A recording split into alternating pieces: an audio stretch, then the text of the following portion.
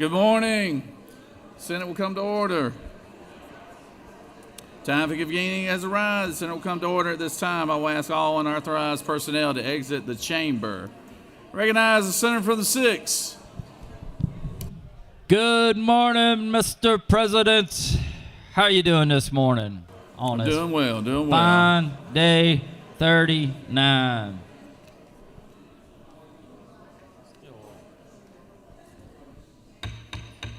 Mr. President, we've got a lot of great pages here today from all over this state. Let me get everybody's attention. The senator from the 6th. Everybody, settle down. Out of Atlanta, Georgia, we have Sebastian Almeida Hall. From Dahlonega, Isaac Anderson.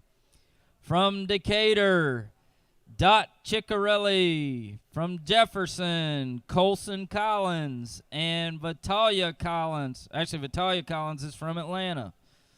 From Alamo, Georgia, we have brothers Camden and Clayton Dixon. From Alpharetta, Timothy Driscoll.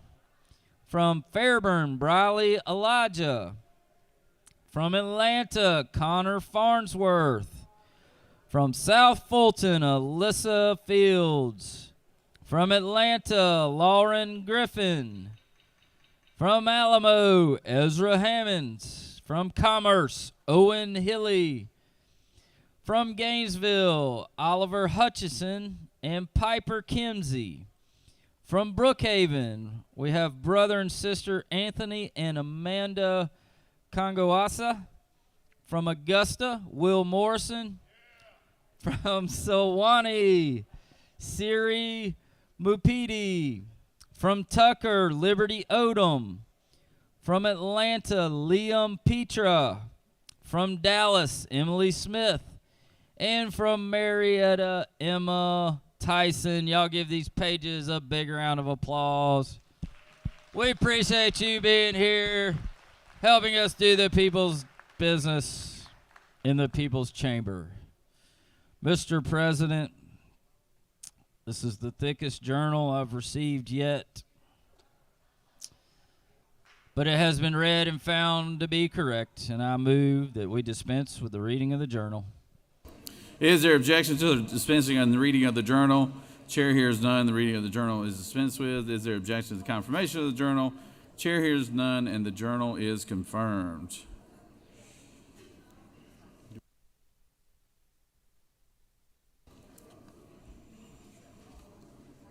First reading of Senate bills. Secretary, read the captions. Senate Bill 368 by Senator Ginn on the 47th. Bill between title and act to create the Northeast State and local government. Senate Bill 369 by Senator Still the 48th and others. Education and youth. Senate Bill 370 by Senator Dolezal the 27th and others. Bill between title Ethics. Senate Resolution 517 by Senator Dolezal the 27th and others. Resolution applauding Senator Brandon Beach for his exceptional service in the Georgia State Senate, his leadership and will Rules. Senate Resolution 533 by Senator James of the 28th. The resolution creating the Senate. Mr. President, that completes the order. Secretary read reports of standing committee. Mr. President, the Senate Committee on State and Local Governmental Operations has had under consideration the following legislation and has instructed me to report the same back to the Senate with the following recommendation. House Bill 786 to pass, House Bill 799 to pass, House Bill 801 to pass, House Bill 802 to pass, House Bill 816 to pass, House Bill 839 to pass, House Bill 845 to pass, House Bill 803 to pass, House Bill 805 to pass, House Bill 806 to pass, House Bill 807 to pass, House Bill 846 to pass. Respectfully submitted, Senator Dixon, the 40th District Chairman. Mr. President, that completes the order.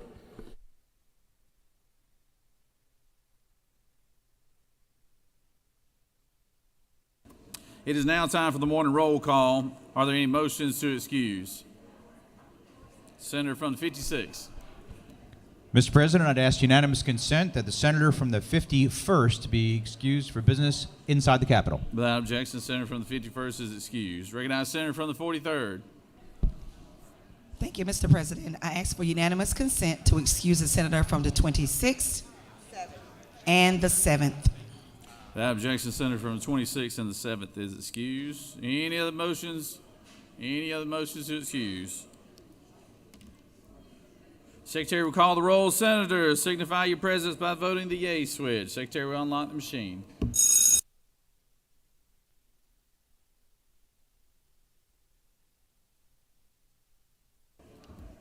Senator from the 46th.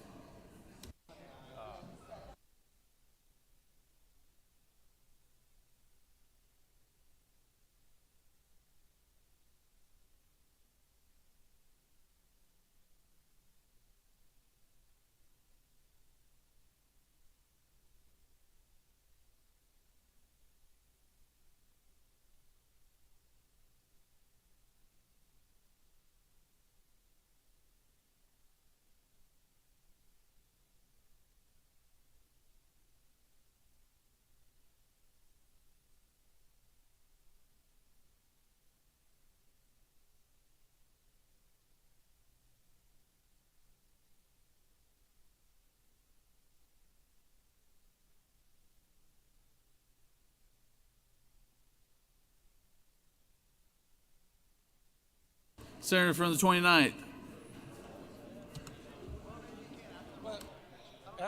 It is now time for the morning devotion. All senators, please take your seats and cease all conversation. I would ask that the doorkeepers secure the chamber at this time. So all my good house members might have to exit the chamber here. I know y'all working hard and y'all like to be a part of the Senate, but we're full over here right now. But y'all can come back in a little bit. I recognize the senator from the 40th to lead us in our pledge and introduce the pastor of the day. Thank you, Mr. President. Please join me in the Pledge of Allegiance. I pledge allegiance to the flag of the United States of America and to the republic for which it stands, one nation, under God, indivisible, with liberty and justice for all. And now the Georgia flag. I pledge allegiance to the Georgia flag and for the principles of which it stands, justice, moderation, and courage.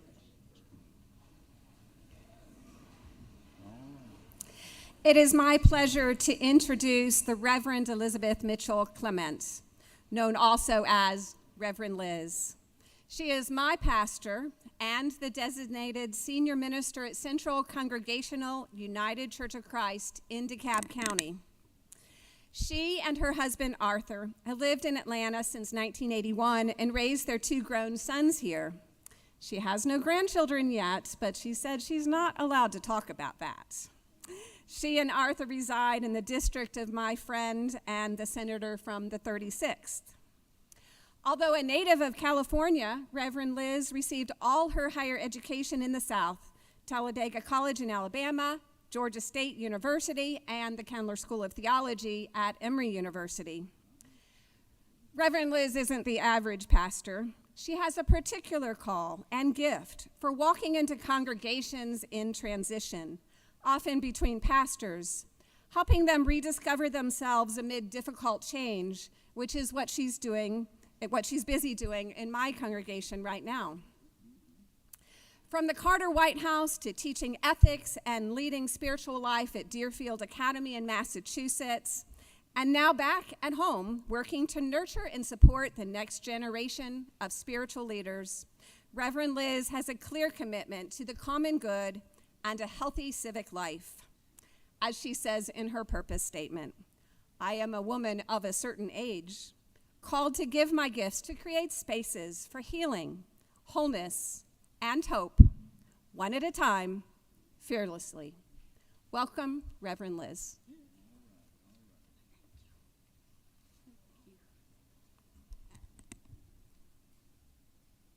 I need a booster seat. Mr. President, Senator Harrell, I am here this morning because I answered a call. First up was the call from Sally Harrell, but before that, it was a call to serve the church. Later, that call became quite specific in the voice of my teenage son, who at a time when he had absolutely no use for his mother or anything she might say, addressed me voluntarily to say, "Mom, you know what grown-ups can do for kids? No, you can help us learn to make good choices." He stood up, and just as he walked out of the room, he said, "And that's all." As he left, I thought maybe grown-ups could use that too. I knew he was right.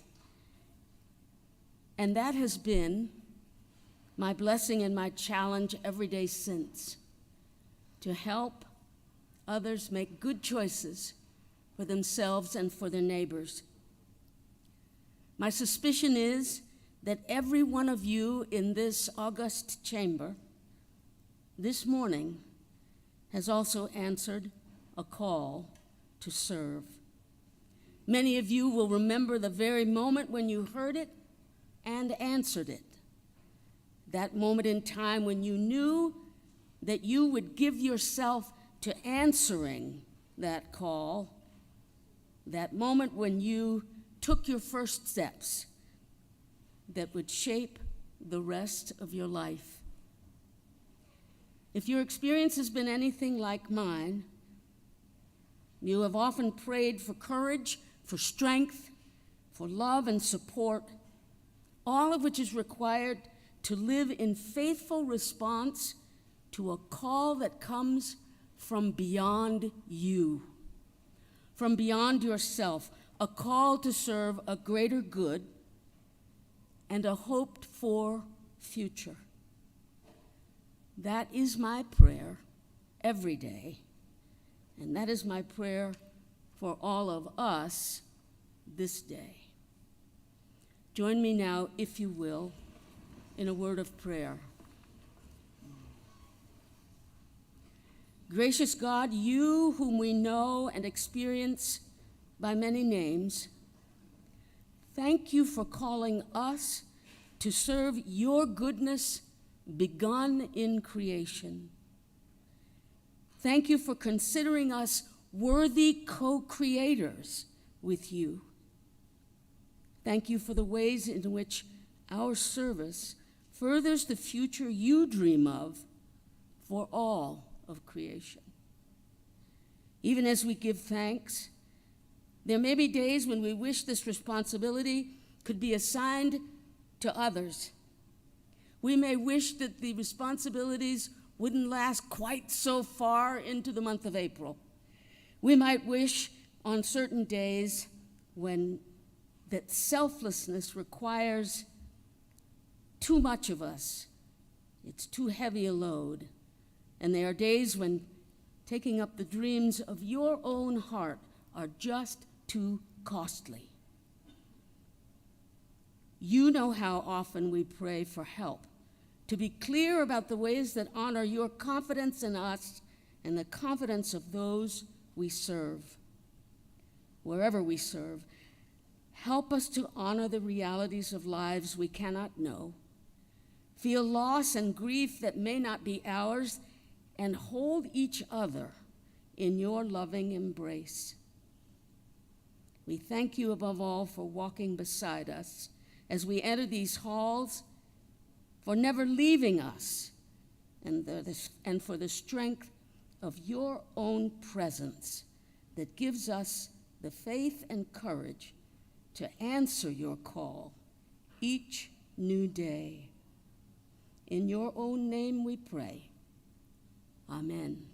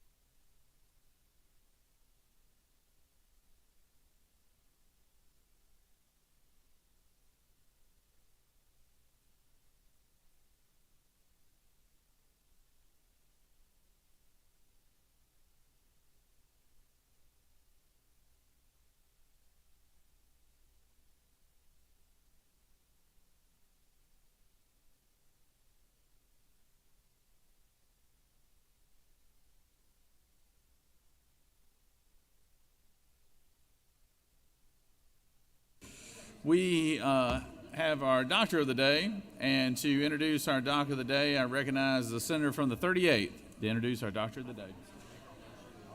Thank you, Mr. President. Good morning, colleagues and visitors. It is my pleasure to introduce our doctor of the day. I feel like I missed my calling because there are a lot of doctors in Senate District 38. I've been up here a few times this week. Dr. D. Graffenried is a physician and program director of Appointment Excellence and Auxiliary Access for Kaiser Permanente of Georgia. She is a specialist in adult medicine, where she works closely with her healthcare team to educate her patients and the community on the things they need to be aware of to prevent disease. She believes that our bodies, minds, and relationships all have an effect on our health and encourages her patients to make time to celebrate their lives. Dr. D is a native of Indiana. She is a Hoosier and the youngest of 11 children. Decided in 8th grade that she wanted to be a physician. She graduated from Purdue University with a pharmacy degree, then went on to complete her medical degree at Case Western University in Cleveland. Dr. D, I'm from Ohio, so we need to make sure we point that out.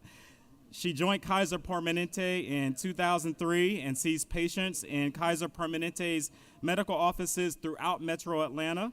She is a resident of Southwest Atlanta, and she is very active in the Medical Association of Georgia as president of the Medical Institute of Excellence in Medicine and former task force chairperson.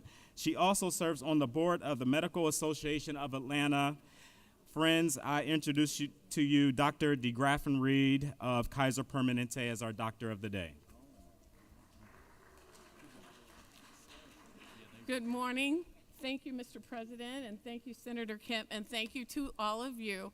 I'm always honored to be here, and I must give thanks to MAG, who allows me the opportunity to be here and serve with Miss Julia down in the medical aid station. She doesn't need me, but I'm happy to be there. And MAG also allows me to serve on the Medical Reserve Corps. I like working at Kaiser because our mission is to make sure that we're improving the health of the communities we serve, and looking forward to any opportunities that we have to partner with you as you improve the health of the citizens of Georgia. Happy day number 39. You're almost there, a couple days. Thank you for all the work that you've done. It's April 2nd, and the question on everybody's mind is, what is causing us to have all this stuffy nose and this itchy? It's the tree pollen. Tree pollen count is high. It'll fluff, but it makes for a beautiful spring here in Georgia. So thank you so much for the opportunity to serve you today, and good luck with the last couple days.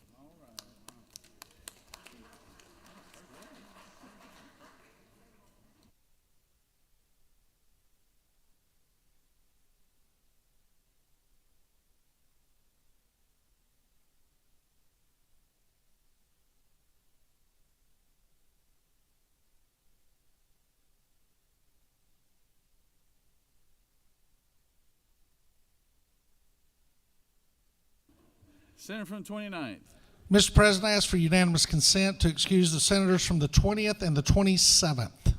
Without objection, senators from the 20th and 27th are excused.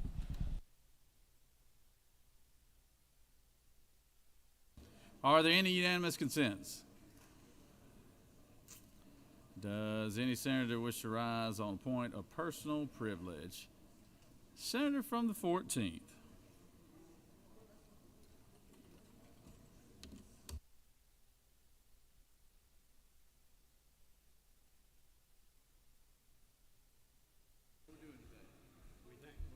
What do you think? Thank you, Mr. President. Good morning, colleagues. I am the senator from the 14th, and this is Trump Morning News. Trump Morning News, your #1 leader in Trump news entertainment, keeping you apprised of the health of your democracy. Well, folks, it's been a long and informative legislative session here in the second Trump era, and I just have to say, we couldn't have done it without viewers like you. This may be our final episode of Trump Morning News, and what a day to celebrate the final episode other than Liberation Day. Folks, that's right. Today, as announced by President Trump, is Liberation Day. liberation from a world without tariffs, liberation from a world without stagflation. We are going to see a new package of tariffs unveiled. Counter tariffs, at this point, I don't know if it's the reply, the response, the re-up, the insist, the disagree, but at this point, we are looking at a brand new tariff package that promises to be the most beautiful package of tariffs. And folks, standing here right now, I can't tell you the contours of all of those. I can just say that finally, American greatness will be restored by taxing individual consumers who will carry the pass-through costs on a range of goods and services, by inflaming our relationships with our allies across the world who have settled into historic economic relationships that are disappearing like wisps in the air, and finally, we will be liberated from the America that we once were. Thank you, Mr. President, and as always, colleagues, there's nothing you can do about this directly because you're state legislators, just a reminder, and there's nothing the Republican Party could have done in the last 20 years to prevent this from happening. With great respect and gratitude, I yield the well. Always an uplifting message from the senator from the 14th. Recognize senator from the 28th, please.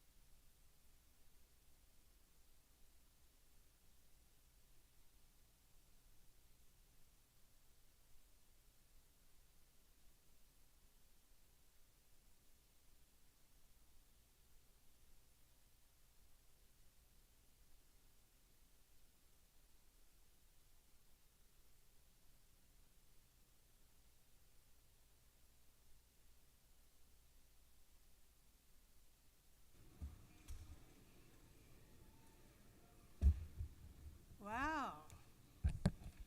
Hello, good morning. Thank you, Mr. President. Colleagues, I am so excited today to have our Juneteenth band upstairs, and it's the 13th annual Parade and Music Festival that's coming up for the 1st of June. But being one of the largest and most impactful Juneteenth celebrations in the whole world, Juneteenth Atlanta has grown from its humble beginnings to an expansion of the cultural movement that unites communities across the Africa diaspora. So celebrating the 13th annual Juneteenth Festival on June 14th and 15th at Piedmont Park. And we have some of the young people that are here today who are going to participate. So will our band stand up, and everyone who came for Juneteenth, and let's give them a warm welcome. They're gonna be at the Unity Plaza in a couple of hours. We thank you. I hope I'll have a break so I can run out and hear you when you play today. Hello. And if you indulge me for another minute, I stand also to commend the Pan-African American Chamber of Commerce. They are here with us today. Can you stand, please? Okay. Thank you. Now we have a pamphlet on everybody's desk to tell you the events of the day, but thank you for being here, and I'd like to recognize the 4 leaders of this organization: Chairman and President, Professor Tooks Onabajo, and the CEO, Chuck Barlow.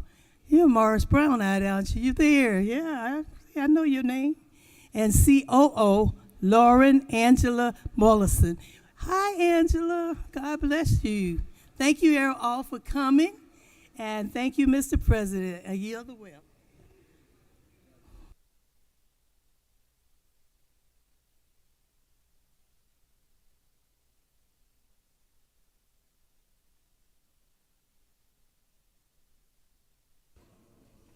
Senator from the 56, you can be on deck just whenever.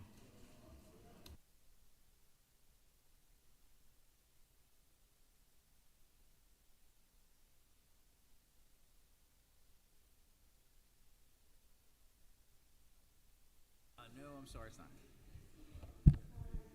Thank you, Mr. President. Senators, I'm very excited to welcome in the Senate gallery members from my church. I see our pastor, Tom Davis, up there, as well as some of the leaders and volunteers of the Roswell United Methodist Church Job Networking Ministry.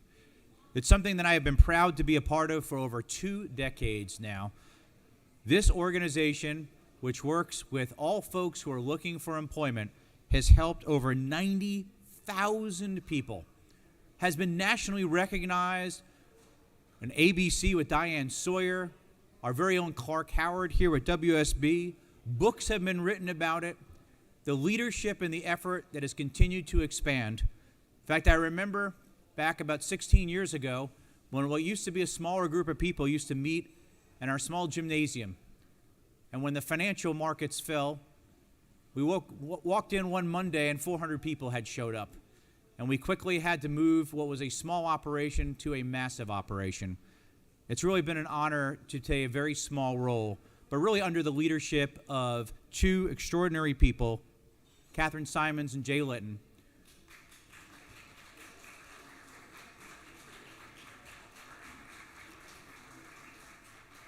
who deserve so much credit for helping all those folks out. Each and every person that had lost a job at one point of their life was in a very difficult position for themselves and for their family. And to have someone that would care for them, would pray for them, and then help them to get back in the job market, and to have those very same people then come back and want to volunteer to help that ministry is nothing short of divine and extraordinary. So today I have a resolution that I will be presenting to them and doing some pictures afterwards. But just know the great things that are happening in Roswell United Methodist Church, along with partnerships in the Roswell Rotary and so many other groups in our state. Thank you, Mr. President. I yield the will.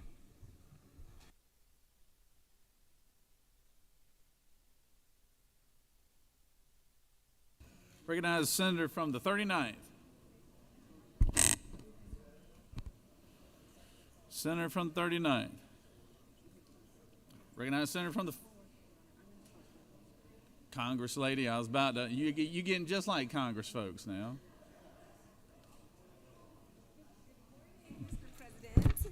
Good morning, colleagues. I rise today to recognize WCLK Jazz 91.9, which is housed on the campus of Clark Atlanta University and has served with excellence for 50 years. WCLK is more than a radio station, it's a cultural institution.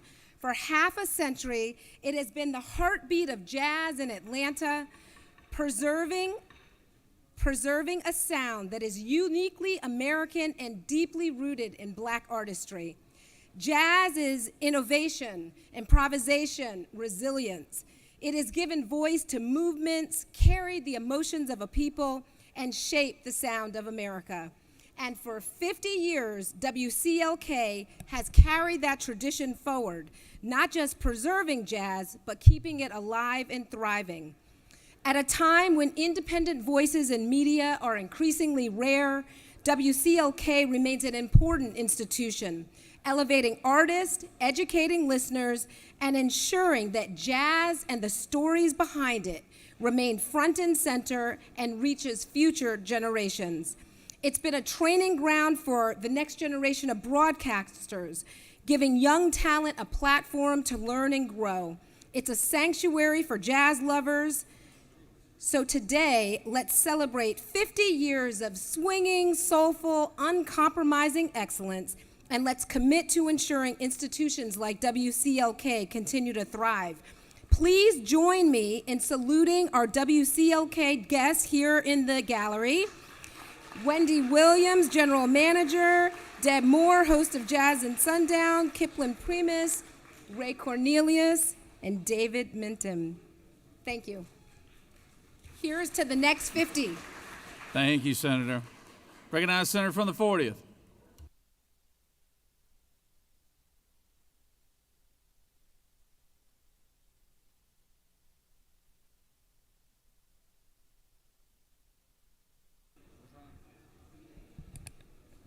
Thank you, Mr. President.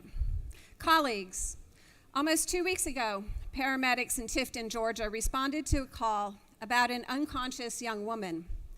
When they arrived, they determined the woman had experienced a miscarriage.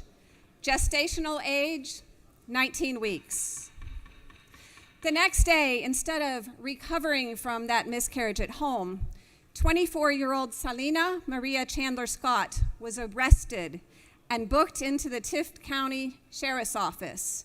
She was charged with 1 count of concealing the death of another person and another count of abandonment of a dead body. Since Miss Chandler Scott miscarried at home, she had placed the fetal tissue in a bag and disposed of it in the apartment dumpster. An autopsy confirmed that the miscarriage was natural. The fetal tissue had never taken in air, yet due to the passage of House Bill 481 in 2019 by this legislature, the miscarried fetus had the rights of a full human being. In other words, Miss Chandler Scott's miscarriage was criminalized due to the personhood component of Georgia's 6-week abortion ban. This case demonstrates the idiocy of fetal personhood. Every woman of reproductive age in Georgia who miscarries beyond the 6-week marker of Georgia's law can now be criminalized for a miscarriage. For example, a woman miscarries at home at 8 weeks. She would typically sit on the toilet, pass mostly blood, and maybe if she attempted to search through the blood, she might find some fetal tissue the size of a bean. She would flush the toilet at the completion of the miscarriage, then she would simply need to rest. If she has nothing else beyond this, her freedom could be taken from her because she has now committed 2 felonies: the concealment of death by a person punishable up to 10 years, and the abandonment of a dead body punishable by 3 years. This is terrifying for women of reproductive age in Georgia. It is the criminalization of women's bodies. It subjects women to either publication of their most private moments or the fearful hiding and shaming of their natural body processes. It is insanity and just plain wrong. It's injecting judgment upon the forces of nature outside a woman's control. The legislature needs to refrain from assuming for themselves the wrath and judgment of God.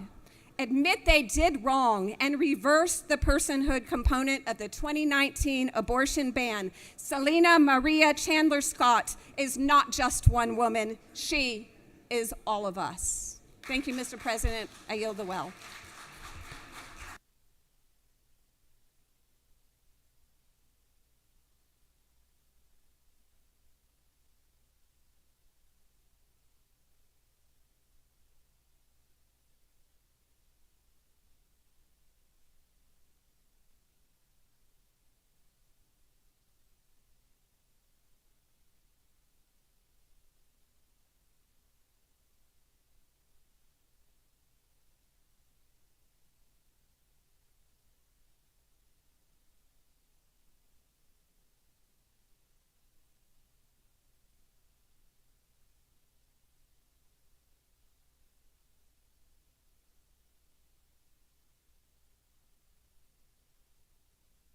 Recognize Senator from the 42nd.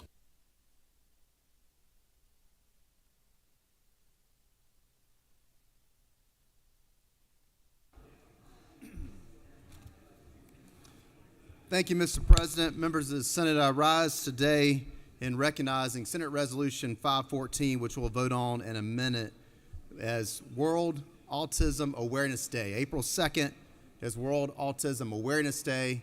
It's also day 2 of Autism Acceptance Month, which is the entire month of April. In looking at this, I wanted to highlight and think about the differences between awareness and acceptance. I think it's only fitting that we start April by recognizing Awareness Day. We spend the rest of the month celebrating Autism Acceptance Month. Looking back at my time in the legislature, I realized it was 10 years ago that this body led on a bill that would make sure that young children and young families in our state had access to insurance coverage for autism care, making certain that we had early intervention for young children that were facing this condition in our state, making sure that our families had resources to help deal with autism from an early age. That bill has made such a difference for so many families in our state. And I think about all those leaders back then that were ahead of their times, those who already were at the acceptance stage while the rest of us are trying to get to the awareness stage. And I want to recognize those people. Some members of this body were here then, others that have gone on that worked so hard on that issue back then. And it seems crazy today to think that we would not have that law, that we would not have coverage for young children with autism in our state. And it shows you how far we've come as a state. On my desk, I have some blue bracelets. You've noticed, maybe some of y'all have noticed, I've worn a blue bracelet this past session to honor my son. And this comes from Dr. Zena, his doctor down in Statesboro, Georgia, that some of y'all know as well, another senator from the 4th knows well. And she has a 501c3 she started back in 2018 that focuses on autism awareness and acceptance, especially in rural Georgia and our rural communities. A lot of what they do is they go and help teach families and teach people such as individuals in law enforcement how to handle, how to recognize autism. It's important for us to know that we all come in different ways in this world, viewing the world through different lenses. God made us all different. And what's important when looking at the issue of autism is those who have autism just look at the world in a different way. And for us, it's important that we recognize that. And I hope that if you'll come get a blue bracelet, that you'll remember as we look at legislation these last legislative days, also looking at our budget, think about those families, think about those people who view the world through the lenses of autism. Thank you, Mr. President.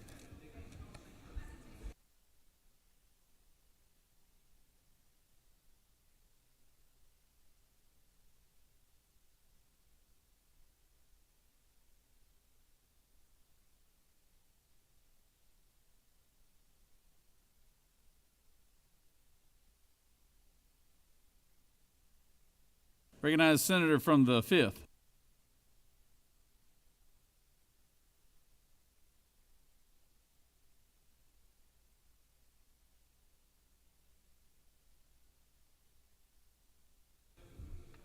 Thank you, Mr. President.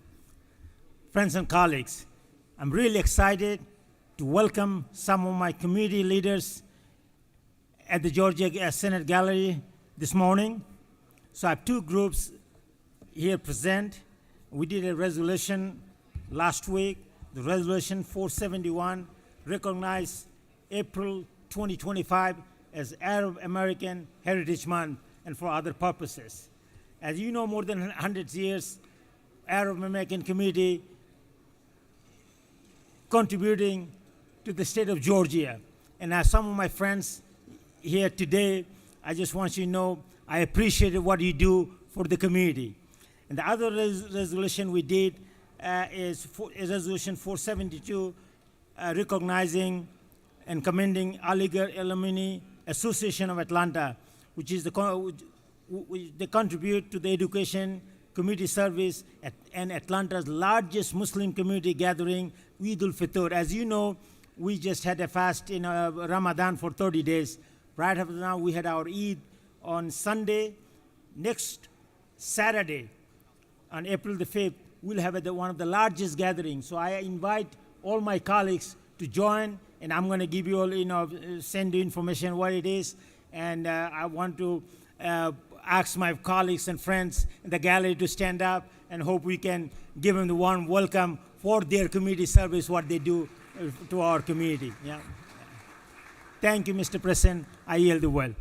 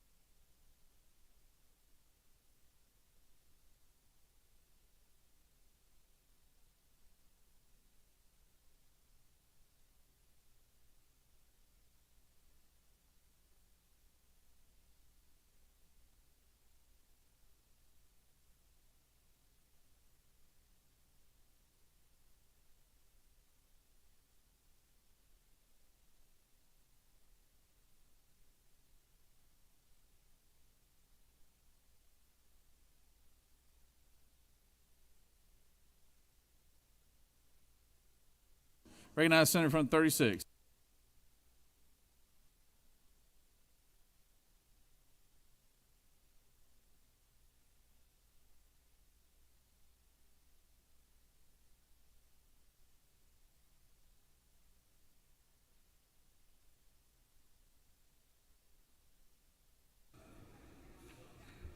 Thank you, Mr. President. Good morning, colleagues. I come to the well with mixed news. Some would think it good, some would think it bad. But yesterday, the CDC layoffs letters came out. Tens of thousands of Georgians work for the CDC. We know it well. It is a beloved institution. 7 CDC employees live within 2 blocks of my home here in Atlanta. They are throughout our state. They work globally on polio, on disease outbreaks, on smoking cessation. They even see the CDC, whether you know it or not, actually places CDC personnel in underfunded Georgia County health departments. Yes, they do. Our own public health director, Commissioner Toomey, came from a CDC background. And we were blessed to have her talents here at the state capitol and in state government for decades now. There's no question in anybody's mind that's willing to look at the facts that the CDC plays an incredibly crucial role, a crucial role in our state, in our nation, and internationally. So that's news that's hard to hear.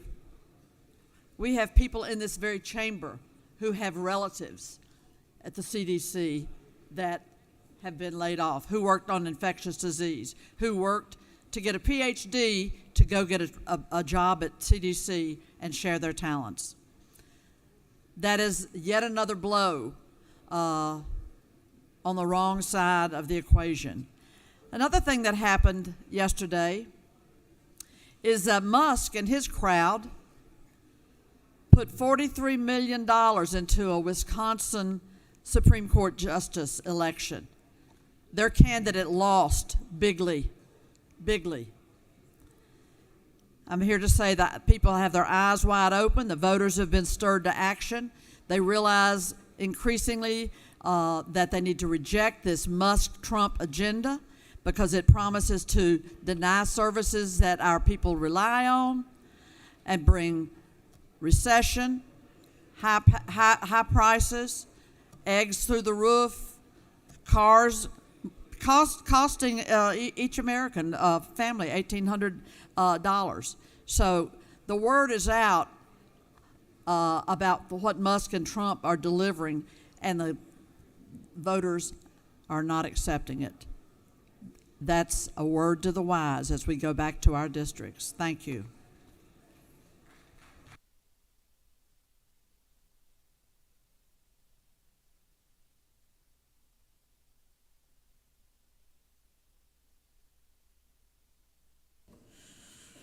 Does any other senator wish to rise on a point of personal privilege?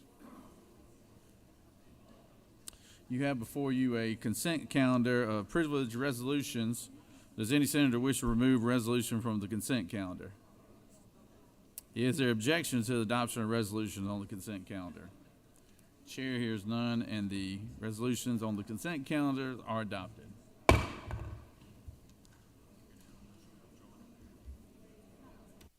Are there any motions to withdraw and commit?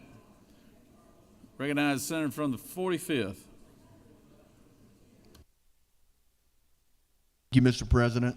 I ask for unanimous consent that SR 487 be withdrawn from the Committee on State and Local Government and committed to the Committee on Rules. Secretary, read the caption. Senate Resolution 487 by Senator Summers of the 13th and others, a resolution supporting the Ray's City Community Library's membership in state-supported public library services and for other purposes. Mr. President, that completes the order.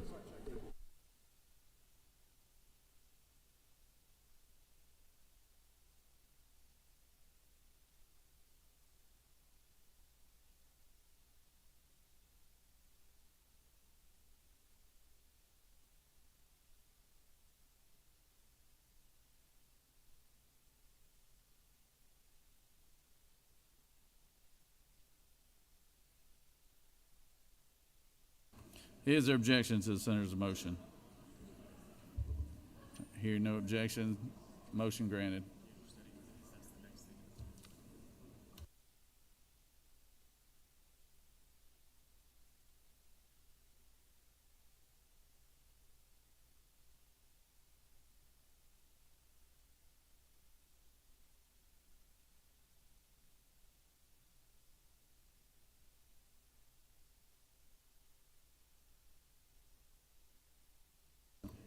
You have before you a consent calendar of study committee resolutions. Does any senator wish to remove a resolution from the consent calendar? Hearing none, the question is on the consent calendar for the study committees. Is there objection to agreeing to the report of the committee which is favorable to the adoption of the resolution on the consent calendar?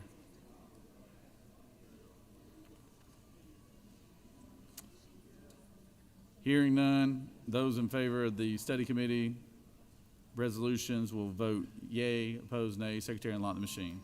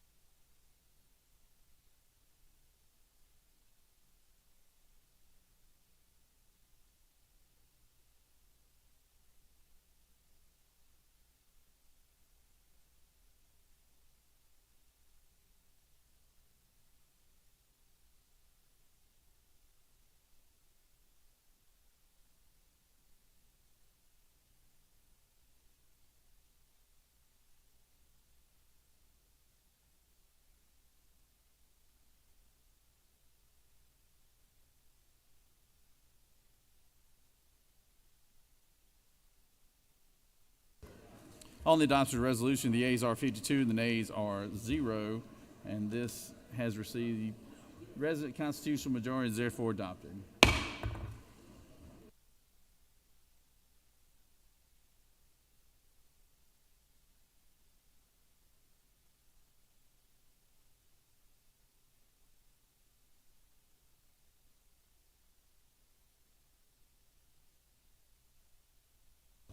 You have before you a consent calendar of local bills. Ms. Secretary, have there been any objections filed on any of the bills on the local consent calendar? Mr. President, no objections have been filed. Is there objection to agree to the report of the committee on state and local governmental operations, which is favorable to the passage of the bill on the local consent calendar? Senator from the 42nd, for what purpose do you rise? I rise to ask for unanimous consent to excuse the senator from the 19th. He's in conference committee. I don't know if I can do that from the floor, but he's in conference. Okay. Without objection, the senator is excused. Is there objection to agreeing to the report of the committee, which is favorable to the passage of the bill? Chair hears none. Senator from the 31st, for what purpose do you rise? I ask for unanimous consent to excuse the senator from the 49th for business inside the Capitol. Without objection, the senator from the 49th is excused. Questions on the passage of the bills on the local consent calendar. All those in favor will vote yea. All opposed, nay. Secretary, unlock the machine.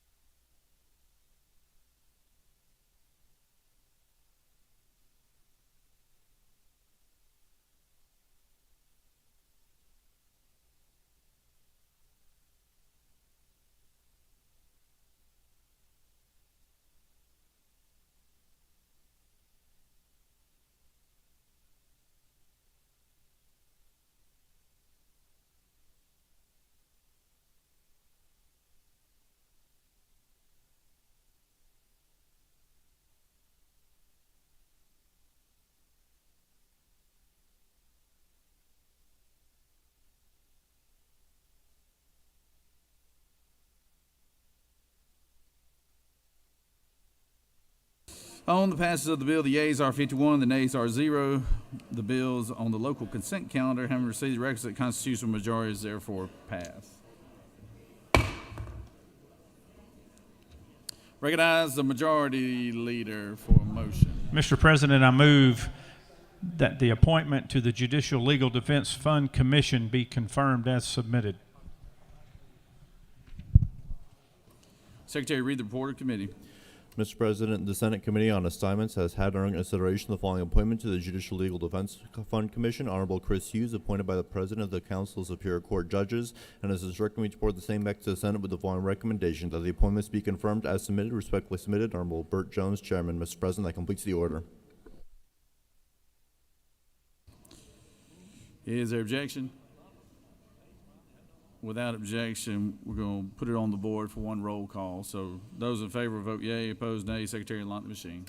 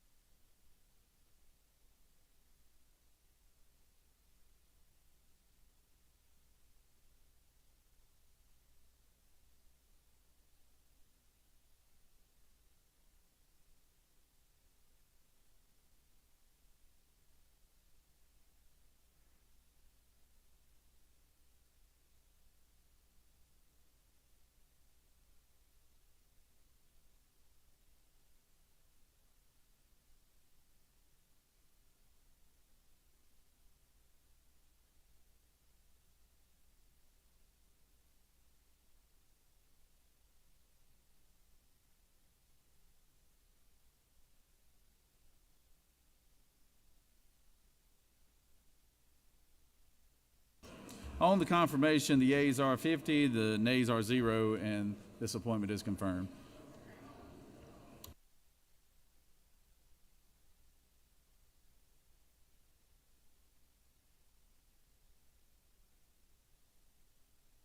Senator from the 31st, for what purpose you rise? Mr. President, I ask for unanimous consent to excuse the senator from the 37th for business inside the Capitol. Without objection, the senator is excused.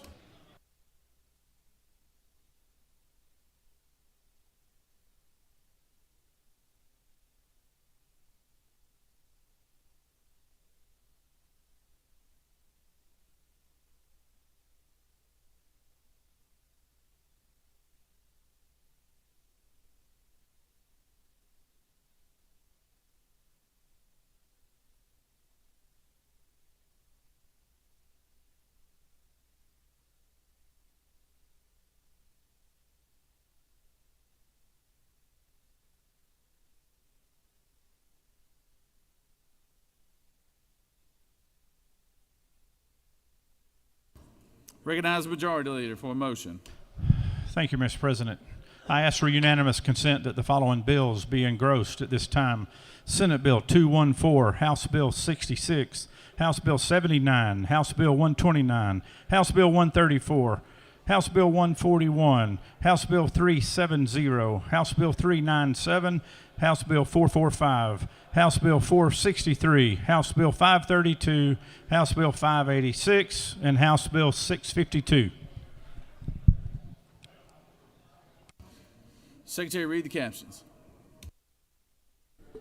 House Bill 129 by Representative Cannon, the 172nd, and others, bill to be entitled an act to amend Code Section 48-5-7.4, the official code of Georgia annotated, related to preferential assessment for bona fide conservation use property and bona fide residential transitional property, so as to remove a limitation on leased property as to certain entities, provide for related matters, to provide for effective date and applicability, to repeal conflicting laws, and for other purposes.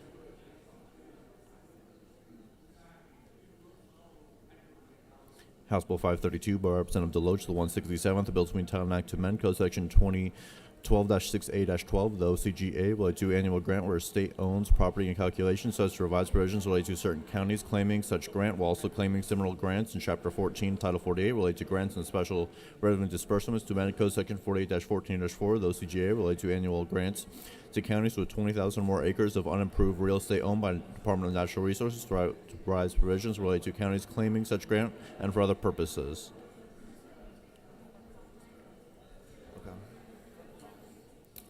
House Bill 180 by Representative Smith, the 18th, and others, the bill to be entitled an act to amend Chapter 9 of Title 15 of the OCGA related to probate courts as to modify certain requirements for probate judges to provide for related matters, to repeal conflicting laws, and for other purposes.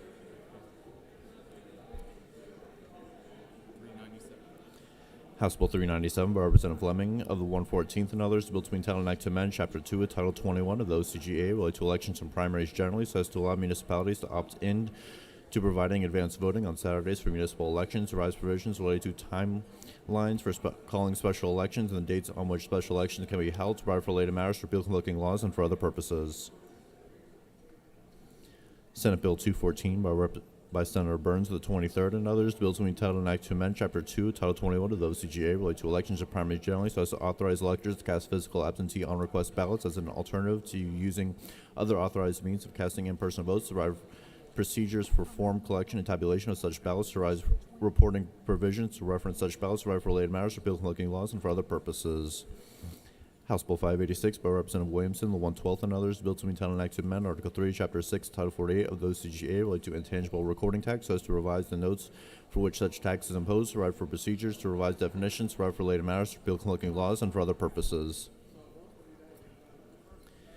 House Bill 370 by Representative Gaines, the 120th, and others, bill to be entitled an act to amend Code Section 48-5-34 of the OCGA related to ad valorem property tax bill form, so as to require the property tax bill for any school district that opts out of the statewide base year homes exemption to state the total amount for the school district's reserve funds, to require a statement on the property tax bill regarding certain political subdivisions that do not have an effect base year home stead exemption, to provide for related matters, to provide for effective date and applicability, to repeal conflicting laws, and for other purposes.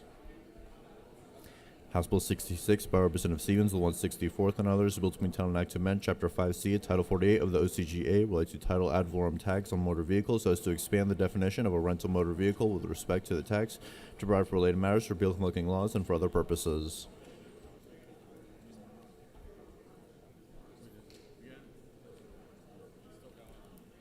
House Bill 463, Representative Blackmon, and 146 and others, bill to maintain an act to amend Part 1, Article 2, Chapter 5, Title 48 of the OCGA related to tax exemptions as provided for a statewide homestead exemption for ad valorem taxes for certain senior citizens who volunteer with local governments in an amount to be determined by such local governments and for other purposes. House Bill 141 by Representative Montana of the 17th and others, bill to maintain an act to amend Code Section 48-13-14 of the OCGA related to levy on business or practitioner with location or office in one or more jurisdiction, allowing gross receipts and limits on levies using criteria for taxation so as to allow businesses and practitioners to write for affidavits and for other purposes. House Bill 134 by Representative Camp of the 135th and others, bill to maintain an act to amend Title 48 of the OCGA related to revenue taxation so as to provide for definitions to rise to expand a sales tax exemption for manufactured homes, to provide for a sunset date, to provide for legislative findings, to provide for related matters, to provide for an effective date, to repeal conflicting laws, and for other purposes.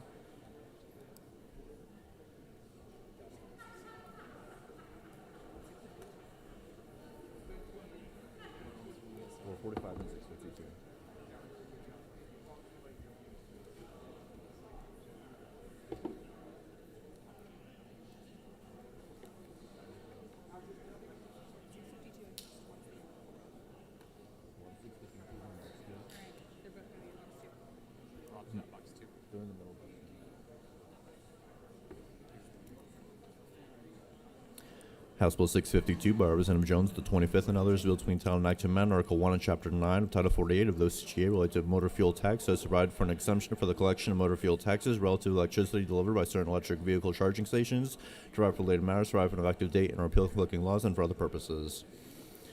House Bill 445 by Representative Martin of the 49th, the bill to maintain an act to amend Chapter 5 of Title 40 of the OCGA related to ad valorem taxation of property so as to revise the language required to be included in the notices of current assessment and for other purposes. Mr. President, that completes the order.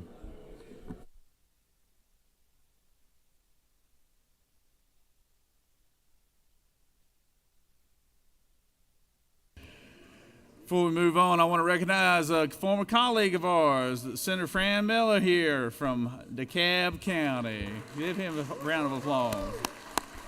See you, Dave. Thank you. Good to see the senator.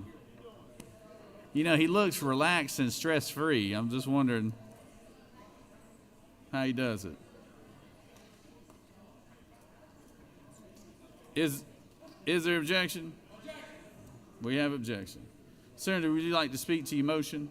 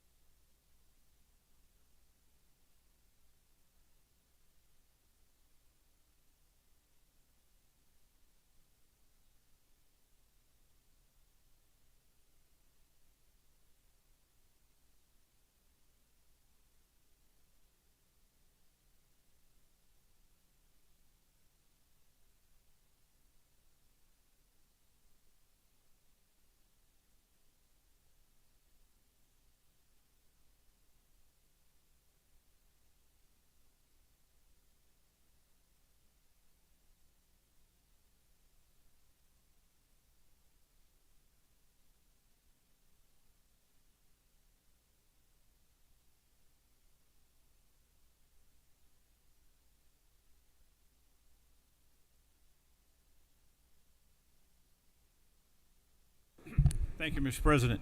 Senators, these bills that we're engrossing all came from ethics or finance. Some of them actually got recommitted to rules, and they've been vetted even more. There's probably 14 or 15 up there, but that's because our calendar's so long. This is the longest calendar that I believe we've had in decades between now and Friday. So we have about 85 or 90 bills on our calendar, and these are the ones that came out of ethics and finance, so nothing unusual, just for the people that may be watching back home. Senator from the 41st. Senator from the 2nd, you good?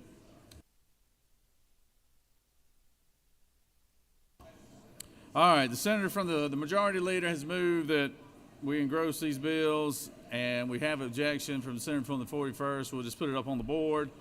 All those in favor of the motion will vote yea. All opposed, nay. Secretary, unlock the machine.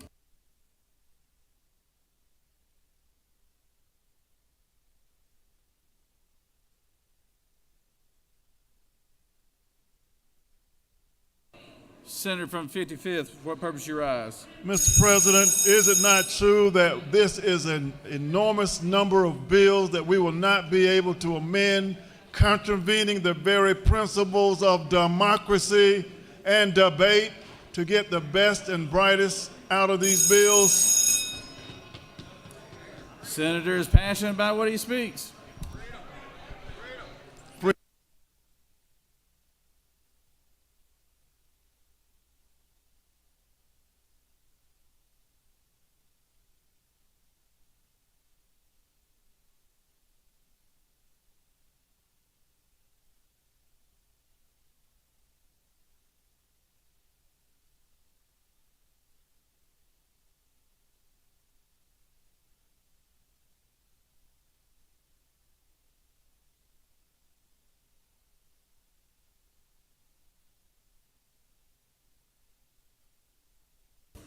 On the motion to engross, the yeas are 31, the nays are 24, and the motion has prevailed.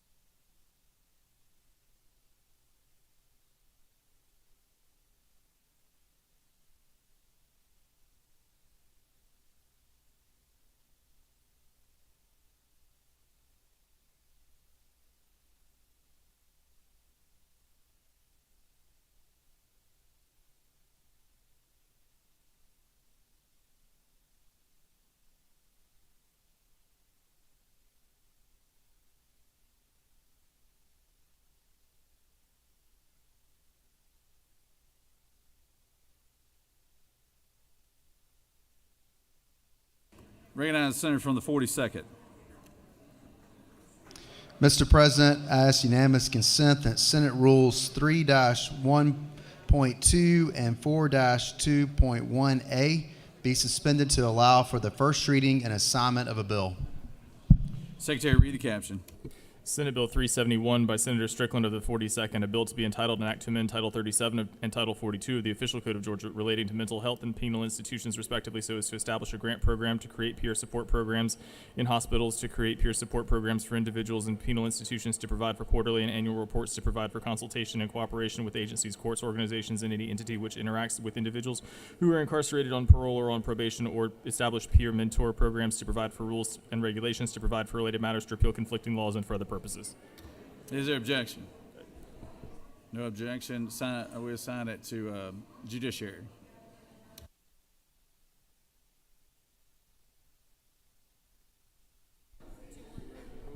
Yes, sir. You want to keep going? Sure. Yeah. I mean, I can do it. This can. All right, on to the rules calendar. Secretary reads Senate Resolution 237. Senate Resolution 237 by Senator Hickman of the 4th and others, a resolution urging the Professional Standards Commission in collaboration with the Department of Education, the Department of Early Care and Learning, the Office of Student Achievement, University System and Technical College System of Georgia, the Georgia Student Finance Commission to provide recommendations with support for the state's K-12 education workforce and teacher and school leader pipeline and for other purposes. Mr. President, Senate Committee on Education and Youth recommends this bill be passed by substitute. Mr. President, Senate Committee on Education and Youth offers the following substitute: Senate Resolution 237, a resolution urging the Professional Standards Commission in collaboration with the Department of Education, Department of Early Care and Learning, and Teachers Retirement System and for other purposes. Mr. President, that completes the order. Recognize Senator from the 4th.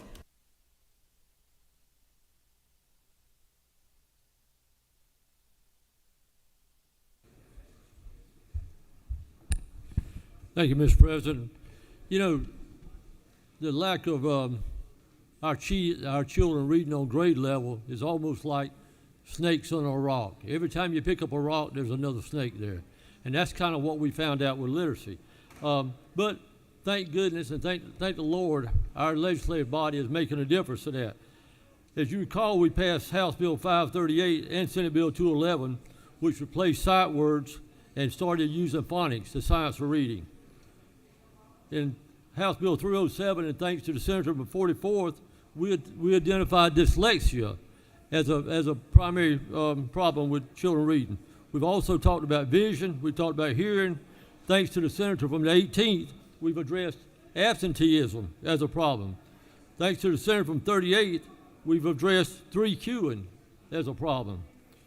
Thanks to the senator from 46, he did a great job on school safety the other day as a problem.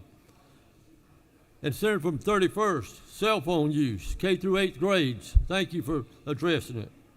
And then additional monies were put into budget this time for literacy coaches. Senator from 19, thank you.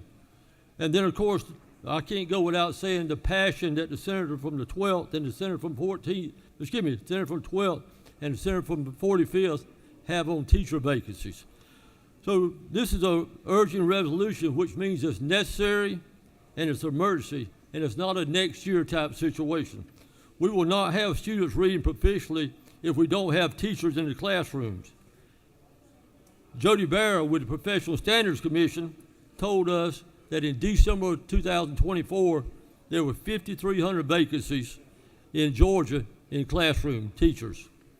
The good news about that is in December of 23, there were over 6,000. So you see where we're going. We just, out of 5,300 vacancies, that's an average of 29 vacant teachers in each school district. We need solid recommendations for improvement. And who will provide that? Well, I'm fixing to tell you. So we must work in a collaboration with the Professional Standards Commission. We've asked them to head it up in cooperation with the Department of Education, Department of Early Care and Learning, the Teacher Retirement System of Georgia, Office of Student Achievement, University System of Georgia, the Technical College System of Georgia, and the Georgia Student Finance Commission, and with their input from Education Association to provide recommendations to support the state's K-12 education. The strength and success of the state's education system is essential to economic, social, and cultural development of the state. When is this due? The Professional Standards Commission should submit recommendations to the governor according to time frame determined by the Office of Planning and Budget, and to the Senate no later than December 1 of 25. So these recommendations we can adhere to in the next session. And then along with that, any proposed legislation or policy or budget changes needed to implement the recommendation. Mr. President, that concludes Senate Resolution 237, and I urge you to vote green. Thank you. Does any other senator wish to speak for or against the measure? Chair hears none. Is there objection to the previous question being ordered? Chair hears none. The previous question is ordered. Question is on the adoption of the committee substitute. Is there objection to the adoption of the committee substitute? Hearing none, the committee substitute is adopted. Is there objection to agree to the report of committee which is favorable to the adoption of the resolution? Chair hears none, and the report of committee is agreed to. Is there objection to the main question being ordered? Chair hears none, the main question is ordered. The question is on the adoption of the resolution by substitute. All those in favor vote yea, all opposed nay. Secretary, unlock the machine.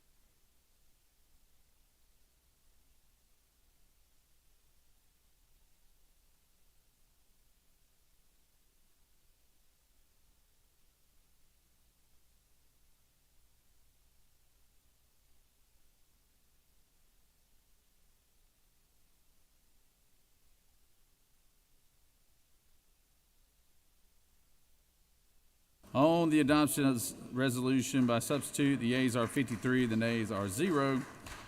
This resolution, having received the requisite constitutional majority, is therefore adopted by substitute. Secretary read House Bill 37. House Bill 37 by Representative Levitt, Rule 123rd, and others. Bills between 10 and Act to amend Subpart 2, Part 6, Article 6 of Chapter 2 of Title 20 of the Federal Code of Georgia annotated related to conditions of employment in elementary and secondary education, so as to require local school systems to provide notice to employees regarding Social Security withholdings and eligibility for inclusion in certain benefits, pensions, or retirement plans, to provide for an effective date, to provide for related matters, for bill-convoking laws, and for other purposes. Mr. President, the Senate Committee on Education and Youth recommends that this bill do pass by substitute. Respectfully submitted, Senator Hickman, Chairman. Mr. President, the Senate Committee on Education and Youth offers the following substitute to House Bill 37, a bill between 10 and Act to amend Chapter 2, Title 20, the Official Code of Georgia annotated related to elementary and secondary education, so as to require local school systems to provide notice to employees regarding Social Security withholdings and for other purposes. Mr. President, that completes the order. Recognize Senator from the 37th.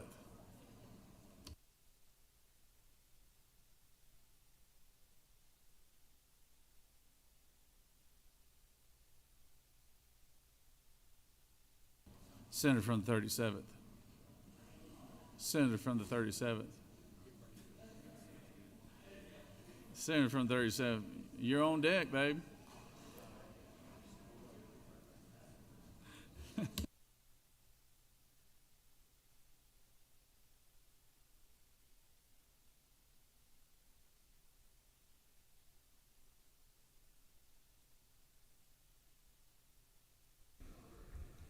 Mr. President, ladies and gentlemen of the Senate, bring before you HB 37. This bill does a couple basic things.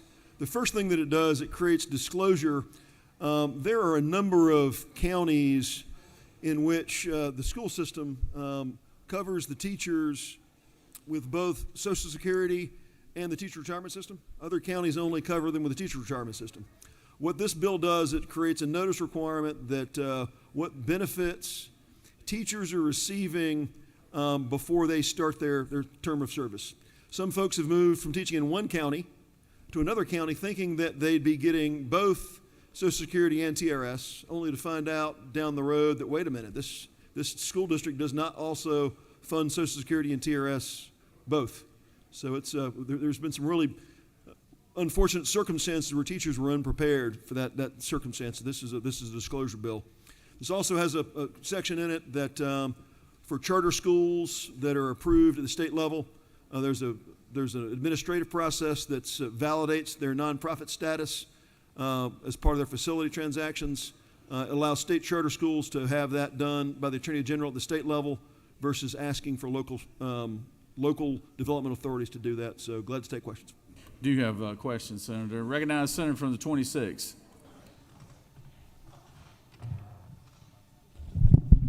Thank you, Mr. President. Senator Yield. Yes, sir. My understanding is when you draw Social Security, you have to put so many quarters in. Correct. Also, that if you teach in school, they take out taxes on your pay. And you're telling me that school systems are not reporting what they take out on taxes of these employees, which would go to Social Security? No, sir. What I'm saying is some counties fund, they withdraw funds from teacher salaries and fund TRS and Social Security. Because TRS is a qualified exemption from Social Security, there's not a requirement to do that. So a number of counties, they pull money from teachers' checks, they fund TRS, but they don't put money in Social Security. So after 30 years of teaching, you may have only a TRS retirement and have no Social Security funded your entire 30-year career because your district opted out of the Social Security system. Senator Yield further. Yes, sir. Are you telling me you get paid and they don't take out taxes? No, sir. What I'm saying is in counties that fund both Social Security and TRS, those counties pull money out of the teacher's paycheck to fund TRS every month, and they pull money out to fund Social Security every month, every pay period. Okay? Some counties do that. Some counties only pull money out to fund TRS, and in those counties, you could be a 35-year educator, and at no time for 35 years has any money been set aside for you for Social Security.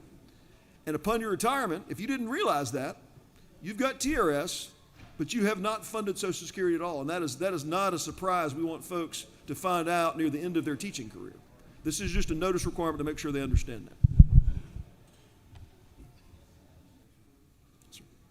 You can imagine the horror you'd find out if 25 years into your teaching career you found out, wait a minute, I've only got TRS, I don't have both.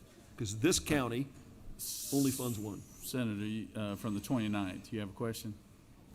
Senator from the 29th, your light's on. It is. Senator Yield. Yes, sir. Senator, first of all, I want to thank you for this. Myself and the senator from the 20th gathered school district employees from around the state in Columbus and spent a day with them, primarily bus drivers, cafeteria workers, healthcare professionals, and maintenance workers. And we were surprised at the lack of information these employees had about their benefits. Would that not be true? That is true, and it's amazing. I didn't share the map for the members. There's actually a map of the state, the counties that pull out both and counties that don't. There's no real rhyme or reason to where they do and don't. So teachers moving from one county to another might not be informed that the new county has a different benefit structure. Senator, for the yield. Yes, sir. Senator, is this only apply with the employees being hired? No, sir. What we have in this bill, there's a provision for employees that are upon hire, they're notified, and then every 5 years of employment after that, there's a notification to folks to make sure they're being refreshed of their conditions. Thank you, Senator. Recognize Senator from the 33rd. Thank you, Mr. President. Does Senator yield? Yes, sir. I just want to thank you for bringing this bill forth. Yeah. Thank you, Mr. President. Urge your support for House Bill 37. Does any other senator wish to speak for or against the measure? Chair hears none. Is there objection to the previous question being ordered? Chair hears none. The previous question is ordered. The question is on the adoption of the committee substitute. Is there objection to the adoption of the committee substitute? Hearing none, the committee substitute is adopted. Is there objection to agreeing to the report of committee which is favorable to the passage of the bill? Chair hears none. The report of committee is agreed to. Is there objection to the main question being ordered? Chair hears none. The main question is ordered. The question is on the passage of the bill by substitute. All those in favor vote yea. Opposed, nay. Secretary, unlock the machine.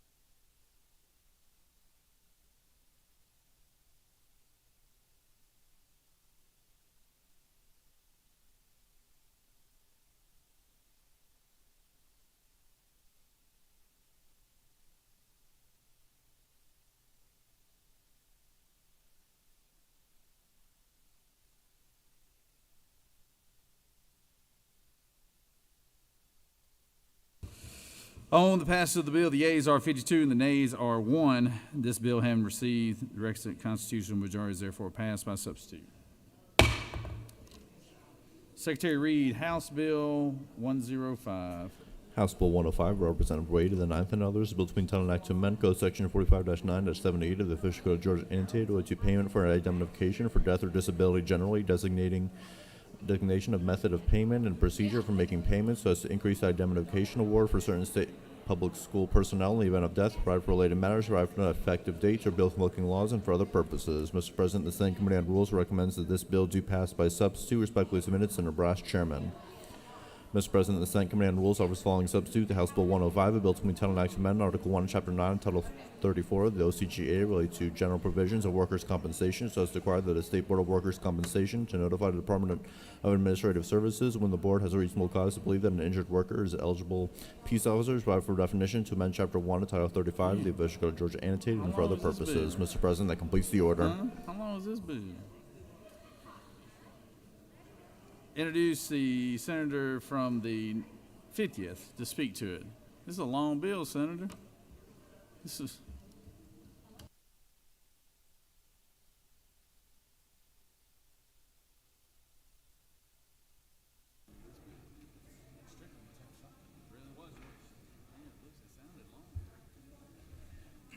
Thank you, Mr. President. I rise today to bring House Bill 105. There's two parts to this bill. One was amended. I'm going to talk about the underlying bill. What this has to do with is, and it's very serious, it's our educators, people who work in public education, who are injured on the job. In particular, those teachers that are killed at school. This was in response to the tragedy that happened at Appalachia High School. And what this does is, several years ago, we raised the payment for workers' comp or death benefit for police officers or peace officers from $75,000 to $150,000. This does the same for educators and people who work in public education. I'm happy to answer any questions. The additional portions of the bill dealing with workers' comp, I'll let my friend from the 42nd who recently filed paperwork to become our next Attorney General speak about that. But if you have any questions, I'm happy to answer them.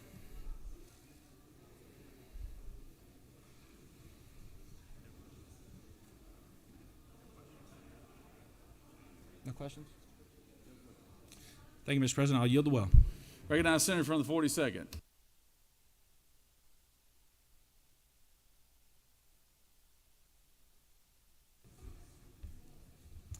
Thank you, Mr. President, members of the Senate. If you were here last year, you may recall a bill that we called the Corporal Patsiadli Act.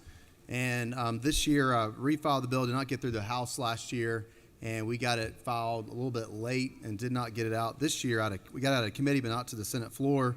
I want to thank the governor's office that recognized the importance of this bill and agreed to let me take a ride on one of their bills. What this bill is doing is currently, if an officer is injured in the line of duty, as what happened with Corporal Patsiadli in Henry County, who was injured taking down and capturing an individual that killed people in Hampton 2 years ago in a mass shooting.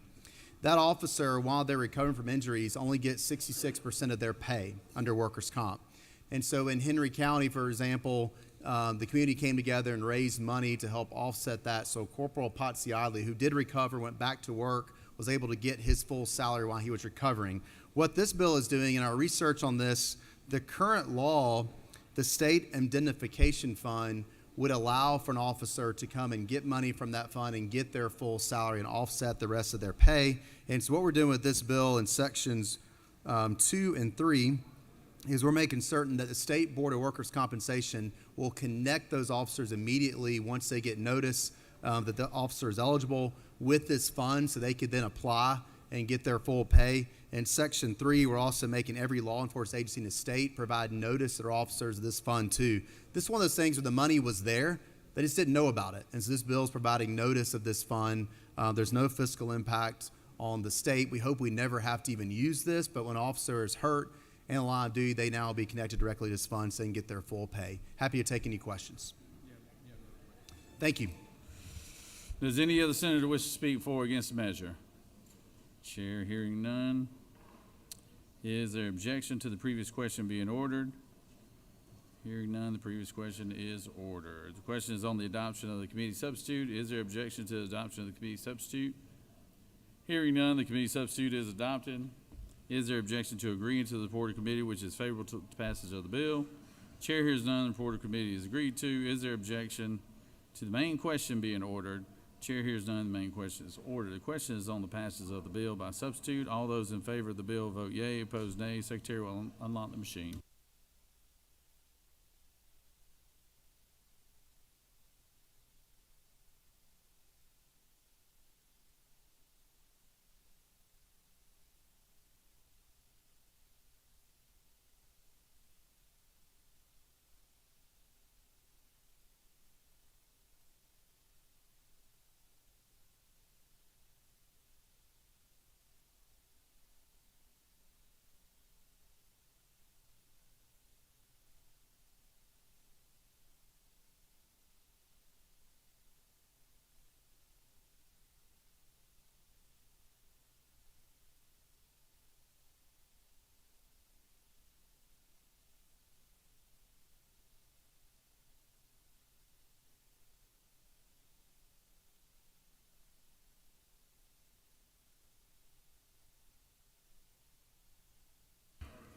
On the passage of the bill, the yeas are 51, the nays are 0. This bill, having received the requisite constitutional majority, is therefore passed by substitute.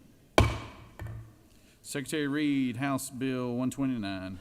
House Bill 129 by Representative Cannon, the 172nd and others, bill to be entitled an act to amend Code Section 48-5-7.4, the Official Code Georgia annotated related to preferential assessment for bona fide conservation use property and bona fide residential transitional property, so as to remove a limitation on these properties to certain entities to provide for related matters, provide for an effective date and applicability to repeal conflicting laws and for other purposes. Mr. President, the Senate Committee on Rules recommends that this bill do pass by substitute. Respectfully submitted, Senator Brash, Chairman.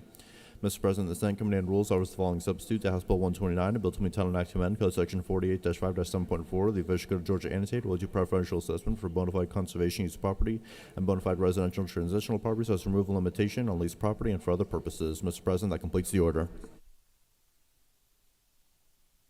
Recognize Senator from the 11th. Thank you, Mr. President. Members, this language should look familiar. House Bill 129. This was actually some language we passed out in Senate Bill 59. We passed it out of here 50-1. This is dealing with our CUVA laws and allowing LLCs to lease land. Current law, if the senator from the 8th and I wanted to lease land from the senator from the 4th, technically we would be in breach of his covenant. So we're just fixing that so that the senator from the 8th and I can lease that from the 4th. It's a very good piece of legislation. It was one of our Farmland Preservation Study Committee recommendations. I want to thank the senator from the 4th for his work on this and the Lieutenant Governor's office and their staff as we move this through the process.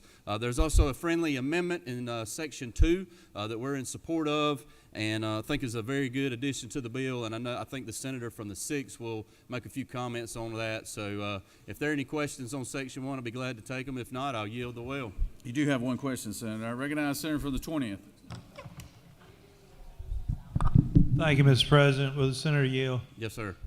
I guess after I push my button, I think you answered the question, but is somebody going to explain the change that was made to it, please? Yes, sir. The senator from the 6th, I believe, is going to speak to Section 2, which is the changes to the original bill that was passed out of this body. Thank you. Dealing with post-production credits. You have no further questions, All right. Senator. Thank you. Yield the will.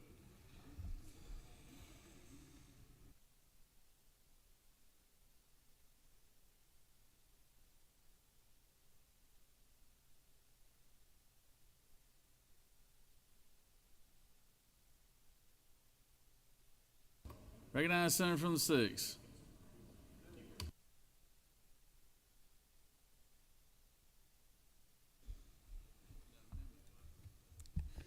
Thank you, Mr. President. Colleagues, Section 2 was actually in a different bill in a slightly different form, and it's dealing specifically with the post-production film credits. And it came out in economic development, but when it was in economic development, it was that portion of that bill, it was actually going to triple the cap from 10 million to 30 million.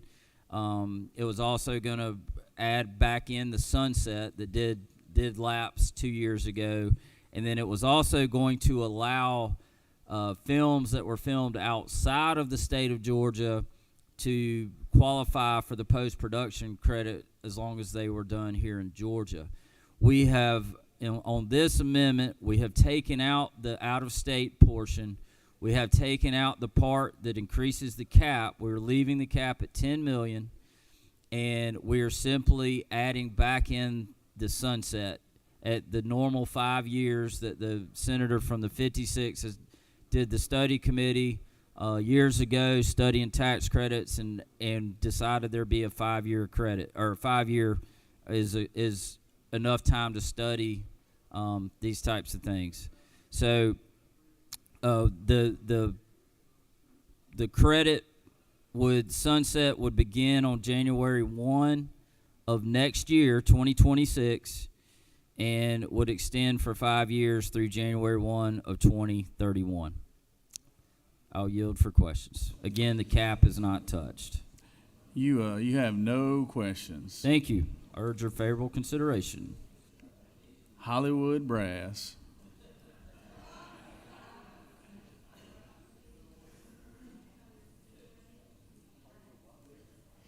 All right. Any other senator wish to speak for or against the measure?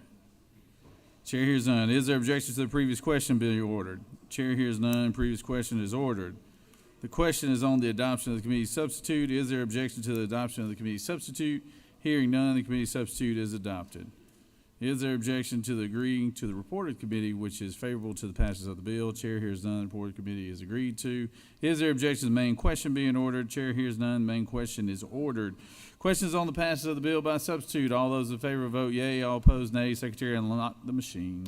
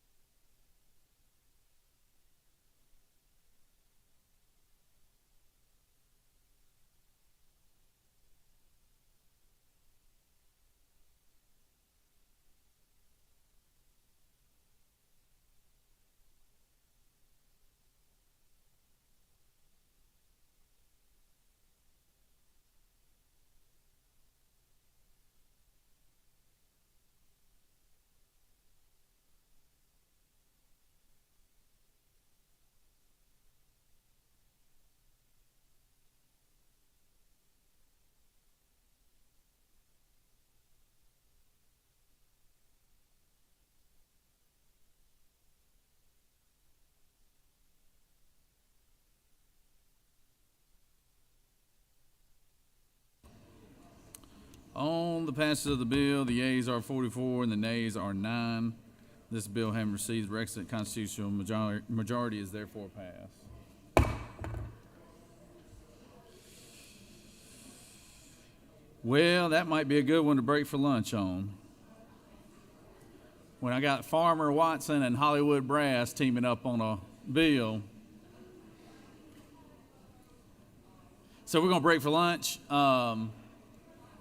And I think the pro tem has lunch available for the members, and we will try to reconvene probably around 1:15, 1:30, something like that. So Senate will stand at ease.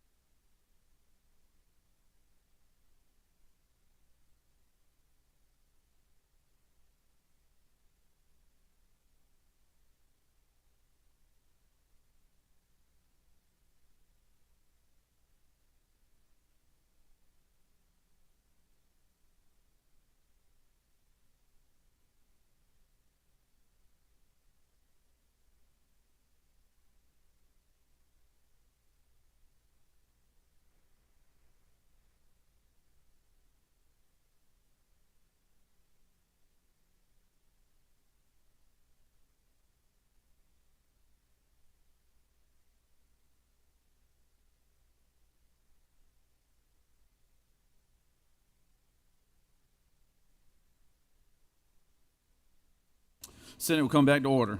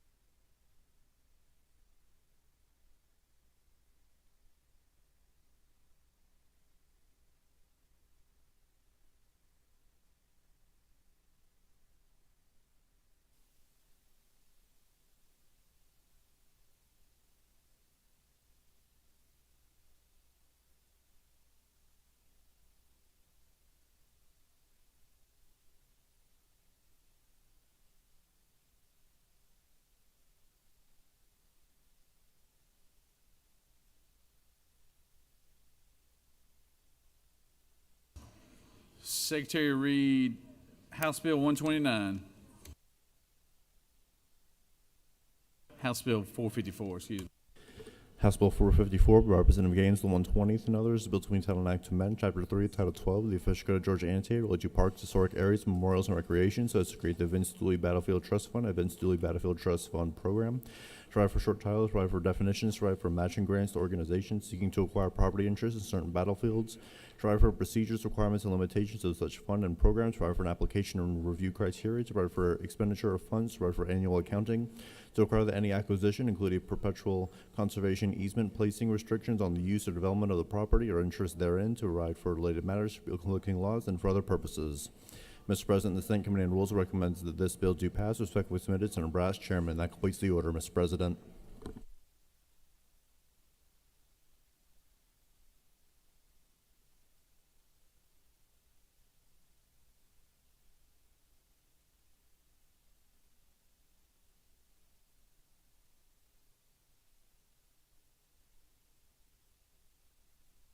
Recognize the senator from the Classic City. Speak to the bill.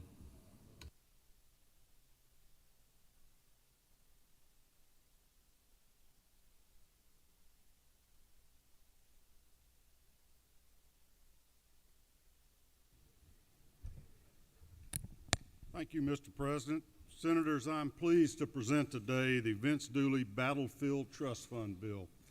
This calls for the simple creation of a trust fund that can be funded through our general appropriations and private contributions.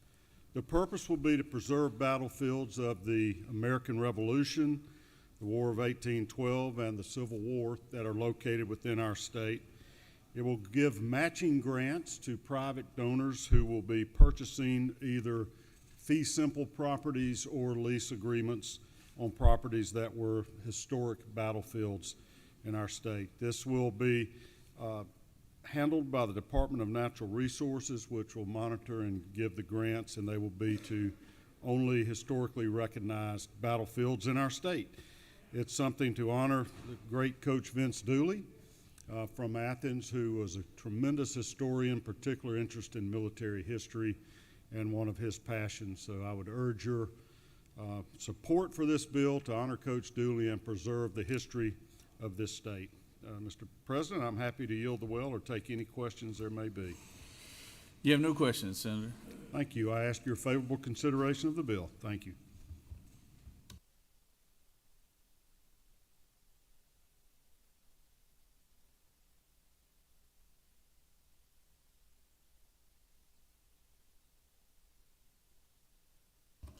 Does any other senator wish to speak for or against the measure? Chair hears none. Is there objection to the previous question being ordered?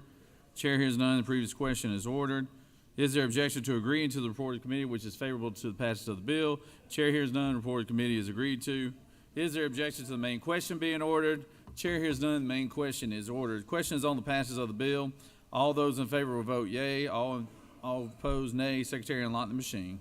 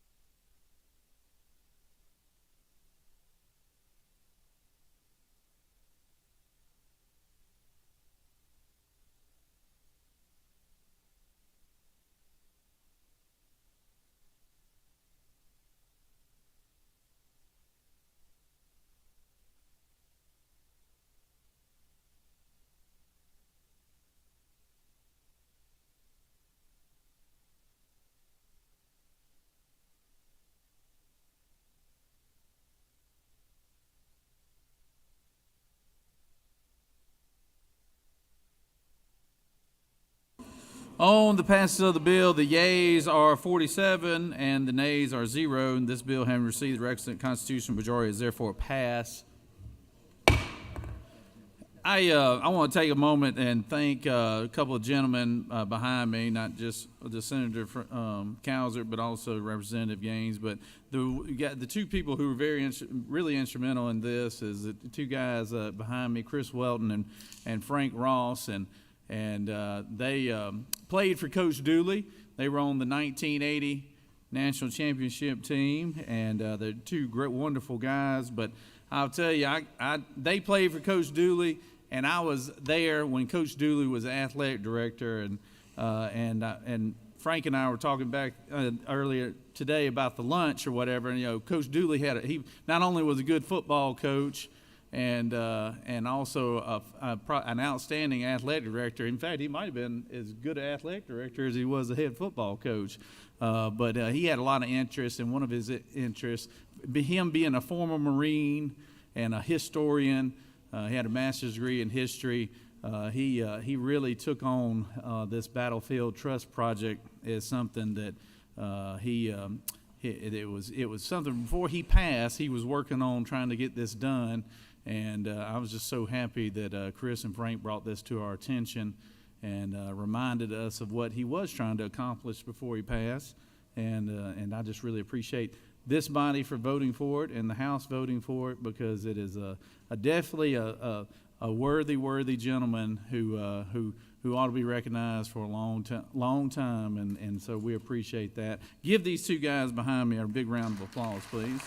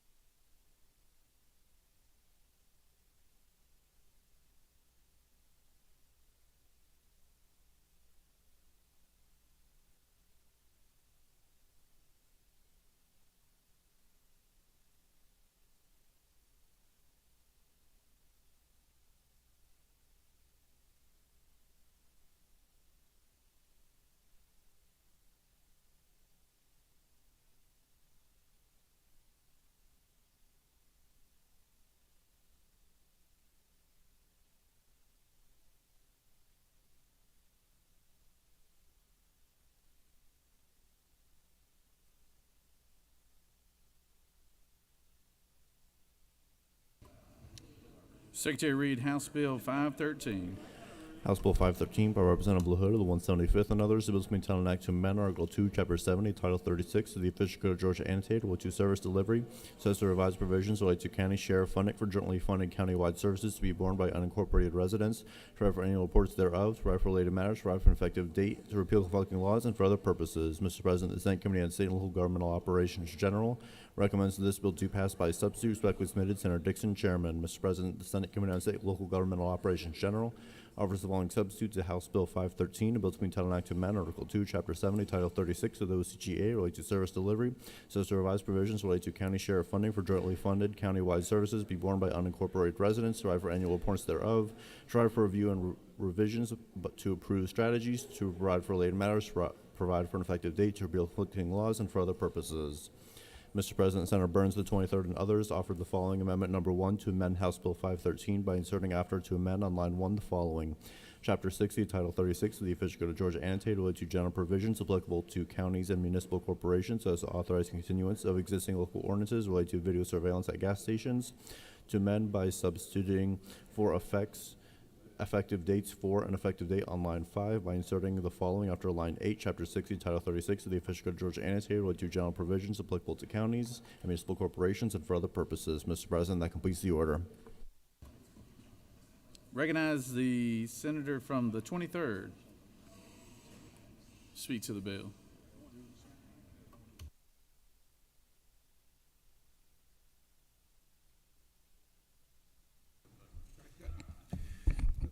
Thank you, Mr. President. Colleagues, House Bill 513 deals with the Service Delivery Strategy Act. This is an adjustment to that would allow some additional revenue sources. It will allow solid waste franchise fees and alcohol licensing fees and zoning fees to be a part of the options for counties to create revenue for services delivered in the counties themselves. As you know, service delivery strategy is a negotiated settlement between cities and counties. It also requires reporting, so that on an annual basis, you must report the fees collected and then the use of those fees. One thing that's very important to note is this bill does not require either party to go through or review their current strategy that is currently established. So they don't have to renegotiate their service delivery strategy. It adds 3 options for additional services, requires reporting. There is a friendly amendment. I'd like to point out that last session, on the last day, on sine die, the Senate added an amendment to the bill that was supposed to be prospective. Unfortunately, it was retrospective, and it was designed to prohibit local governments from enacting ordinances requiring video surveillance cameras at gas stations.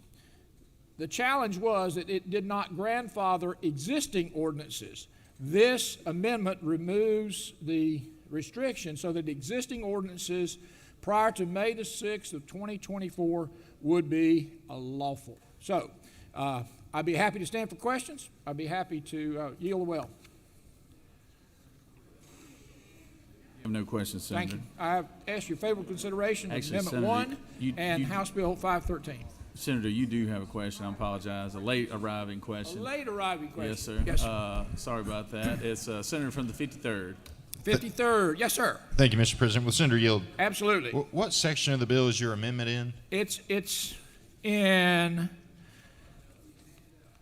It was handed out. It's still going out now. I haven't seen the amendment, Senator. Thank you. Let's hold one if we can for the amendment. Thank you. Seems like a pretty big one, Senator. Wouldn't you agree? It's section 36, title 36, 60, 32, lines 15 through 20. Provided, however, that a county, municipal corporation, or consolidated government which prior to May the 6th of 2024 has adopted one or more ordinances related to the placement of video surveillance equipment at any business or location where the retail sale of automotive gasoline occurs is authorized to continue regulating the placement of said video surveillance equipment pursuant to any such ordinances. This is a local control issue. It allows the legislation to be prospective and not prior to May the 6th of 2024. So if you had an ordinance in place prior to May the 6th, 2024, that ordinance would still be valid. This has the support of ACCG and GMA. Be happy to You have yield the well. No Thank you, more Mr. questions, President. Senator.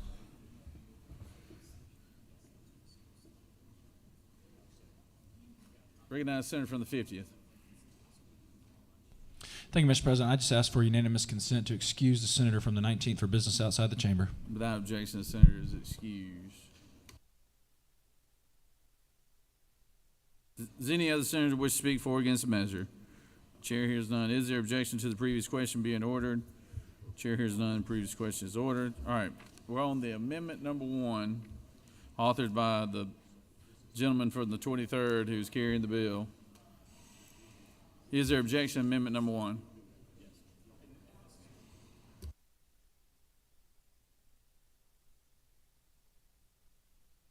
Senator.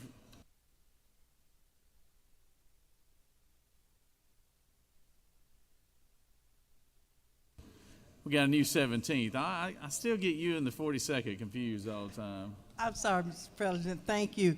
I ask for unanimous consent to excuse the senator from the 43rd. Without objection, the senator from the 43rd is excused. All right. Without objection, amendment 1 is added.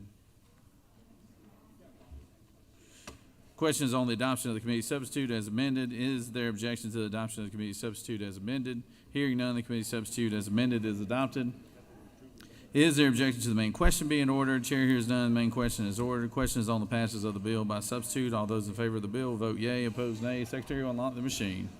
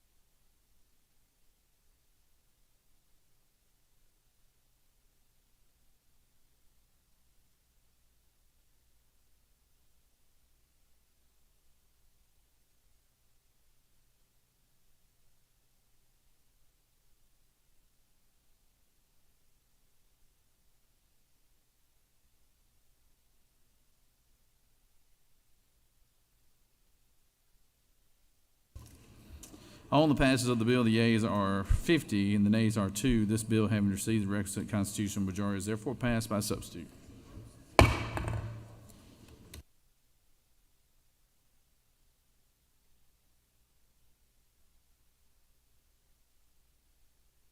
Secretary will read House Bill 179.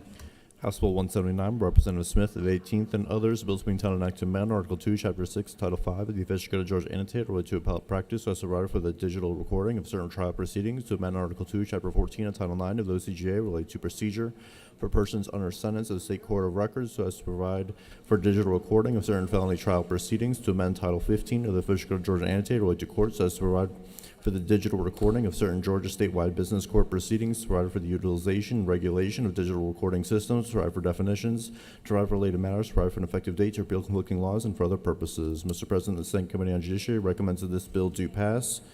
Respectfully submitted, Senator Strickland, Chairman. Mr. President, the Senate Committee on Judiciary offers the following substitute to House Bill 179, a bill to be entitled Act to amend Article 2, Chapter 6, Title 5 of the Official Code of Georgia Annotated related to appellate practice as to provide for the digital recording of certain trial proceedings, to amend Article 2, Chapter 14, and for other purposes. Mr. President, that completes the order. Recognize the senator from the 42nd.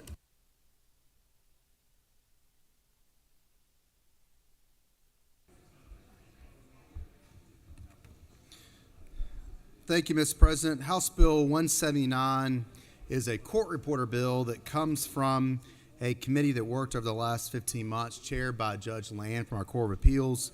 It also included other judges from Superior Court, State Court, and Juvenile Courts, looking at the issue, especially in rural Georgia, of the lack of court reporters. And so we want to make sure that proceedings can be taken down, but we're having issues of getting access to court reporters in some jurisdictions. What this bill does, it goes through each of those courts and confirms that a judge may, at their discretion, have a proceeding recorded digitally instead of having a court reporter present. And there's still the requirement that if that happens, that record is taken down by our court reporter later. Also, the parties could object. They can provide their own court reporter. And there's certain types of cases, such as felony trials or witnesses are testifying in felony cases, this will not apply to as well. I think it's the right compromise, the right balance to try to deal with the issue of lack of access to court reporters, also making sure we're keeping good records of our proceedings. Happy to answer any questions. Recognize the senator from the 50th. Thank you, Mr. President. Does the senator yield? Yes, sir. Is it not true that across the state there have, in the past several years, especially after the pandemic, there's been an extreme backlog in the courts? That's true. And allowing this type of recording to be done, will this not improve judicial economy and could potentially prevent these backlogs from occurring in the future?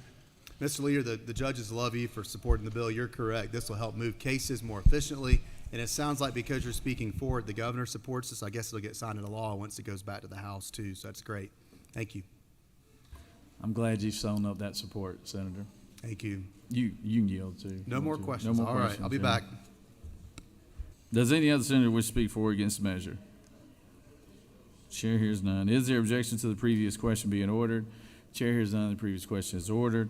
The question is on the adoption of the committee substitute. Is there objection to the adoption of the committee substitute?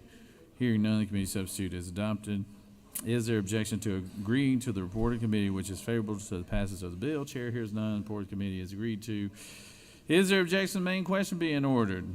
Chair hears none. Main question is ordered. Questions on passage of the bill by substitute. All those in favor vote yea. All opposed nay. Secretary, unlock the machine.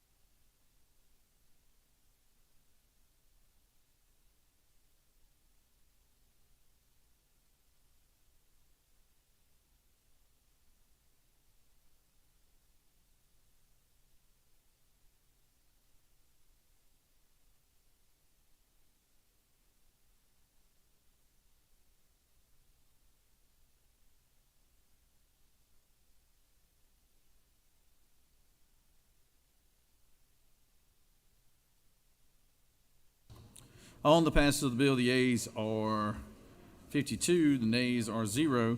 This bill, having received a requisite constitutional majority, is therefore passed by substitute. Senator from the A's, what purpose do you rise? Mr. President, I'd like to ask for unanimous consent to excuse the senator from the 11th. Without objection, the senator from 11th is excused. Secretary Reed, House Bill 180. House Bill 180 by Representative Smith of the 18th and others. Bills being titled Act to amend Chapter 9, Title 15 of the Official Code of Georgia annotated related to probate courts as to modify certain requirements for probate judges, to provide for related matters, to repeal conflicting laws, and for other purposes. Mr. President, the Senate Committee on Judiciary recommends that this bill to pass. Respectfully submitted, Senator Strickland, Chairman. That completes the order, Mr. President. Recognize the senator from the 50th.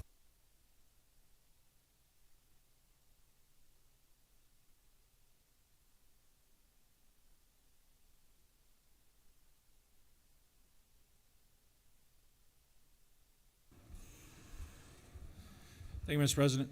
House Bill 180 is a simple bill that basically there's a loophole in existing law. This closes the loophole for individuals running for judge of an Article 6 court. Requires them to file an affidavit. It's pretty simple. I'm happy to answer any questions. You have no questions, Senator. Thank you, Mr. President. I yield the will.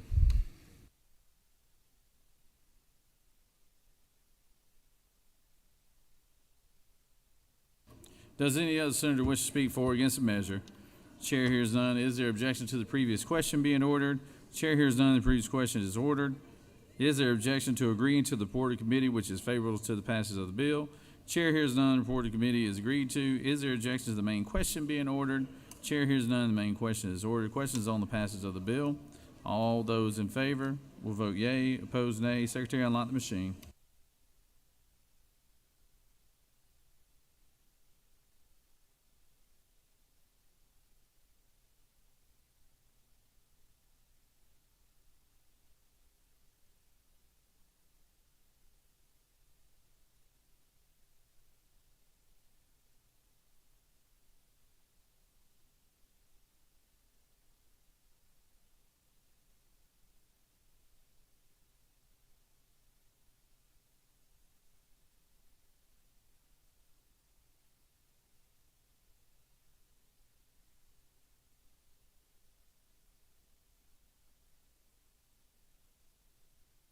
Senator from the 15th, what purpose you rise?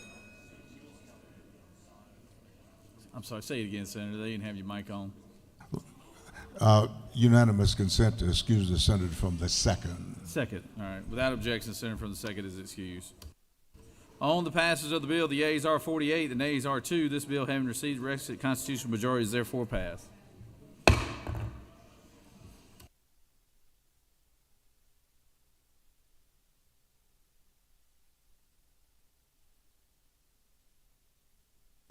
Secretary Reed, House Bill 532.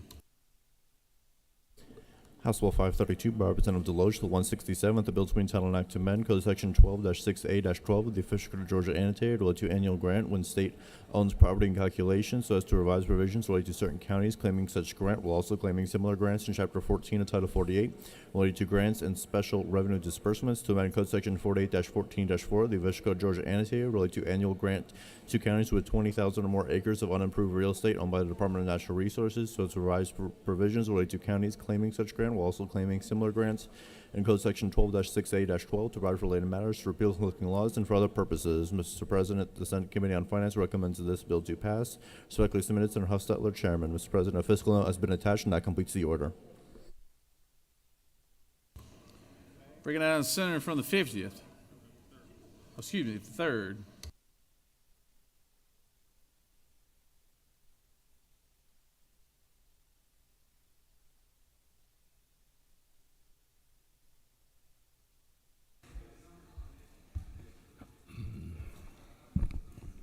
Thank you, Mr. President.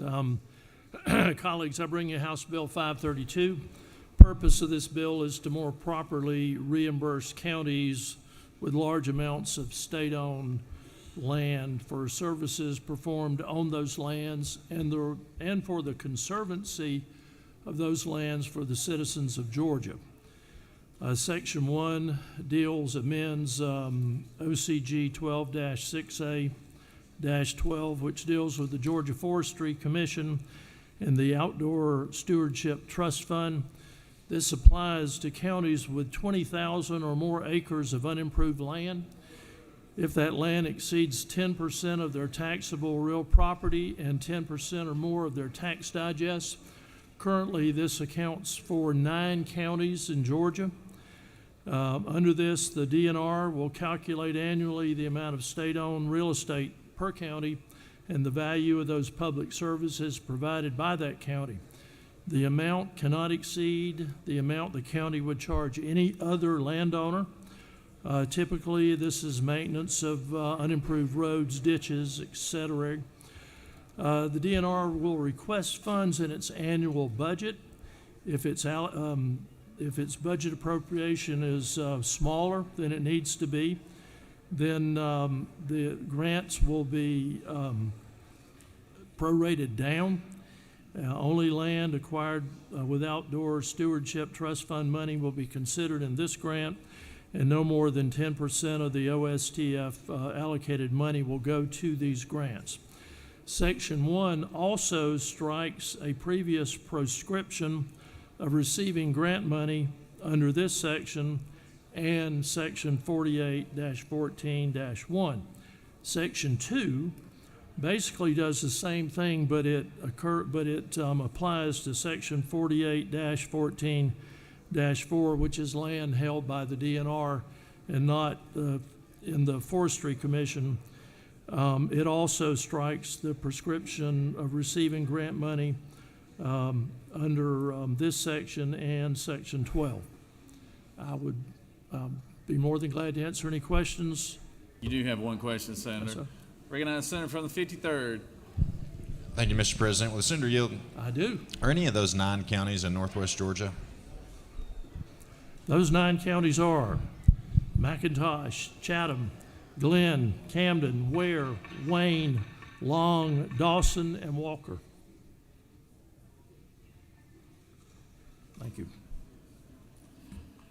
No more questions, Senator. Thank you, Mr. President. I yield the will. Does any other senator wish to speak for or against the measure? Chair hears none. Is there objection to the previous question being ordered? Chair hears none. The previous question is ordered. Is there objection to agreeing to the report of committee which is favorable to the passage of the bill? Chair hears none. The report of the committee is agreed to. Is there objection to the main question being ordered? Chair hears none. The main question is ordered. Questions on the passage of the bill. All those in favor vote yea. All opposed nay. Secretary, unlock the machine.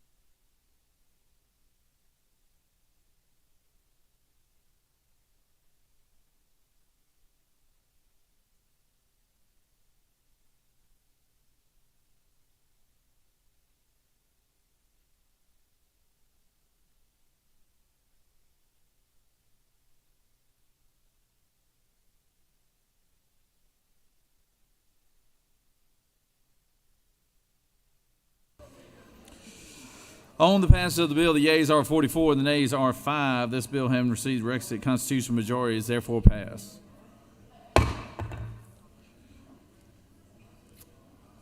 Secretary read House Bill 325. House Bill 325 by Representative Martinez of the 111th and others. The bill to be entitled an act to amend Article 4, Chapter 13 of Title 19 of the OCGA related to protective order registry so as to revise certain definitions, to amend Part 1 of Article 5, Chapter 2 of Title 38 of the OCGA related to general provisions of the Code of Military Justice so as to provide for the processes for protective orders to be issued by military judges that prohibit contact between specific members of the state of militia in the instance that one member of such militia has been accused of stalking by another member of such militia, to amend Part 7, Article 5, Chapter 2 of Title 38 of the OCGA related to trial procedures for the Code of Military Justice so as to provide for contempt, to amend Part 10 of Article 5, Chapter 2, Title 38 of the OCGA related to punitive provisions of the Military Code of Justice so as to provide for courts martial, to provide for definitions, to provide for related matters, to provide for effective dates, repeal conflicting laws, and for other purposes. Mr. President, the Senate Committee on Judiciary recommends that this bill do pass. Respectfully submitted, Senator Strickland, Chairman. That completes the order, Mr. President.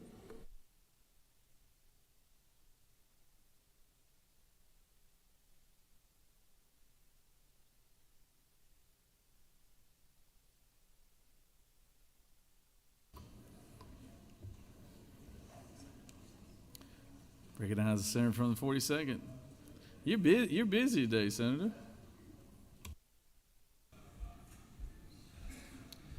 Mr. President, I think I'm the floor leader for every House member today. House Bill 325 is a bill that makes a stalking TPO that's entered our military courts have the same impact it would have as if it was entered in our superior courts. The issue we have now is under federal law, our military judges can issue TPOs to protect our service members. But as soon as that service member is back and off of active duty, it does not apply anymore. And you also have the issue of the person being accused, having their information put in GCIC for a stalking TPO order, yet the order has no true impact when they're not in service. And if they are no longer in service, once the initial order is entered, they don't have a chance to come defend themselves in the process. So it comes directly from our National Guard requesting that we pass this bill to create this standard, to create this process where our military judges can enter TPOs in the same way that our Superior Court judges can, and make sure we're keeping our guardsmen and women safe, and ask for your favorable consideration. Recognize the senator from the 50th. Thank you, Mr. President. Does the senator yield? Yes, sir. Just to be clear, so right now, if a military judge issues one of these TPOs, once the member of the military is back in civilian life, it doesn't apply? That's right, Mr. Leader. And these are folks that go and lay their lives on the line for us and go fight for us while we're at home. And the second they return from home, we need to make sure that they're protected as well. And what this bill does is make certain that those stalking TP orders have impact when these folks are back home and not just when they're on a base. Thank you. Thank you. Senator from the 20th. Thank you, Mr. President. Will the senator yield? Yes, sir. I just wanted to be sure Senate Press got that clip. Yes, sir. I think so. I tried to say it slowly so they could get it, but I could also repeat it if you think I should. Well, twice is better, maybe. I don't know. Well, I think it's important our military men and women know that when they're abroad fighting for us, protecting us, and they're back home, we're going to keep them safe as well. All right. You're doing a good job for the House, Senator. I will yield the well. I was just reminded, you're a former House member too, aren't you? You got a bunch of y'all in here. Does any other senator wish to speak for or against the measure? Chair hears none. Is there objection to the previous question being ordered? Chair hears none. Previous question is ordered. Is there objection to agreeing to the report of committee which is favorable to the passage of the bill? Chair hears none. Report of committee is agreed to. Is there objection to main question being ordered? Chair hears none. Main question is ordered. Questions on the passage of the bill. All those in favor vote yea. All opposed nay. Secretary, unlock the machine.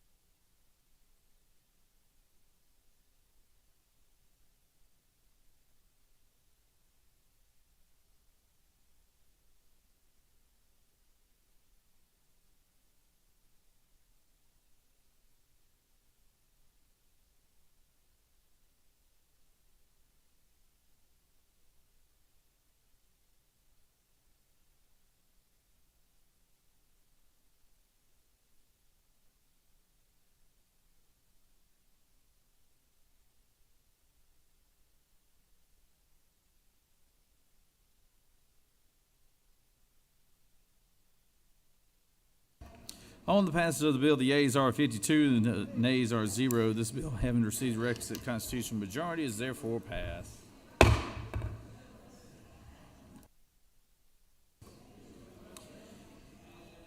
Secretary Reed, House Bill 397. House Bill 397 by Representative Fleming, the 114th, and others. The bills being titled an act to amend Chapter 2 of Title 21 of the Official Code of Georgia annotated, related to elections and primaries generally, so as to allow municipalities to opt in to providing advance voting on Saturdays for municipal elections, to revise provisions related to the timeliness for calling special elections and the dates on which special elections can be held, to provide for related matters, for repeal conflicting laws, and for other purposes. Mr. President, the Senate Committee on Ethics recommends that this bill do pass by committee substitute. Respectfully submitted, Senator Watson, Chairman. Mr. President, the Senate Committee on Ethics offers the following substitute to House Bill 397, a bill to be entitled an act to amend Chapter 2 of Title 21 of the OCGA related to elections and primaries generally, so as to provide that a state election board shall be administratively attached to the state accounting office, to provide for definitions, to limit the effective date of rules or regulations adopted by the state election board prior to the general primary, general election, or runoff thereof, and for other purposes. Mr. President, the minority report to House Bill 397 has been attached, and that completes the order. Recognize Senator from the 25th.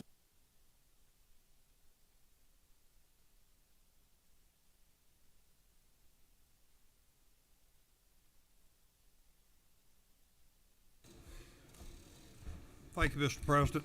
I appreciate the opportunity to present this bill. House Bill 397 was vetted over in the House, and then it came over to the Senate, and we made it better. We helped them streamline this thing, and this has the blessings of Gabrielle, who actually performs the elections all over the state. It fixes the issues with our third-party candidates, and it stops counties from doing this pop-up voting sites. This, Mr. President, conforms with proper election procedure, and I ask for your favorable consideration. Thank you. I yield the will. Does any other senator wish to speak for or against the measure? Recognize the senator from the 55th.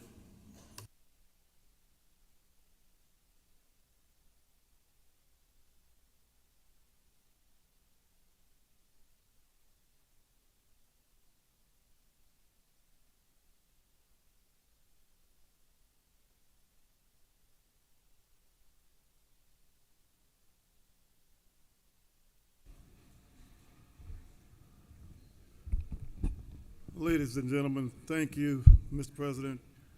I rise on this bill dealing at the heart, of course, democracy again. I'm one of those proponents that just happen to believe that life, liberty, and the pursuit of happiness is so intricately tied up to this thing they call voting.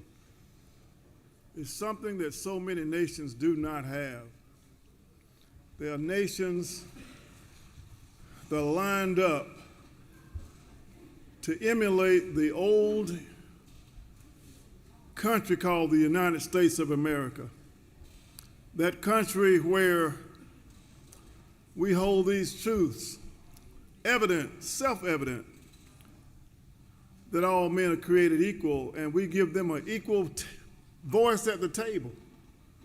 And this bill does not give an equal voice at the table.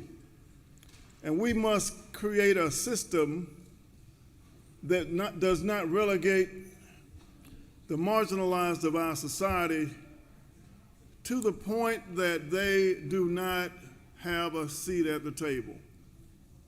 And this bill just does that. It is preposterous that we would have people standing in lines and not give them water. It is preposterous that my home state is on the national news known for suppressing people of color for their right to vote. It is preposterous to the extent that just the other day, right before the election next year, 455,000 people were purged from the rolls. What is going on in our great state? Why are we so intent on disenfranchising the citizens of Georgia? Why? Why must we do that?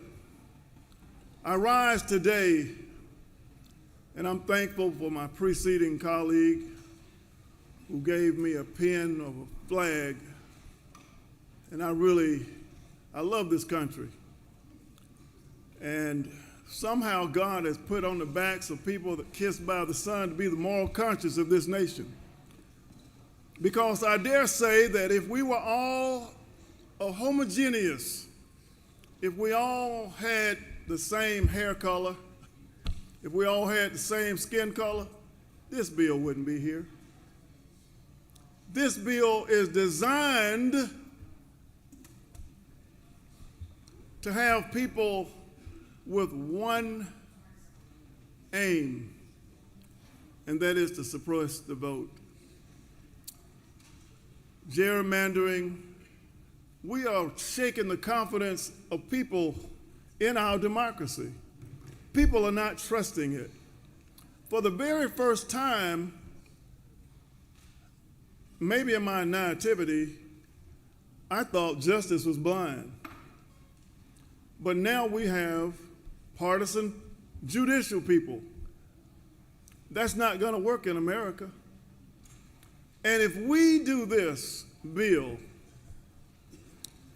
what we'll find is that it does not benefit the least, the lost, and the left out.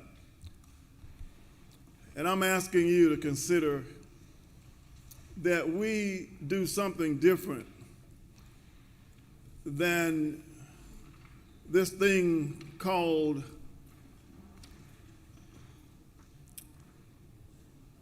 suppressing the vote. The 15th Amendment of the United States of America was passed for a reason. The Voting Rights Act was passed for a reason. And it just may take people back in the streets again. That's not what I want. Maybe that's what some of you want. Because until there was a Selma, until there was a bloody Sunday, until there was blood on March the 9th, 60 years ago, folks that looked like me did not have the right to vote. And here we are again, dealing with this notion of the right to vote. I had the opportunity as I got out of law school to practice all over the state of Georgia, and I had the distinct privilege of doing voting rights litigation. In my lifetime, I had the privilege, but it was a very difficult thing because my mother was worried about me. She said, "Don't drive that Mercedes down in South Georgia." I've had a lawyer stand on the other side of me and say, "Boy, you messing in our business, we're gonna get you disbarred." In front of a federal court judge, right outside his office, because there were some all-white boards in my lifetime that I had to litigate to get someone of color, to diversify the boards. And we want this DEI to go to sleep. We want segregation now, segregation tomorrow, and segregation forever. It's not a good notion. And I'm drawing the line to that because in my lifetime, since I got out of law school, there were numerous school boards, numerous cities that had all white members, nobody of color, even though some of those cities had 30 and 40% African American population. It is bothersome, and it may get on some of our nerves. But there are people not participating in this democracy right now. They don't believe in the system any longer, and they are creating their own version of justice. And when we don't respect the law, when we don't have the rule of law, what do we have? Do we have a dictatorship? Do we have some of those countries, people are lining up. The reason we have an immigration, one of the reasons, is there are people lining up to get what we have and what we take for granted. And if we take it for granted for so long, we may not have it. So I ask that you reconsider. And I say this, John Lewis, who we revere, some of us do. We need a John Lewis voting rights bill. We need the right to vote for everyone. Everyone should be at the table. As you get to meet people that don't look like you, I guarantee you, you'll find that some of these people are okay. We don't need to be afraid. We really don't. Mr. President, I yield the well and simply say that we really need to reconsider all the gerrymandering and all the partisanship and all of the non-statesman-like activities. Thank you guys for indulging me of this time. I yield the well. You do have a couple questions, Senator, if you'd like to take them. But you can always yield. I'll go ahead and yield the well, Mr. President. Thank you. All right.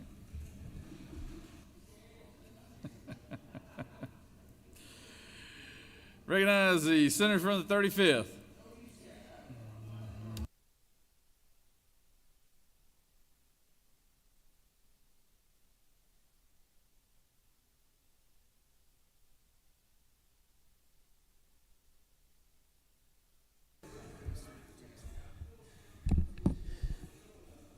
Colleagues, I rise to speak in opposition to HB 397, and I'll try to keep it short and concise as we focus on the text of the bill. We get these kinds of bills every year, it seems like, for the last few years, where they are Frankenstein whack-a-mole bills, and the mole is our election system. And I want to point out some issues and concerns that I have specific to HB 397. The first is, and I figured that some of you were all for big government and expanding government, but the first couple concerns I have is about the expansion of government, and that's specific to the Georgia State Election Board. When you look at Section 3, it gives the State Election Board some more authority. Specifically, it allows the State Election Board to maintain custody of all election investigation documents and communications between the Secretary of State and county election supervisors. Now, mind you, that is something that the Secretary of State has already said is not technologically possible. So we would have to spend money in order to do that. It's also something that the State Election Board is not staffed to be able to manage. So we would have to ensure that the State Election Board hires enough people to deal with these kind of communications, and then I guess give them enough money for the infrastructure to maintain this information. So that is spending money that I believe is unnecessary, because there's no good reason for the State Election Board to have that kind of information. Not only that, but I'm concerned about the sensitive voter information that the SEB would be receiving because of this authority. They're not equipped to handle this sensitive information. And not only that, but there's already been reporting that State Election Board members use their personal devices for communicating. Are they going to be exchanging this sensitive information amongst themselves using their Gmail accounts? That's a real concern I have, especially because these are appointed officials. They're not employees of the state, and they're not elected officials. The other thing that this bill does, specifically in Section 6, is it directs the SEB to submit to the General Assembly a report on procedures to improve voter roll accuracy outside of a multi-state list maintenance organization by December of this year. Now, I'm all for that specifically, except why would we have the State Election Board do that? These are appointees. political appointees. They're not experts. There's one lawyer on the board. There's one election expert on the board. So who's going to do this report? They're going to have to hire consultants in order to provide us this report. Why not rely on the in-house experts that we have in the state of Georgia to do this in a cost-efficient manner, which is the Secretary of State's office? The next section that I want to point out that causes significant concern is Section 7, which requires the Secretary of State to leave the bipartisan multi-state voter list maintenance system, otherwise known as ERIC. During committee, we learned that ERIC is the only such system that allows states to seamlessly share sensitive voter information. And they do that using high standards that protect our privacy and protects our data. There is no equivalent right now to ERIC. States that do not use ERIC have to rely on a big in-house department. So Texas, for example, went from having a handful of employees related to maintaining their voter rolls to having to have more than 35 employees to maintaining their voter rolls. So ERIC streamlines that, but they also ensure that the information matches up so that we can easily identify voters and then we can remove them as we see that they've moved to other states. What this bill does is it requires us to leave ERIC and then rely on individual bilateral agreements. That would be 50 individual agreements or 49 other agreements with other states. So here's what that means. We would have to see whether our data matches up with Hawaii's data. We would have to see whether our data and the information we provide matches up with Florida. We've already seen that there are issues, for example, with the Florida Sunshine Law, which would not allow us to share our sensitive information with Florida because Florida's law would require them to reveal it.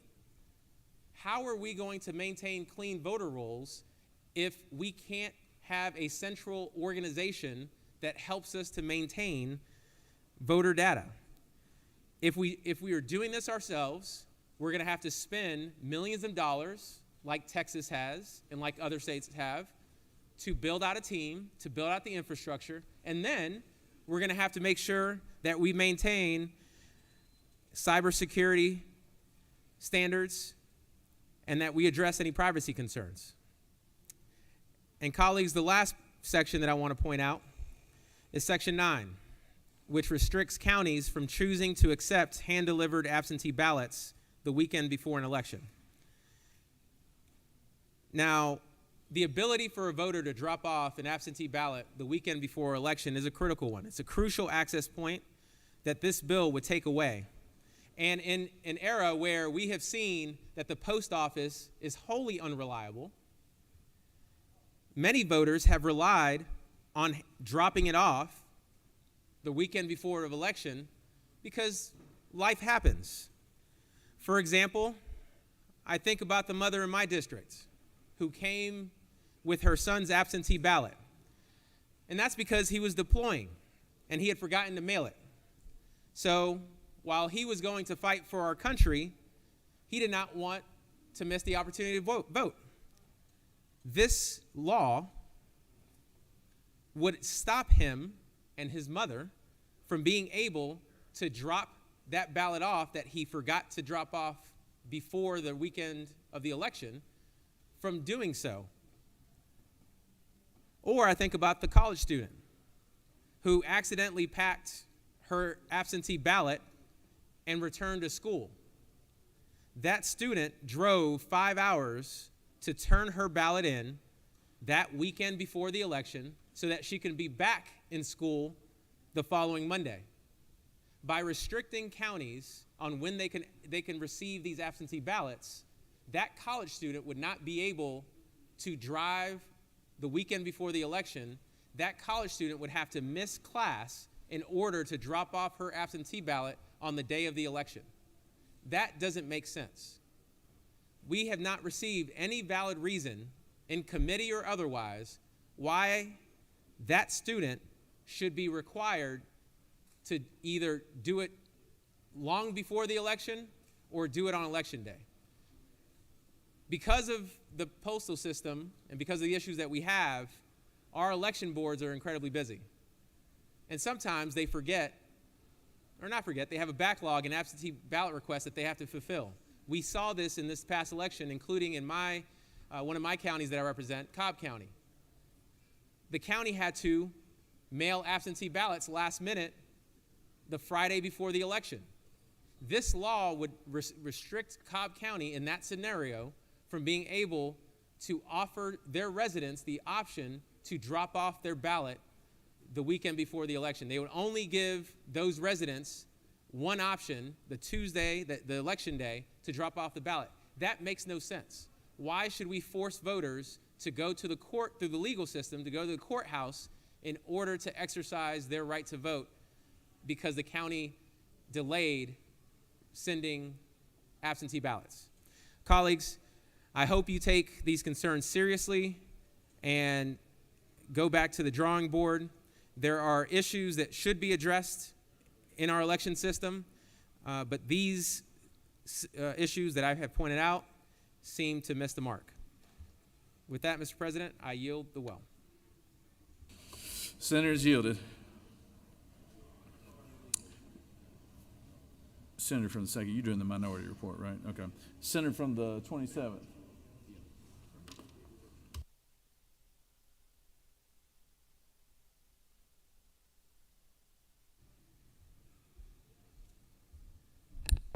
Thank you, Mr. President, colleagues. What you just heard from the senator from the 35th was an intellectually honest discussion of policy. He understands what's in this bill. He has read this bill. He has policy differences with the author of this bill. And that is exactly what we should spend our time with in this chamber. Unfortunately, prior to that, his colleague came to this well without the bill in his hand, because I don't think he's ever read the bill. And if he has read the bill, he did not articulate one specific element from this bill that he was opposing. He drug up an argument from the darkest days of this country and tried to transport them into this bill in, quite frankly, one of the most intellectually dishonest speeches I've ever heard from this well. If you're going to accuse one of our colleagues of having a singular purpose, as he stated, that this bill is designed with one aim, and that is to suppress the vote, if you're going to dishonor one of my friends in that way, you better have the receipts. Don't come to this well and dishonor this institution without specifics and dishonor your colleagues by accusing them of trying to suppress the vote. I will tell you where an element of this bill came from because I lived through it. The senator from the 56th, myself, and the senator from the 21st, after Fulton County, the night before, the weekend before, so the Friday before, the weekend before the election, and I believe it was 2 other counties, suddenly announced they were opening their election offices to take ballots in, and refused to allow election observers into the room. We and a number of our colleagues went down to Fulton County and demanded to be let in the room because they were trying to conduct election activity that up until that point in time had been fully available to election observers from the Democrat Party and the Republican Party. They closed their doors to those election observers for the first time in that process. And we linked arms actually with Democrat activists who were down at that time in working with them to get Fulton County to open the back office that they had opened and to move that process of accepting votes out into the lobby. This bill fixes that. The 450,000 people that are being removed under state law. And if you have a problem with that process and you're a senator, you bring a bill and you write legislation to change that process. This bill in front of us here deals with processes by which we review who has moved out of the state. We go through the tabulation process, and when the election board is going to post information to the election board. But bringing up this debunked notion that was floated first by Stacey Abrams and then floated by Joe Biden and used to weaponize Major League Baseball to leave this state for a state who has very similar voting laws that we have was ridiculous then, and it's ridiculous today. How do we know? Because since Senate Bill 202 passed, across every demographic, we have seen increased participation in voting. And I'm sorry if you don't want me walking around with this Greg Dolezal for Senator t-shirt and handing out water in the lines, and the law forces you to give that to the election workers and allow the election workers to hand out that bottle of water. That's not refusing a bottle of water. It's refusing from me campaigning on election day while people are lining up to vote. So we've done a number of things that we may disagree on. The senator from the 35th and I would disagree on this policy, but I would commend him for coming to this well with an honest argument. Mr. President, I yield the well. Senators yielded. Recognize the senator from the 7th.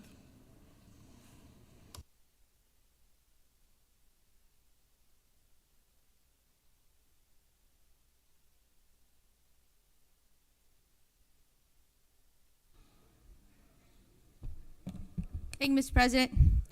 All right, let's be honest. So in 2018, we almost saw the state flip. And before that, we didn't have any of these quote-unquote election integrity bills. And Republican Party, they were scared that they were going to lose power.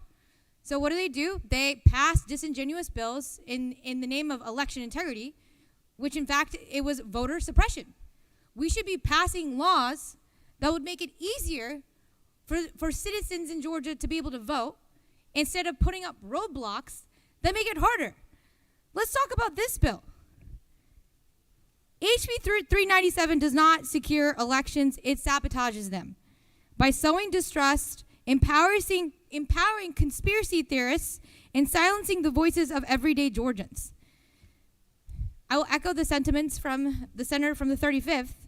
This bill forces Georgia to withdraw from ERIC, a bipartisan, proven tool that helps states clean their voter data accurately and fairly.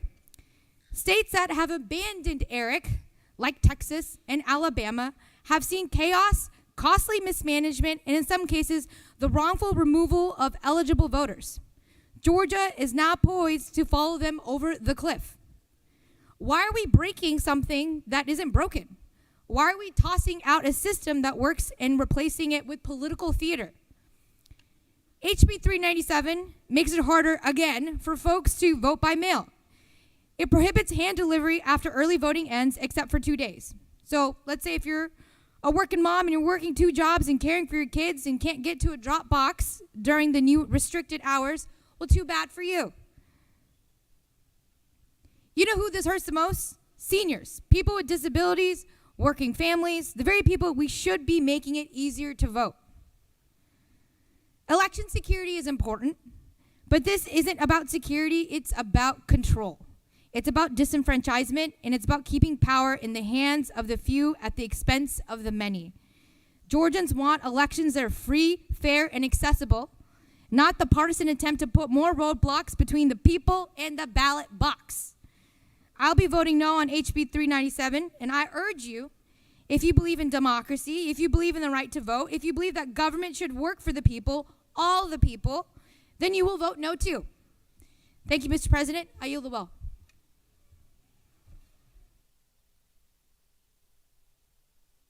Senator is yielded.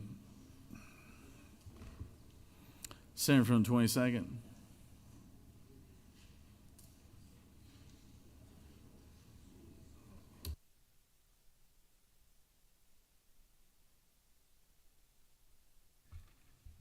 Mr. President, I'll be brief. Just to say that I believe what our senator is talking about here is also the larger implications of all these particular bills that have taken place. And any senator can come here and talk about the policy implications that take place, even if they're not necessarily line by line in a particular bill. And the policy implications that all of this has been taking place since SB 202 is the aspect of voter suppression. And we've been saying that from the minority party since that particular bill and even before that. And the fact of the matter is, as this minority party has become closer and closer to winning elections, we keep finding more of these particular bills. And any senator can come to this particular podium and talk about the larger policy implications that exist in these voter suppression bills. And that's exactly what happened, and that is his right to do that. Thank you, and I yield the well.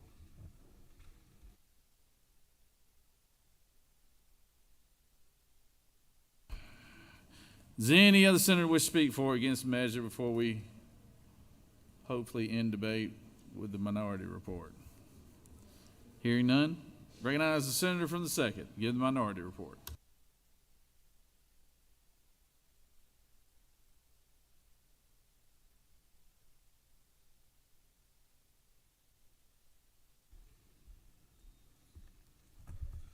Well, thank you, Mr. President and colleagues. It is no strange occasion that I am going to vote no on this piece of legislation that we have before us in HB 397.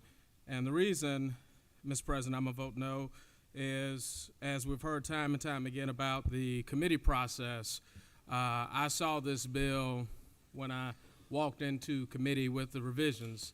Just the day before, there was a provision in the bill that was taken out that was going to have folks drive all the way to Atlanta to appeal a decision by their local board of registrars, which I adamantly 200% disagree with, as you all know, about my passion for a little road named I-16.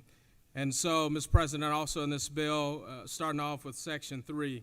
Section 3, line 47, talks about the maintaining custody of all state election investigative reports and communication between the Secretary of State and election superintendents, that would be a power given to the state election board.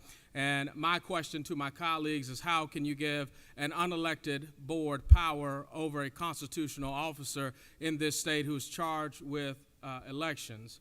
And so then I thought about the rest of the bill when I got to Section 4 that talked about this emergency rulemaking that the state election board would be empowered to do. And we saw in the last election cycle, the state election board came up with some pretty far-fetched rules that were challenged in court, and a judge ruled and said, you kind of can't quite do that.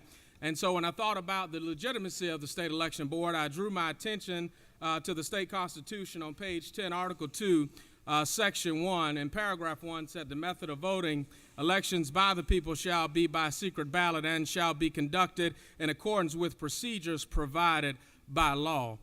When this Constitution was written, we said that the rules and the laws that govern elections and voting would be prescribed and provided by law, not by rulemaking, not by an unelected, unaccountable board deciding they were going to do whatever they wanted, because there was no real way to hold those individuals accountable for the decisions that they make when they're consequential to an election. If the legitimacy of this board were to be there, they would qualify and run for office, and they would be elected to their position, so people would have a say-so in electing the people who they wanted to represent them to govern elections. But they're just merely appointed. And I disagree with them having the ability to make their own rules, because when I look at the rules that they're making, who's watching the rulemaker? If the rulemaker takes the power of the General Assembly, it was my thought that the General Assembly prescribed all laws. And so as I further walked through the bill, I found in another section of the bill that talked about the state election board assembling a report evaluating procedures to improve the accuracy and efficiency of the voter registration systems without participating in a non-governmental entity with the purpose of sharing voter registration information. Thought about how this report would be compiled. And as we sat in committee and debated the substitute that came to us just hours ago, the election supervisors from many other counties came to provide testimony, to provide clarification as to what they actually did, what the reports were actually called. And so my question is, if we're truly concerned about having the best elections in the world, why don't we have a state election board that's appointed with registrars and people who actually administer elections, so that we could find out exactly what's happening? We don't have a state auditor that doesn't know how to count. And so why would we have a state election board with folks who don't know how to run or administer an election, with no expertise or experience? They're just going by what the talking heads and the pundits tell them to do, because many of us have seen the infamous phone call. We've heard about it. We've seen the other calls in to make sure that the state election board does this or does that. So my question is, who's watching the watcher? And so as I further move through the bill, moving not only from Section 6 then to Section 7 and looking at what was struck, I also looked at, talked about leaving Eric and the voter list maintenance system. And instead of trying to legislate leaving one system without a solution for the next, I urge my colleagues, why didn't we introduce a study committee so that we could get best practices and patterns around the country of what other folks are doing before we just rush legislation through? Why not do a study committee to study the issue to see what the solution was? And as we heard, as my colleague, the senator from the 35th, talked about, well, you can't quite do an agreement with Florida because if you sent the information down, your Social Security numbers would basically have sunshine on them in Florida, and we kind of don't want to send folks' personal information down to Florida. And so when we look at this bill through and through, my question again is, if it is of a large impact and of this magnitude, we don't have another election coming up until 2026. Why not take the time in 2025 to study the issue so that we could come out with good rules for engagement that everybody would know? Not some fly-by-night, shot in the dark, made it happen 10 minutes before, kind of trying to figure it out, because this wasn't the original bill that the gentleman brought to committee. There were many versions and many substitutes to this bill. And so, again, if it's about accuracy, I remember my Uncle Bo, Earl Jones, we called him Bo Dilly. He was a carpenter, and he taught me how to measure and how to nail and how to hammer and how to have 2x4s and 2x2s and 2x6s. But one of the things he always told me, he said, son, you got to remember that you got to measure twice and cut once. And so if we were going to be serious about how we govern elections, we just form a study committee. We'd measure twice before we cut once. Now, as I further move through the bill, talking about drop boxes and receiving ballots and how the Secretary of State would be governed, I did have issues with not allowing those local boards of elections to receive those ballots the weekend before the election, because my brother was a college student at Tuskegee University, where the senator from the 26th happens to be an alumni. Although I hated that he was down at Tuskegee, he also would have to drive back to drop off his absentee ballot. And he'd fly in, he'd drive in late Friday night, and by Sunday morning he'd be gone again because he had to be back in class at Tuskegee on Monday. And so he wasn't a resident of Tuskegee because we were paying out-of-state tuition. So he couldn't have been a resident of Alabama in Tuskegee, Alabama, because the tuition bill suggested he was a resident in the state of Georgia. And so there's an issue with how we collect and look at these absentee ballots. And as I also raised this issue in committee, when you talk about it, some folks may not get their mail on time. We act as if we don't know that the Postal Service is notoriously slow. And so if you mailed a ballot out in Savannah, it might take 7 to 10 days before I got it, because the mail in Savannah goes to Jacksonville before it comes back to Savannah. And so it might just be an issue with timing, just getting it in the mail. So folks said, I don't even want to chance it, because if it's not received when the postman drops off the mail, postal woman, whoever, on election day, by the time they make the drop, then guess what? My ballot doesn't count. So there's an issue with that. So as we continue to move through the bill, in section number 12, there was talk about how these reports would be uploaded and how you would get them and how you would query them. How would you put them on a public website if the folks didn't know how to upload it to the website and they couldn't get it up there? There has to be in a public place, accessible to 24 hours of the day. We must be paying for some IT services, because I struggled to even figure out how to get on the Wi-Fi. And if it wasn't for the Secretary of the Senate, I wouldn't have figured that out until last week. Mr. Secretary, you helped me figure that out. There's no manual for that. How do you mandate that somebody has to get something online by the next day when most county offices and folks are leaving? When you put all this stuff in a piece of legislation like this, folks will do their best to try to follow the law and try to comply. So now counties that already don't have enough money That's why we had a couple other bills earlier today to further compensate those counties. They're going to have the IT person on standby all night long so that they can finally get this on the website, because they don't want to be in error with having anything not uploaded on time, not having it on the website. You got to have 24-hour monitoring, 24/7. I mean, good night. This is just so much. I mean, and like I said, colleagues, this bill is about a few pages long. It's about 21 pages long. If you have not had the chance to read it, I encourage you to read it today. Don't worry, I didn't have it too long in committee to read it either. And so, again, this bill deals with moving the state election board from the Secretary of State's office to the state accounting office. And again, if it walks like a duck and it quacks like a duck, then it must be a duck. But Mr. President, the way we handle these voting legislation, as I sit in committee, sometimes I'm wondering if we're playing a game of duck, and sometimes if I'm the goose, because I can't quite follow it, I can't quite figure it out, I can't quite put my finger on it, but I will just raise to you the issues and challenges that we, the minority party, have found in this bill. And again, if it ain't broke, don't fix it.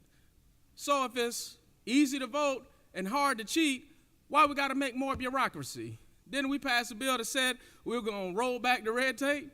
Well, now we're adding red tape. Now we're adding more bureaucracy. Now we're adding more government. And I thought this chamber said we were going in the direction of small government. But as I always say, Mr. President, rules for thee and not for me. And that's why I'm a no on this piece of legislation. And I would urge my colleagues to vote no on HB 397 until we can debate these bills in committee and have them published in enough time to allow for the amendment process to work, because we couldn't even propose any amendments to this bill. The committee rules say you got to have 24 hours for a substitute or to make an amendment. Well, I can't propose an amendment to a bill that I just got 6 hours ago. And again, Mr. President, I'm just letting you know that it's a disservice to the folks in the second, because they sent me up from I-16 to legislate for them and to work for them. And if we can't get these bills out on time, then maybe they ought not pass. So I would just urge my colleagues, and when we deal with election bills, when we deal with these things, let's do it in enough time. Let's do it in a reasonable amount of time. We spent a lot of time from the second Monday in January until now to cram all this stuff in and to rush a process that we can absolutely spend a lot more time doing. And I think that HB 397 should go to file 13, and we should introduce a study committee, study the issue, measure twice, and cut once, and we won't have a jacked up piece of carpentry or framework around here, Mr. President. With that, I yield the well.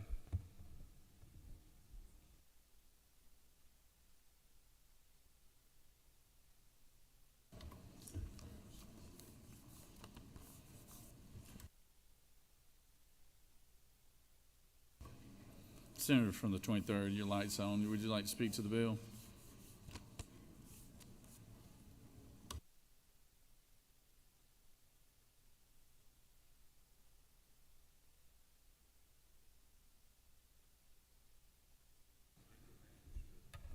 Thank you, Mr. President. I'll be brief, but I have to correct a few misconceptions. I am amazed at the rhetoric here today.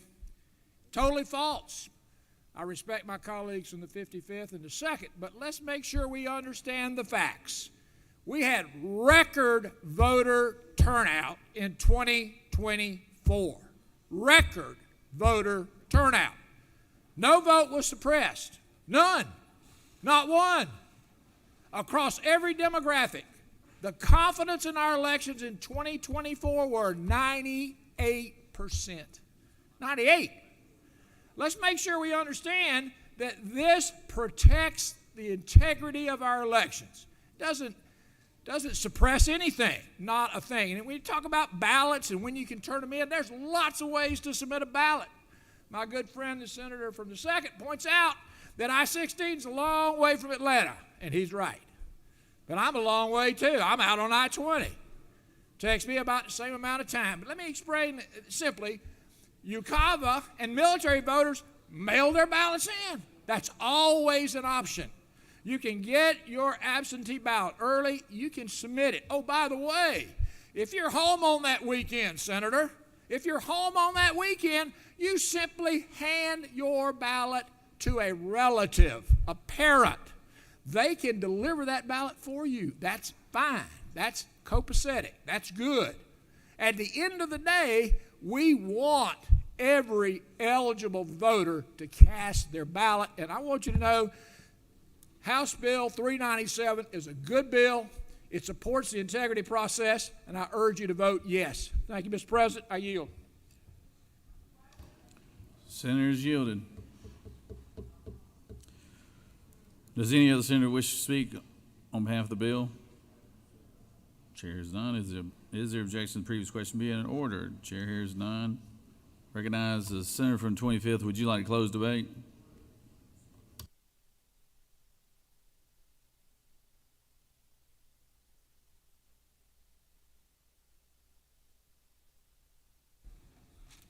Thank you, Mr. President, colleagues. Is there any former election official in this body? Has anyone served as an election official? Has anyone ever worked an election? You've worked elections, great. I served as chief registrar for 16 years. When I first got appointed chief registrar in 1999, my first duty was to appear before the state election board, who Lewis Massey was sitting on that board as Secretary of State. I had to come up and try to repair what our former chief registrar had done in Baldwin County. I got that case dismissed. For the next 16 years, there was not another complaint, not another appearance ordered before the state election board. The state election board has always had the ability to investigate elections. That's what they do. That's what they've always done. Now, I heard someone mention water and line. It wasn't water, ladies and gentlemen. It was pizza, chicken sandwiches, hamburgers, fried chicken, you name it. It was rewarding electors, which in the code is against the law. You cannot reward anyone to register to vote or to vote. ELEC is, and our Secretary of State is purging 455,000 voters. Through, I think about 200,000 was from ELEC, but what about the other 255,000? We've got to find a better way, and this is what this bill is doing. How did we used to register to vote? We had to go to the library. We had to go to the courthouse. We had to go to a bank, or we had to go to a voter drive that was being held. And in order to hold a voter registration drive, you had to go get trained at the registrar's office to hold this voter registration drive. You just couldn't go and hold a voter registration drive. You know what? You can take this little thing right here, right now, and register to vote. You can take your phone and you can register to vote. Ladies and gentlemen, it has been said we're going to make it easy to vote, hard to cheat.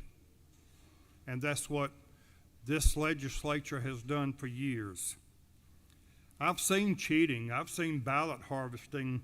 I've been in the registrar's office when we had 25 absentee ballot applications come over our fax line. And you know how we caught them cheating? They actually faxed in an absentee ballot application over people who had died since the last voting cycle. It's out there, ladies and gentlemen, and that's what we're trying to do, is to stop that. You know, I heard Cobb County mentioned. Cobb County is the county that set up these pop-up voting sites. After early voting ends on Friday, there's a lot of work that has to be done.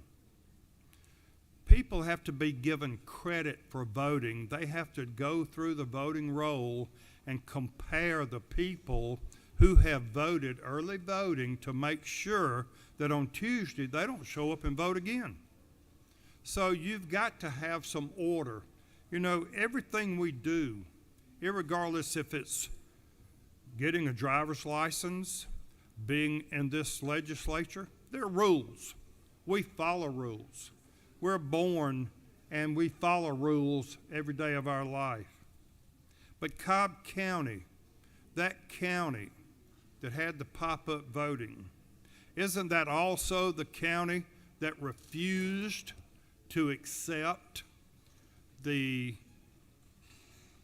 districts that were drawn by the legislature? Yeah. They're in the Wild West. They're going to do what they want to do. They're not going to follow the rules like 158 other counties, and the courts had to make them go back and follow the districts that the legislature had drawn. I rest my case. I'm not an attorney, but I was an election official, and I know what I'm doing. And I thank you, Mr. President. I yield the well.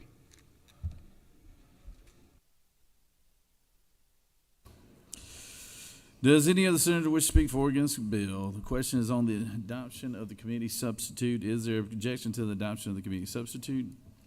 Hearing none, the committee substitute is adopted. Is there objection to agreeing to the report of the committee which is favorable to the passage of the bill? Chair hears none. Report of the committee is agreed to. Is there objection to the main question being ordered? Chair hears none. The main question is ordered. The question is on the passage of the bill by substitute. All those in favor of the bill vote yea. Opposed, nay. Secretary will unlock the machine.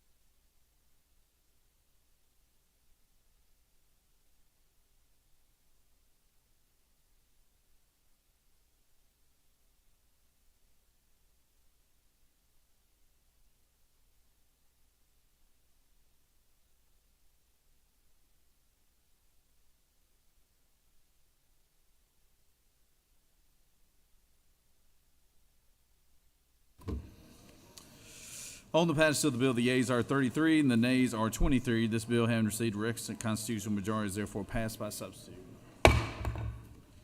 Secretary, read House Bill 398.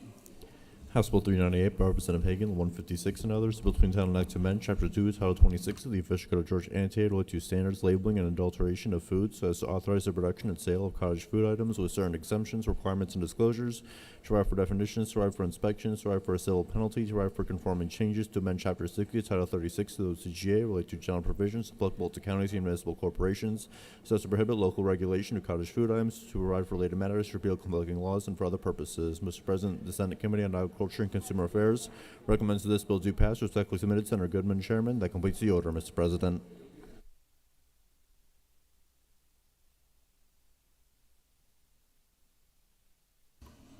Senator from the 11th.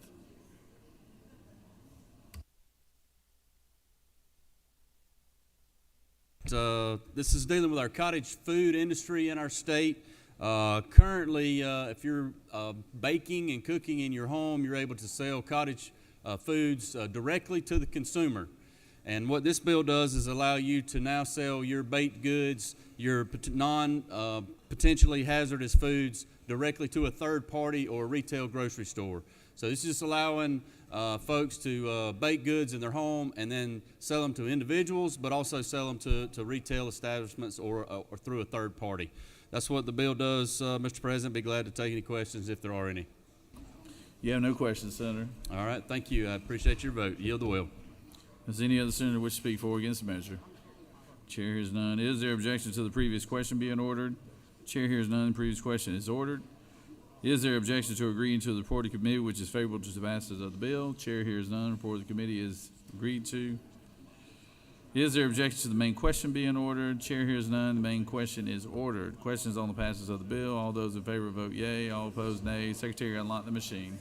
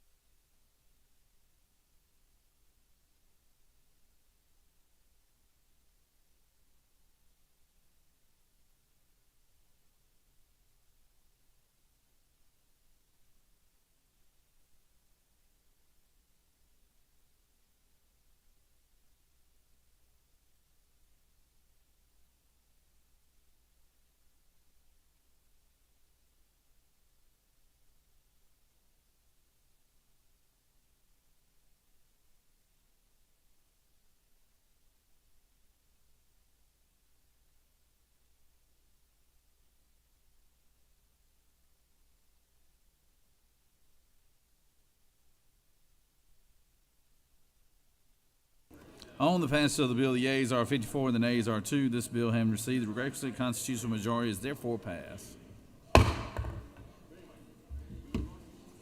Secretary, please read House Bill 371. House Bill 371 by Representative Corbett of the 174th and others, a bill to be entitled an act to amend Code Section 20-2-260, the official code of Georgia annotated related to capital outlay funds generally under the Quality Basic Education Act so as to provide for an increase of the state's maximum authorization of capital outlay funding from $300 million to $375 million annually to provide for related matters, to repeal conflicting laws, and for other purposes. Mr. President, the Senate Committee on Education and Youth recommends that this bill to pass. Respectfully submitted, Senator Hickman, Chairman. Mr. President, the Senate Committee on Education and Youth offers the following substitute to House Bill 371, a bill to be entitled an act to amend Part 10, Article 6 of Chapter 2 of Title 20 of the OCGA related to capital outlay funds under the Quality Basic Education Act so as to provide for an increase of the state's maximum authorization of capital outlay funding from $300 million to $375 million annually, to require that for each new elementary school constructed on or after July 1st, 2027, which includes a playground, such playground shall meet certain standards, provide for an effective date, to provide for related matters, to repeal conflicting laws, and for other purposes. Mr. President, that completes the order. Recognize the pro tem.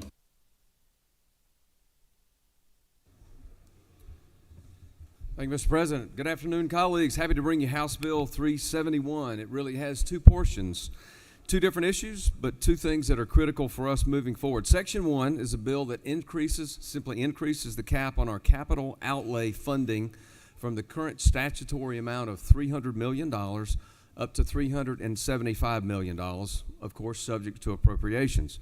This increase is largely due to something that we're all familiar with, which is the increasing rise of construction costs that has been associated with building. This, of course, certainly impacts education sector as it does all sectors across the way. And increasing this number from $300 million to $375 million simply keeps us pace so that these grants can be still done in a meaningful way to the schools that need it. Section 2 is a little different. This bill deals with the minimal facility standards for school recreational facilities. Think of the playgrounds that are at our public schools. As a parent, I know the firsthand, and so do so many of you know the firsthand of dropping your child off at a playground and the fun and the laughter and the camaraderie and the childhood experience building that happens there, and the pride as you watch your child there. But for too many children, these are moments that are simply beyond what they're able to reach, both physically and, unfortunately, emotionally. House Bill 371 seeks to update the minimum requirements for playgrounds, ensuring that newly constructed playgrounds after 2027, so we're giving some time to ramp up and be able to comply with these requirements, meet the accessibility requirements and standards for the inclusive recreational facilities that not just some children, but all children deserve, including those with disabilities. The truth is, our current federal ADA regulations don't sufficiently address this issue, and they fall short of giving children with disabilities the full and unfettered access to the playgrounds in our public schools. By updating these minimal standards, we'll ensure that all children, regardless of their ability, are kids that can, when the recess bell rings, they can enjoy time with their fellow students.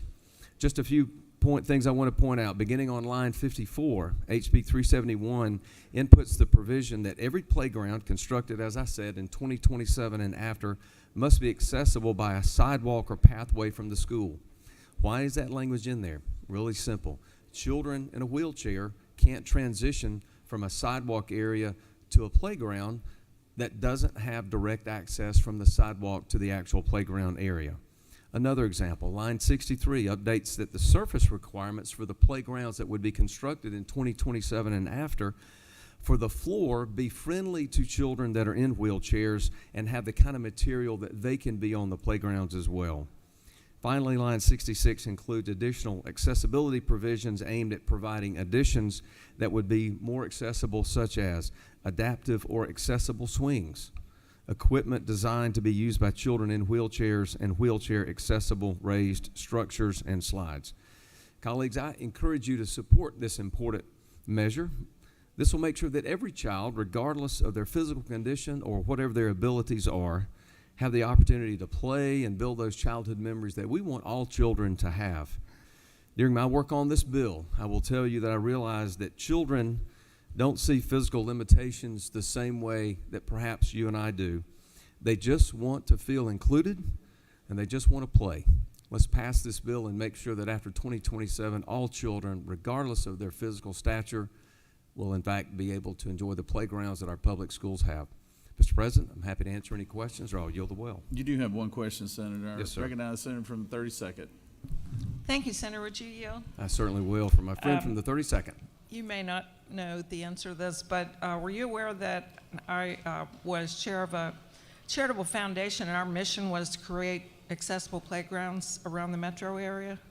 Senator, I did not know that, but knowing your passion for children and you're chairing our Senate Children and Families Committee, that does not surprise me. Would you further yield? Sure.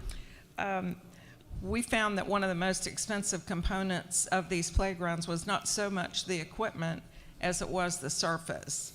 And so I'm a little concerned about the 80%, and I'm questioning whether that's the entire open area on which the playground sits, or is that just the area that's immediately under the playground equipment?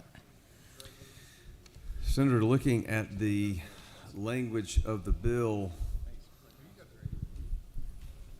it's line, starting on line 63.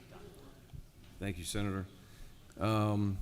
Unitary surfacing shall be used throughout at least 80% of the playground area. My understanding that would be for, yes, the entire playground area, and I think the purpose of that would be so that the children in wheelchairs, in fact, could access a significant portion of the playground area, and as the bill is constructed, it would be at least 80% of that. Would you further yield? Sure. So one of the things that we found is that there were walkways. There's sometimes walkways in the area, and that the area that was most risky for injuries was kids falling off of the equipment.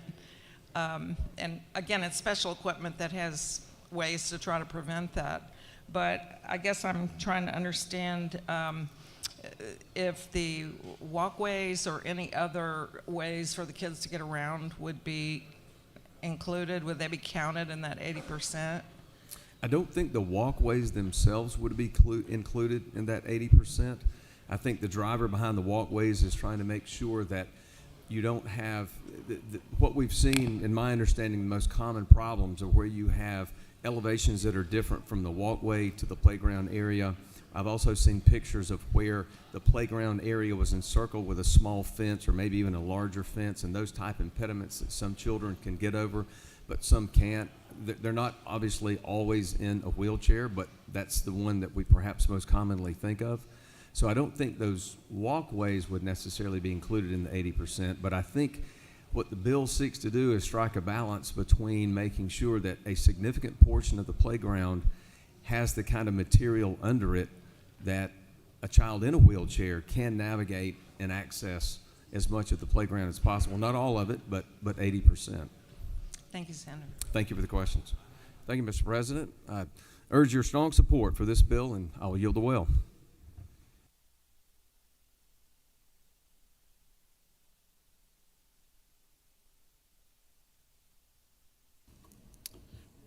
Senator from the 27th, would you like to speak to the measure?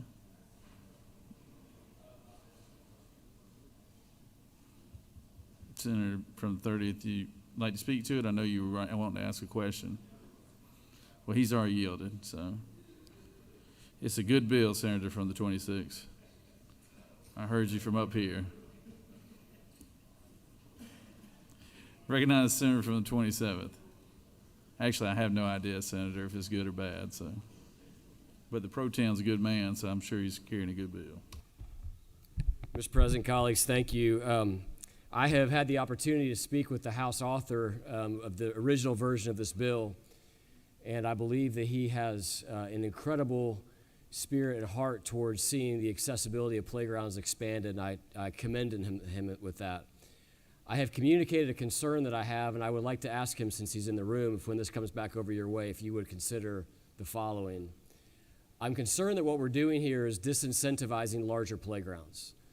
Because what we are doing is by saying that 80% of the playground surface has to be either turf or that poured rubber, that if you want to build not a 10,000 square foot playground, but a 40,000 square foot playground, that now 32,000 square feet of your playground surface has to be made from material that is very, very expensive. And so I'm going to be opposing the bill on my vote, not because I oppose the spirit of it, but because I think that while a laudable goal and a good amount of thought has gone into this, I know that the playground that my kids play on is well more than 10,000 square feet at their school. And I think we're disincentivizing and we're making it very expensive for schools to put in open spaces. So I think what the senator from the 32nd recommended to my friend from the House, I think would be a great idea to look at. That would be to look at doing this poured rubber surface at and around the playground areas, but maybe not in an open area that happens to also be part of that playground area. So I think that when I think about Forsyth County, where we've got some open space, I think that this bill is going to do one of two things. It's going to make these playgrounds more expensive than they should be, or it's going to cause us to build smaller playgrounds. And so as this comes over, Mr. Pro Tem, and to my friend in the House, if y'all would just consider that before this reaches final passage, I'd be grateful. Thank you so much.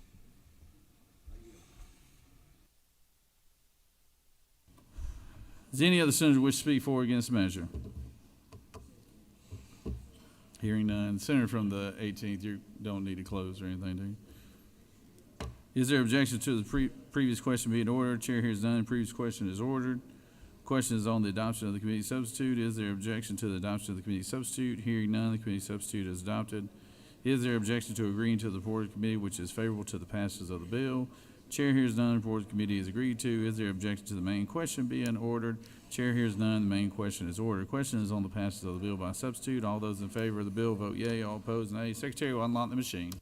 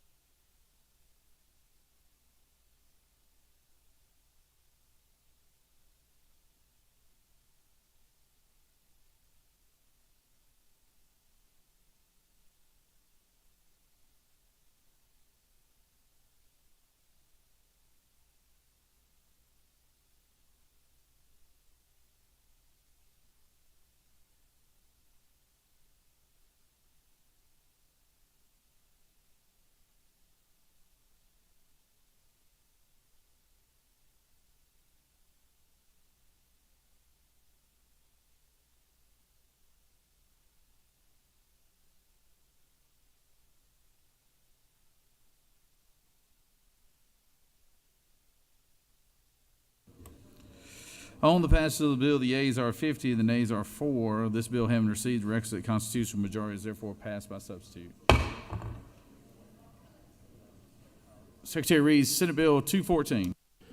Senate Bill 214 by Senator Burns, the 23rd, and others, a bill to be entitled an act to amend Chapter 2 of Title 21 of the Official Code of Georgia annotated related to elections and primaries generally, so as to authorize electors to cast physical absentee on request ballots as an alternative to using other authorized means of casting in-person votes, to provide for procedures for form collection and tabulation of such ballots, to provide reporting provisions to reference such ballots, to provide for related matters, to repeal convoking laws, and for other purposes.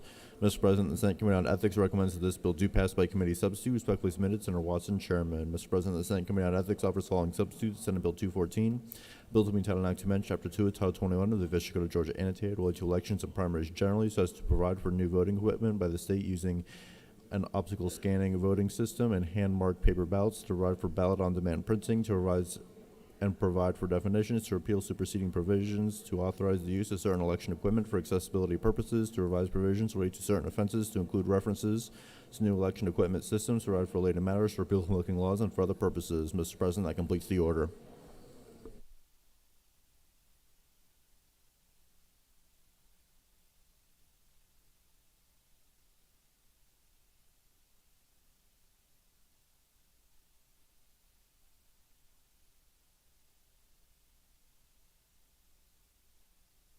Senator from the 23rd.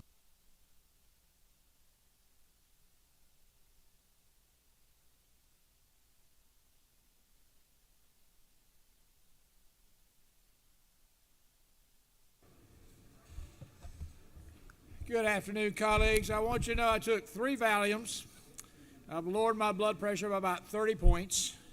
And now I want to bring you Senate Bill 214. It is an election bill. You might want to pay attention. Good bill, good bill. Senate Bill 214 provides for hand-marked paper ballots. It removes ballot marking devices. It eliminates QR codes. It increases voter confidence. It ensures that election systems cannot be hacked. And I think this is a bill that can receive bipartisan support. A little bit of history. 4 years ago, when we were debating SB 202, long time ago, I made a suggestion that if anyone wanted to utilize a hand-marked paper ballot, all they had to do was ask for an absentee ballot. And you can ask for an absentee ballot. You have to ask for it 11 days in advance in order for us to mail it out and for you to have time to return it in some fashion. But it seemed not unreasonable that you should be able to go to the polls during early voting or even on election day and ask for the same thing. So what this bill does, SB 214, is resurrect the original concept of a paper ballot using the absentee ballot as the model. I want to thank the individuals from Gavrio that's worked with us on crafting this bill. We recognize that there are some issues that we've got to continue to refine. We also recognize that there's some cost associated with moving to a new system. But I'd remind my colleagues that at this time we are in the latter stages of our current election system, and it would not make sense to continue to invest in an old approach, but perhaps address a new approach. So let's take a look at what the bill does, and I'll quickly walk you through it. First of all, it is a hand-marked paper ballot. The ballot itself is marked by the individual voter.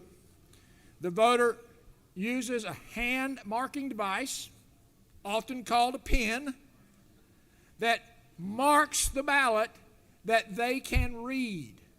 There's no QR code.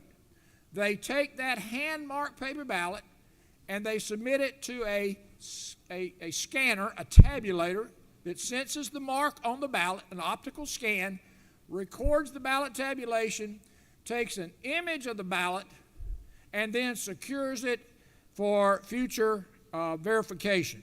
So, hand-marked paper ballots.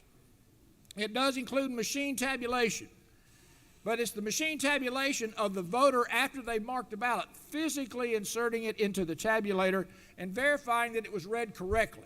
if there's stray marks, if it could not be read, if there's a crease or a crinkle or a problem, it would be rejected. The voter would make the correction. There'd not be a need to cure any ballots. It does require that you include a concept called ballot on demand printing. So as you check in through our current verification system, our current voter verification system, we currently use NOAC system on poll bads. It would then allow for the ability to print a unique ballot style for that elector. You would print one ballot for one voter. There would be no stray ballots. There would be no pre-printed ballots with the exception of emergency ballots if the systems went down. That means that every voting system would be the same. They would all be on hand-marked paper ballots. They would all be machine tabulated. You could do that during absentee voting, advanced early voting, and election day voting. The only challenges we continue to resolve, we have to provide for accommodations for special needs electors. So, quickly, if you'll look at the bill with me, and I'll be brief. Lines 13 and through 14 just define ballot on demand printing. We have to have ballot on demand printing to implement this concept. You'll notice on line 27, we define non-electronic ballot markers. And you say, well, what is that? Well, that's the legal term for pen or pencil. I'll be glad to read you that out of code if I can dig it out of my notes. OCGA 21.2, definitions, subparagraph 2, ballot marking device means a pen, a pencil, or similar writing tool. So that's where you get the term non-electronic ballot marker. Notice in lines 33 and following, the state shall furnish optical scanning voting systems and ballot on demand printing. It's interesting, we already have the optical scanning system. We need the ballot on demand printing. So we're recommending in this legislation that it not be an unfunded mandate, but the state provide the equipment necessary to implement this concept. As we look further on lines 45, it allows the Secretary of State to conduct pilot programs, which he has the ability to do now, but it just expands it to include optical scanning voting systems. We removed section lines 69 through 83 because we no longer need them. That was a special opportunity we included in SB 189 last year so that small elections could be using hand-marked paper ballots. This legislation would let all elections do that. Notice in section 3, line 90, that we would implement this system simultaneously. So once we begin to move to this system, we would go simultaneously. Section 5 deals with accommodating voters with special needs. So there has to be some mechanism for supporting special needs voters.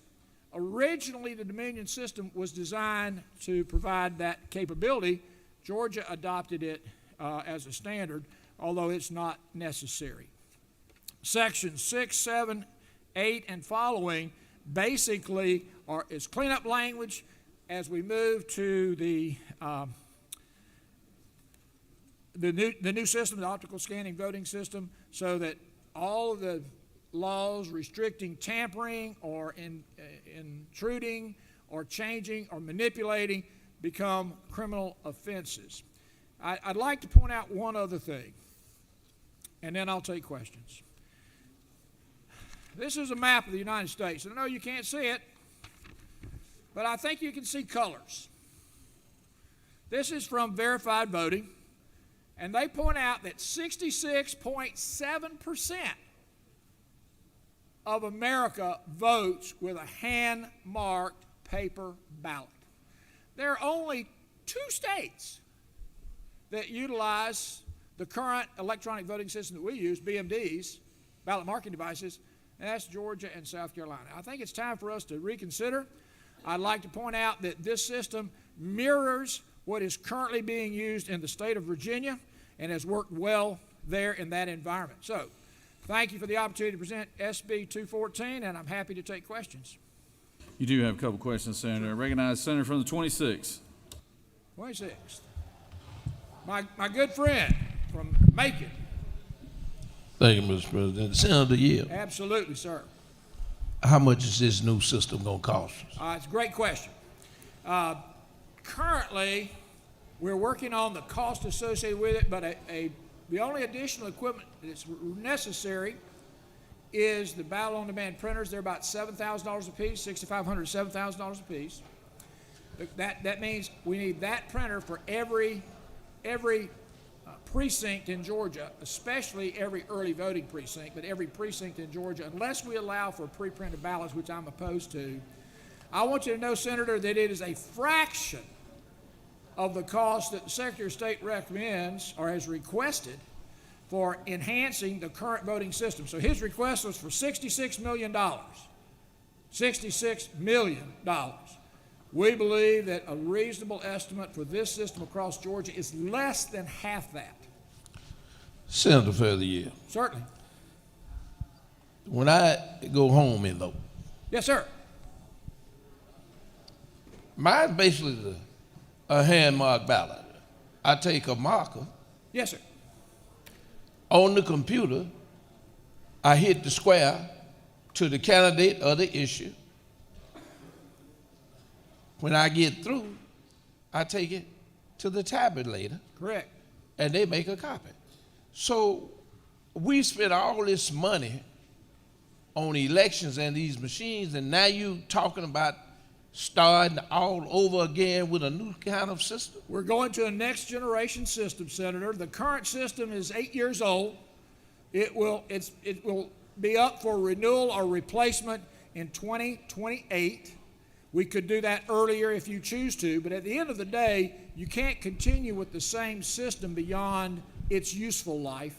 And I would suggest that this is a less expensive, more secure, and a much more palatable system for the voter.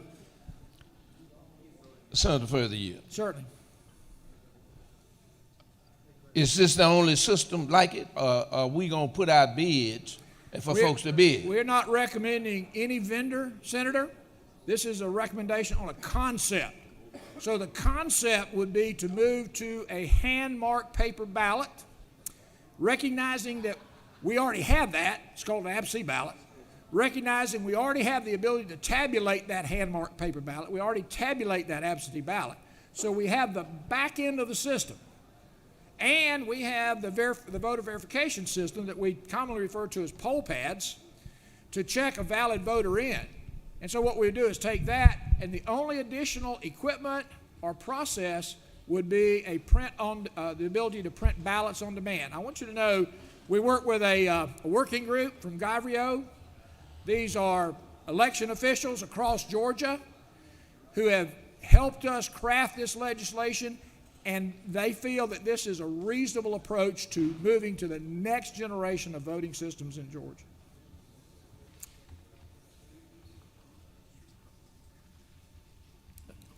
The senator from the 54th. Thank you, Mr. President. Senator Yield? Yes, sir.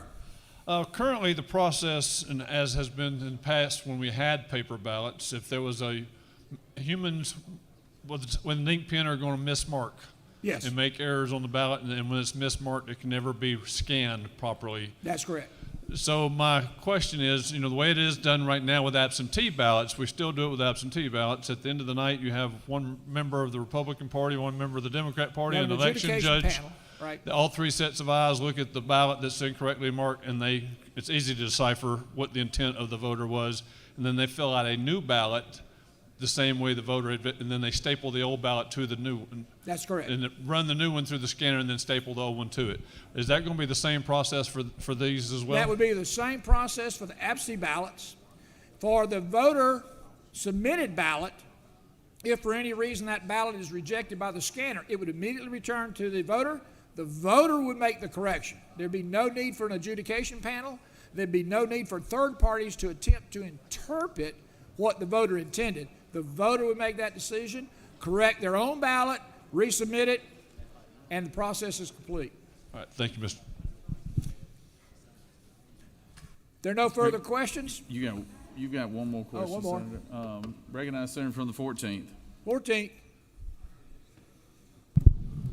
Thank you, Mr. President. Does the senator yield? Absolutely. For my good friend on Fox, what is it? It's Trump News. That's right. Trump Morning News. Trump Morning News, yes. Senator, I understand that this bill creates something you're calling a ballot on demand. Indeed. Does this legislation also create something called a bill on demand, wherein you can have a piece of legislation go into law the same year that it is passed? I'm sorry, with Senator, repeat the question. I'm curious if this creates a bill on demand procedure also, where it can become law the same year that we pass it out of the Senate. That's an interesting concept, Senator. I'm really not sure I can respond appropriately. I think we'll have to wait to see if there's anything called a bill on demand. We got to wait. Okay. Thanks, Senator. Appreciate Thank it. you. I appreciate it. Thank you, Senator. Thank you, Mr. President. I yield the well. Senators yielded the well.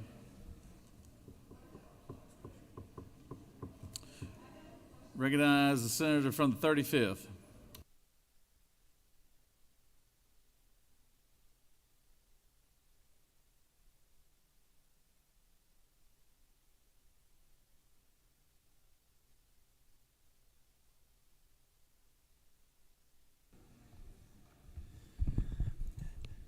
Thank you, Mr. President. I rise, colleagues, in opposition to SB 214, but not for the reasons that you might suspect. And I want to make this clear. I am for hand-mark paper ballots. I'm going to say that again. I am for hand-marked paper ballots. And I want to remind folks that Democrats have been in favor of hand-marked paper ballots for years. In fact, in 2019, we advocated for it, and I distinctly remember a well speech by the senator from the 44th where she advocated for hand-marked paper ballots, but we were told that the system would be too expensive. The $100 million that it would cost to implement hand-marked paper ballots would be too expensive. So we went to ballot marking devices. And several $100 million later, here we are, about to make a switch. Let me say that again.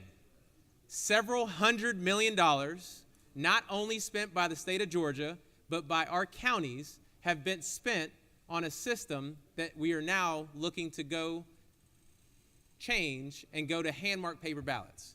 We could have saved the taxpayers of the state hundreds of millions of dollars, not only at the state level, but at the local level. So, laying that on the table, the fact that Democrats very much support hand-marked paper ballots, I want to point out some issues that I have with SB 214. The first is that I agree with the senator from the 23rd. The vast majority of Americans vote by hand-marked paper ballots. However, what we would be doing with this bill would create an unnecessary and potentially expensive experimental voting system by mandating ballots on demand. Something that, in my opinion, is high risk because it hasn't been deployed at a statewide scale anywhere in this union. There is no state that does ballot on demand printing statewide. What do they do instead? They pre-print ballots, and they have controls for that. The 70% of Americans that vote by hand-marked paper ballots, nearly all of them vote on pre-printed ballots. So what we would be doing here is creating a new voter system that's hand-marked paper ballots by ballot on demand. And I know that the senator from the 23rd pointed out that Virginia uses this system. They do, but they do it on a limited basis. Counties have the option to use ballot on demand. Something that I think makes sense for the state of Georgia. We should make it optional. If a county wants to use ballot on demand printing, they should absolutely be able to do that so that their residents can vote, their citizens can vote using hand-marked paper ballots. But if it's more economical, and it is, to pre-print those ballots, then we should be allowing our counties to save our taxpayers money by allowing them to pre-print ballots. So the fact that we would be implementing a statewide mandate on ballots on demand would cause a rush to implement an experiment. Colleagues, I want to let y'all know that based on the complexities of our local elections and our statewide elections, about 120 counties would be able to pretty easily use pre-printed ballots without any issues. Now, bigger counties, like the counties that I represent, would have a whole bunch of styles, a whole bunch of different style ballots, forms that could be printed. But the vast majority of your counties don't need ballot on demand. They could print the ballot before the election and use it just fine. So we would be causing those 120 counties to spend more money on ballot on demand printing. Again, something that has not been tried statewide, mandated statewide in any state in this country. Colleagues, we've made two major mistakes in the last 2 decades with voting systems because we've implemented these systems without adequate deliberation and making sure that the experts are being heard and that their input is being adhered to when we pass these laws. Whether it's the legacy DRE system, touchscreen that was found unconstitutional by court, or it's the system that we have now, which, whether you're on one, buy new optical scanners because we already have those scanners. We could convert to hand-marked paper ballots today at a cost that is much less than this system that's being proposed, ballots on demand, or likely removing QR codes that the Secretary of State says would have to cost at least $70 million. So, colleagues, I'm urging you to think about this and use a much more conservative approach by using the system, the scanners that we have already, and just converting to a hand-marked paper ballot system. Now, here's my second issue with this bill, is that this bill doesn't do anything right now. That's because this bill hasn't crossed over.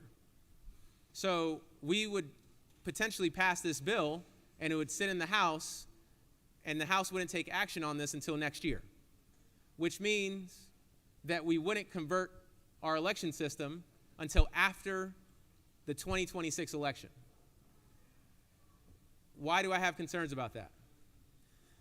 Because, as I said before, there are people on both sides of the aisle that can point to issues with the current system that we have. But not only that, state law requires that we remove a QR code. We're concerned about money, right? The Secretary of State has already said that just removing QR codes would cost $70 million. Do we really want to spend $70 million on a system that we're going to phase out anyway? Why not save that money, move to a hand-marked paper ballot system, and save our taxpayers that money? Not only that, the president issued an executive order mandating the removal of QR codes within 6 months.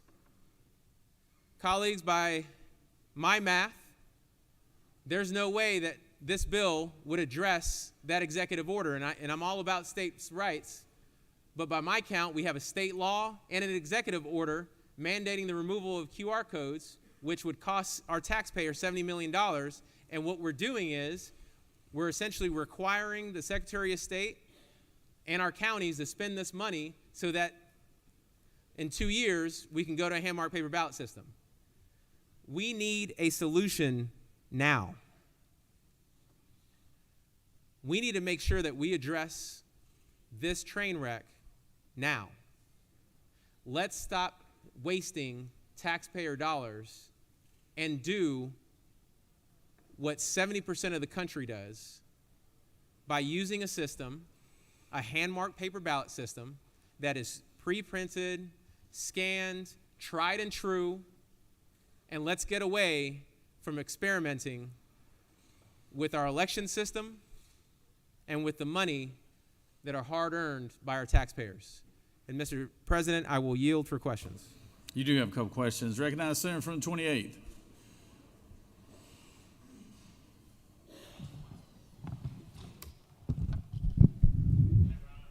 Thank you, Mr. President, but I really had it on for the other speaker, but will you yield? Yes. Isn't it true that paper ballots were in control for as long as we had been in the state of Georgia until just a few years ago? 10 years ago, yeah, 7 years? Did we just say before? And isn't it true that some people thought it was the best way if it was problems, so they started, many of the counties have paper ballots in addition to what they have. And when they vote on the electronic way, they get a receipt and they put the receipt is the paper ballot. You have to sign off on it and put it wherever they put it. Did you know about that? So yes, Senator, and the issue is that Georgia has used paper ballots, hand-marked paper ballots in the past. But the issue that I have is that the last 2 election systems that we've had have been experimental.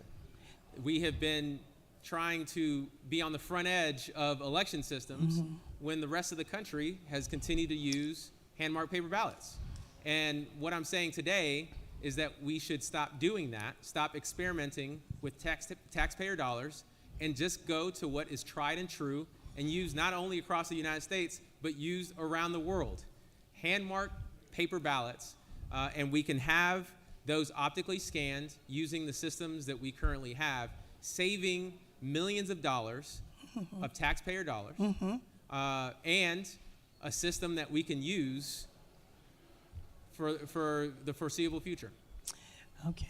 My whole problem was that we're supposed to be working toward a paperless society, and now we're going to add paper ballots, which causes a lot of government paper to be used. And Senator, I understand that concern, but I rather not experiment with the taxpayer dollars of the people of this great state, and I rather go to a system that is used by the vast majority of the country, that is tried and true, and that Georgia has used in the past.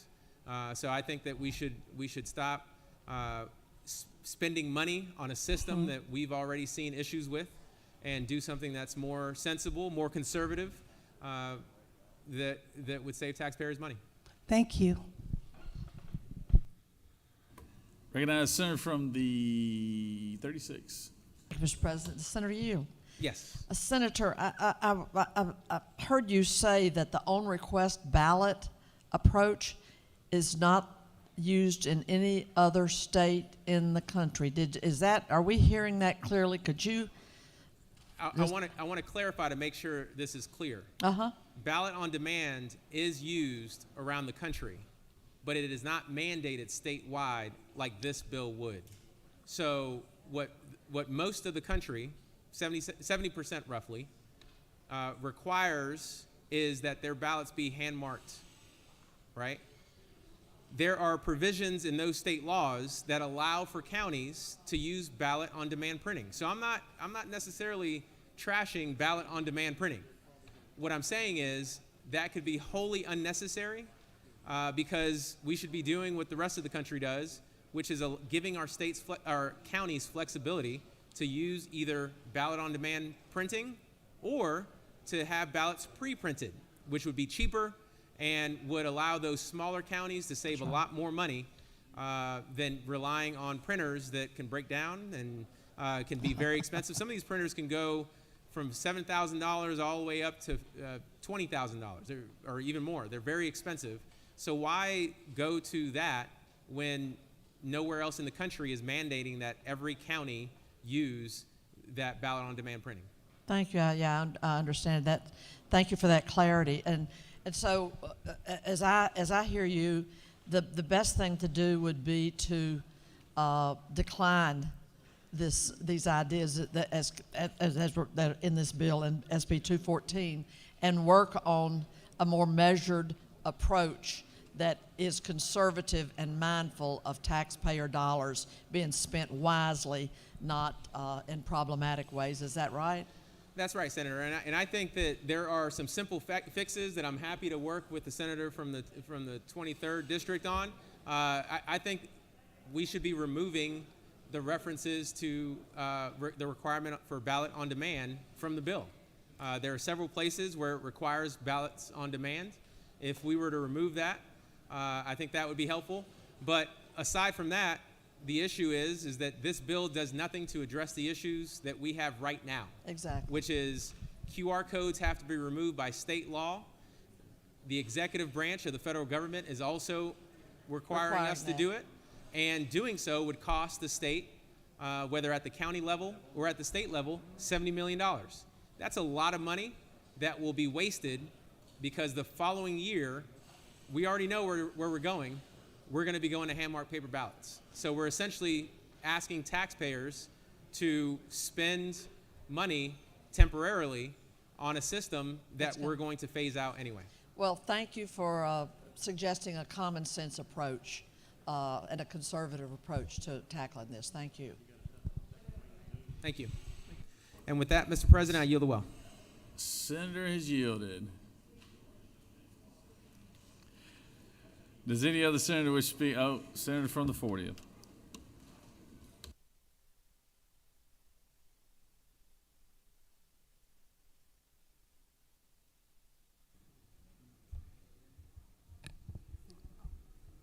Thank you, Mr. President. Colleagues of the Senate, I am experiencing some serious deja vu right now because I was here in 2019 when we had this whole debate, House Bill 316, about getting a new voting system.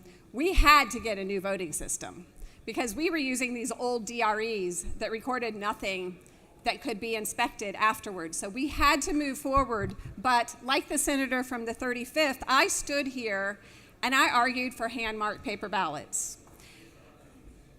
I support hand-marked paper ballots because you know the voter's intention. The problem with the BMDs. Senator, hold on one second. If everybody could settle down a little bit, quiet the chamber a little bit, and pay attention to the senator in the well, please. Thank you, Mr. President. The problem with the ballot marking devices was that the machine marked the ballot and the voter had to check it to make sure it was all correct, and there was concerns about whether the voter could do that accurately and votes could get misrecorded. So that was the issue. But the Republican Party in charge decided to go forward with a more expensive system because hand-marked paper ballots were actually much cheaper. And so they went on with a more expensive system, bought this whole fancy BMD system, and the senator from the 26th asked the senator from the 23rd about cost. And notice we don't have a fiscal note, but the senator from the 23rd did give us a few little details about what this machine costs or that machine costs, but he left a big part of the picture out. When we bought those machines in 2019, we bought them on a 20-year bond at 5.77% interest. So folks, if we ditch these machines now, we will still be paying for them until 2040. Now, I don't know about you, but I don't think this is fiscally responsible. Now, these bills came up late in the process. There were issues with them not being vetted. This one hasn't even gone to the House yet. But we are moving way too quickly and not paying enough attention to some really important big details, like the fact that these current machines were bought on a 20-year bond, and whether we use them or not, we're going to be paying for them with taxpayer money. This bill is not ready. The other bill is not ready. We need to be more mindful of the taxpayers' dollars. Thank you, and I'll yield to questions. You do have a couple questions, Senator. Recognize the Senator from the 23rd.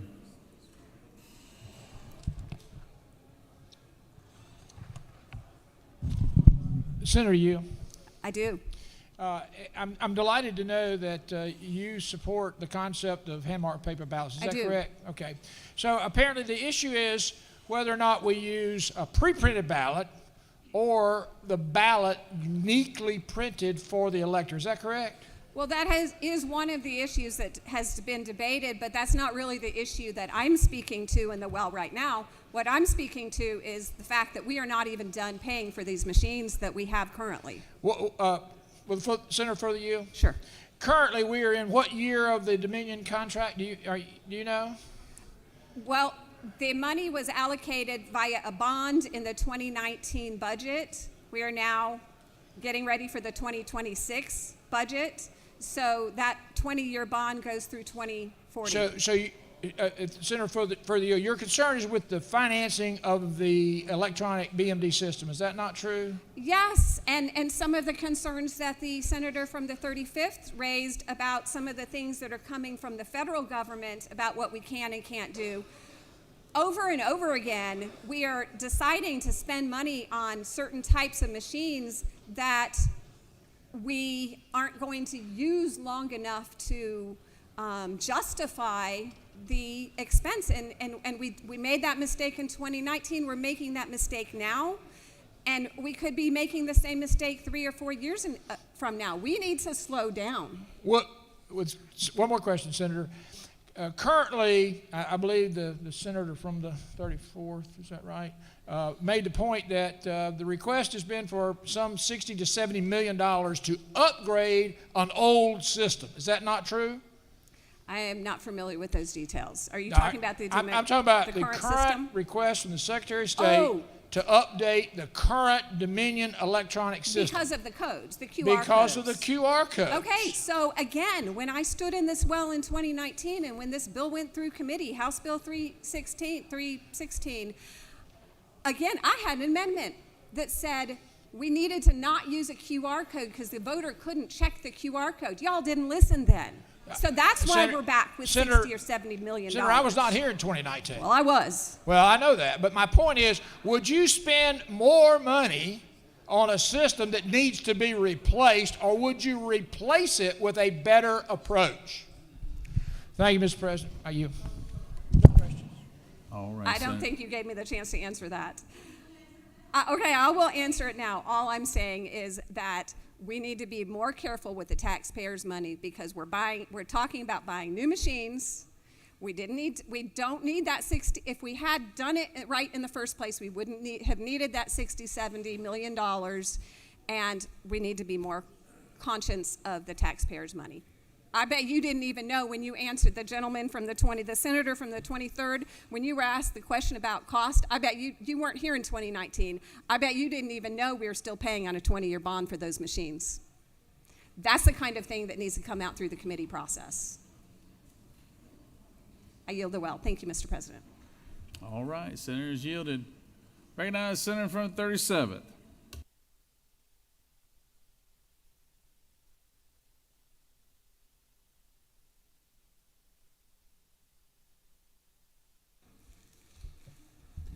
Ladies and gentlemen of the Senate, I rise to speak on support of Senate Bill 214.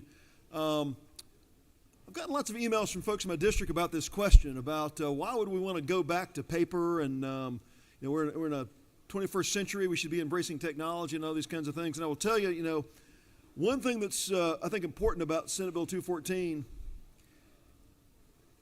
it does embrace technology. In fact, there's this technology that was very innovative, It was invented in China in the 2nd century. It was called pulp paper. And pulp paper as a technology is simple, it's durable, and most importantly, it expresses and retains a voter's intent very clearly and maintains it over time.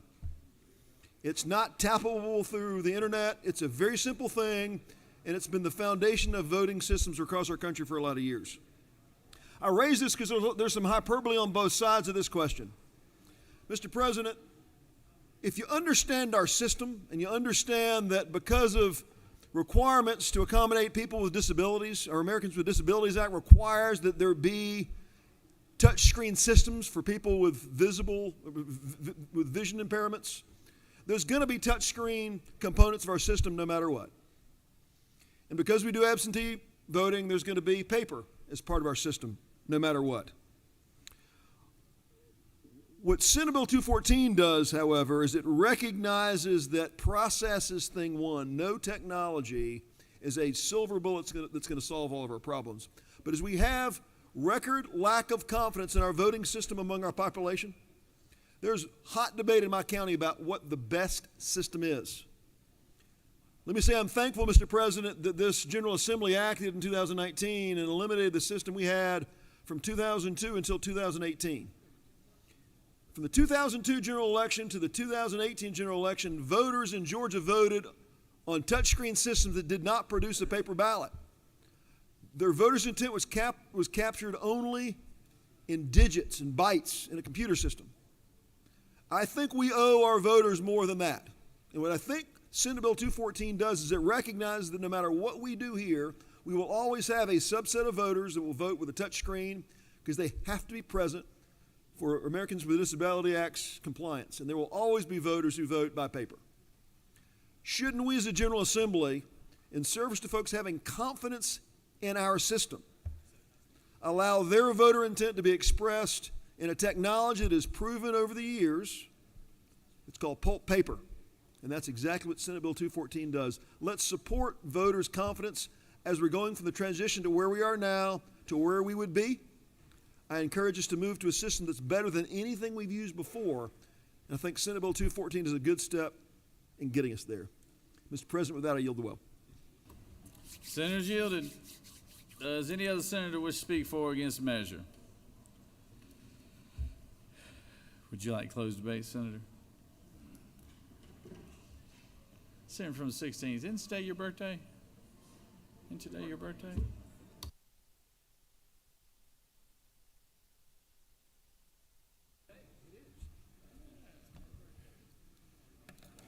Thank you, Mr. President. I'll be brief. I'm delighted that we all agree that it's time to move forward. It's time to recognize that the electronic approach is not well embraced by a number of our constituents. It's time to go back to that innovative technology of several thousand years ago and put a mark on a paper ballot. It's pretty simple. You've got to tabulate it correctly. You've got to image it. You've got to make sure it's controlled. You've got to have chain of custody. I think the argument is we don't need to spend money on a new system because we need to spend more money on a bad system. Where is my friend from the second? The gentleman from I-16 talks about his grandparents and their wisdom and how they shared with him the importance of measuring and cutting. Well, you know what? I do recall the old saying that says you never throw good money after bad. You never invest in things that aren't working out like you thought they should. Once you have a sunk cost, you move forward. And that's what this bill does. Now, why should we have print-on-demand ballots? Well, it's very simple. It ensures the voter, the elector, gets the correct ballot. It is a unique ballot for that voter, for that precinct, for the races for which they're eligible to vote. If we pre-print our ballots, we have a major control problem. We have a major chain of custody problem.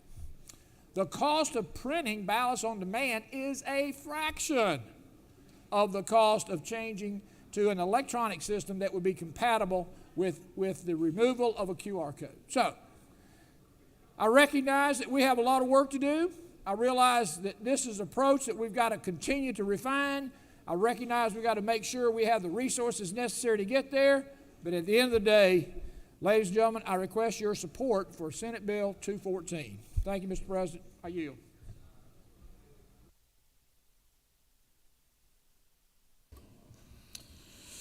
All right. Questions on the adoption of the committee substitute? Is there objection to the adoption of the committee substitute? Hearing none, the committee substitute is adopted. Is there objection to agreeing to the report of the committee which is favorable to the passage of the bill? Chair hears none. The report of the committee is agreed to. Is there objection to the main question being ordered? Chair hears none. The main question is ordered. Questions on the passage of the bill by substitute. All those in favor will vote yea. All opposed, nay. Secretary, unlock the machine.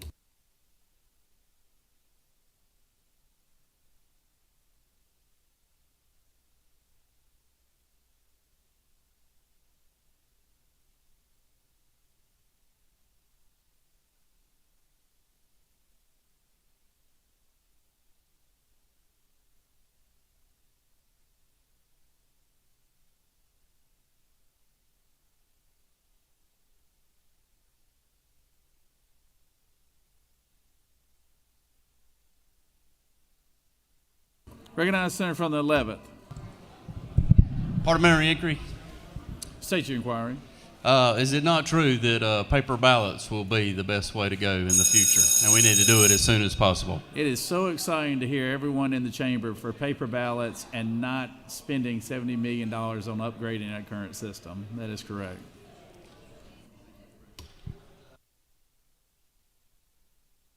Recognize the senator from the 2nd. Parliamentary inquiry, Mr. President. State your inquiry. Mr. President, by voting on SB 214, is it not true that the majority party agrees that Democrats were right? I think there's always room for people to admit when they're right and wrong in any situation.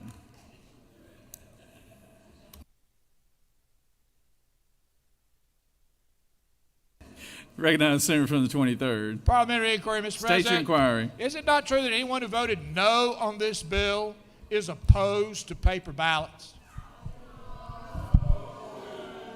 Senator, the votes speak for themselves. The votes speak for themselves. On the passage of the bill, the yeas are 33, the nays are 23. This bill, having received the requisite constitutional majority, is therefore passed by substitute.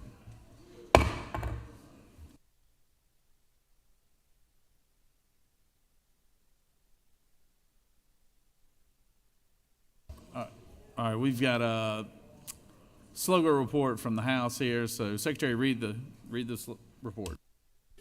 Mr. President, the Senate Committee on State and Local Governmental Operations has had under consideration the following legislation, has instructed me to report the same back to the Senate with the following recommendation: House Bill 756 to pass, House Bill 768 to pass, House Bill 769 to pass, House Bill 770 to pass, House Bill 778 to pass, House Bill 834 to pass, House Bill 837 to pass, House Bill 840 to pass, House Bill 855 to pass, House Bill 856 to pass, House Bill 869 to pass, House Bill 811 to pass, House Bill 813 to pass, House Bill 814 to pass, House Bill 815 to pass, House Bill 823 to pass, House Bill 824 to pass, House Bill 832 to pass, House Bill 835 to pass, House Bill 841 to pass, House Bill 842 to pass, House Bill 843 to pass, House Bill 844 to pass, House Bill 848 to pass, House Bill 850 to pass, House Bill 853 to pass, House Bill 854 to pass, House Bill 859 to pass, House Bill 861 to pass, House Bill 870 to pass. Respectfully submitted, Senator Dixon, the 45th District Chairman. That completes the order, Mr. President.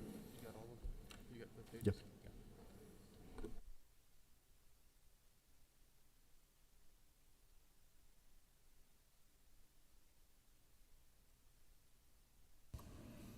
All these bills will be on a supplemental local calendar that will be distributed later today. So let's stand at ease for a little bit, get you a little water break or whatever, and we'll be back in about 15, 20 minutes.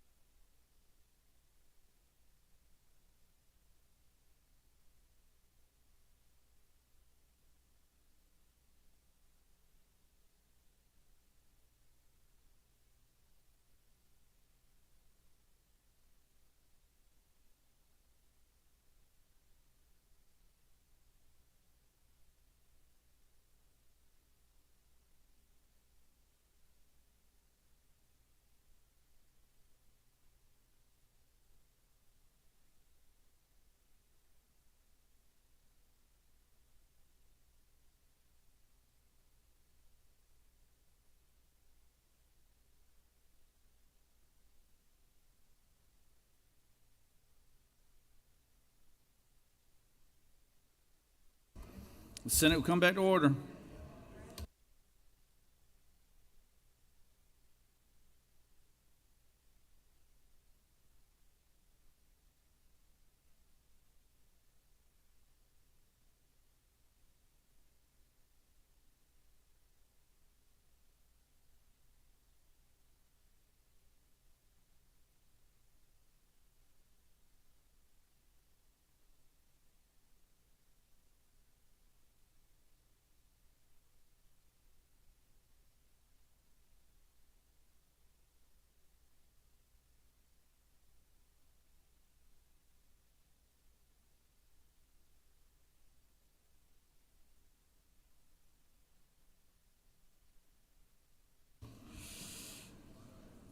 Secretary read House Bill 54. House Bill 54 by Representative Clark of the 100th and others, bill to be entitled an act to amend Title 16, 31, and 43, the official code of Georgia annotated related to crimes and offenses, health and professions, and businesses respectively, so as to authorize advanced practice registered nurses and physician assistants to order home health care services to patients of licensed health home agencies, to provide for definitions, to provide for the approval of continuing education regarding death certificates for certain physician assistants by the Georgia Composite Medical Board, and for certain advanced practice registered nurses by the Georgia Board of Nursing, to provide for related matters, for bill-looking laws, and for other purposes. Mr. President, the Senate Committee on Regulated Industries and Utilities recommends that this bill do pass by substitute. Respectfully submitted, Senator Cowsert, Chairman. Mr. President, the Senate Committee on Regulated Industries and Utilities offers the following substitute to House Bill 54, bill to be entitled an act to amend Title 16, 31, 43, and 48 of the CGA related to crimes and offenses, health and professions and businesses, and revenue taxation, respectively, so as to authorize physician assistants to order home health care services to patients of home health agencies, to provide for definitions, to provide for the approval of continuing education regarding death certificates, to provide for authorizing job descriptions, to provide for tax credits for qualified caregiver expenses, and for other purposes. Mr. President, Senator Brass, the 6 and others offer the following amendment. Number 1, to amend House Bill 54 by adding advanced practice registered nurses and before physician assistants on lines 3 and 6 by inserting an advanced practice registered nurse acting pursuant to the authority of Code Section 43-34-25 before or a physician assistant on lines 17, 30, 39, and 40, 63 and 64, 80 and 178 by inserting between lines 46 and 47 the following. Point 5, advanced practice registered nurse has the same meaning as set forth in Code Section 43-1-3 and for other purposes. Mr. President, Senator Kirkpatrick, the 32nd, and others offer the following amendment, number 1A, to amend Amendment 1 to House Bill 54 by inserting on line 4 after on a physician assistant, provided that the individual orderly the home health services does not have an ownership intent in an entity to which they are refining. Mr. President, Senator Jackson, the 41st, and others offer the following amendment, number 2, to amend House Bill 54 by inserting between lines 162 and 163 the following. Section 6A, said title is further amended by adding a new code section to read as follows. 43-34-34.1A, as used in the code section the term 1 institution means a hospital licensed by the Department of Community Health and its affiliated clinics, a board-approved medical school, or a federally qualified health center, provided that such institution and for other purposes. Mr. President, that completes the order.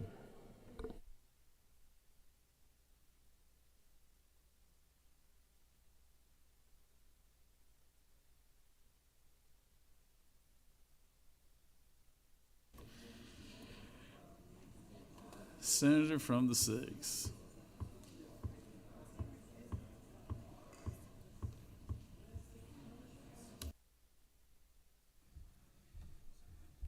Thank you, Mr. President. We're chugging along. We only got 78 more bills to go. Ladies and gentlemen, I bring to you HB 54. Simple bill. It allows PAs, also known as physician assistants, under direction of a doctor or a physician, to write home health care orders. That is the underlying bill in its simplest form. And brought Amendment 1, which will allow advanced practice registered nurses to do the same, also under the direction of a doctor or a physician.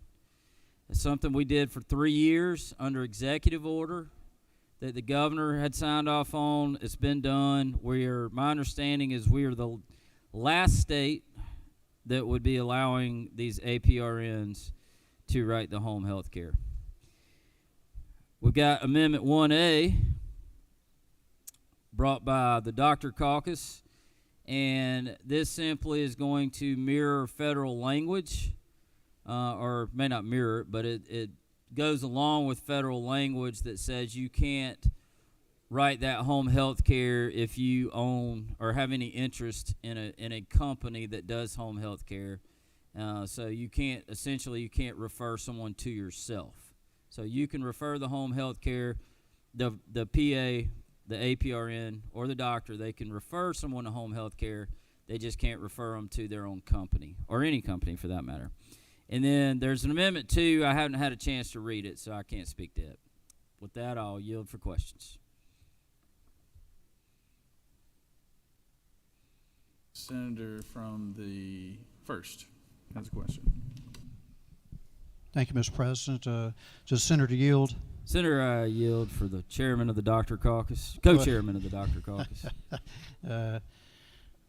Thank you, Mr. Chairman of the Rules. We're certainly, I just want to reiterate that, Amendment 1, Amendment 1A is something that I think is appropriate. Nurse practitioners and PAs, it is correct with physicians and PAs can't refer to something that they own, so that's why the Second Amendment, and I think we're all on board with that. And I would hope that the Second Amendment would be withdrawn, but I will leave that up to the author. Thank you very much. Could I get that in the form of a question?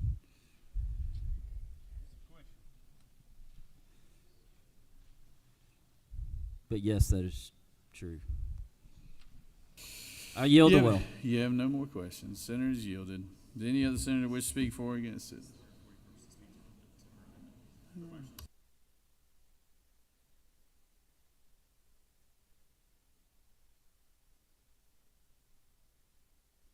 Senator from the 32nd, you'd like to come speak to your amendment? Senator from the 32nd, your amendment?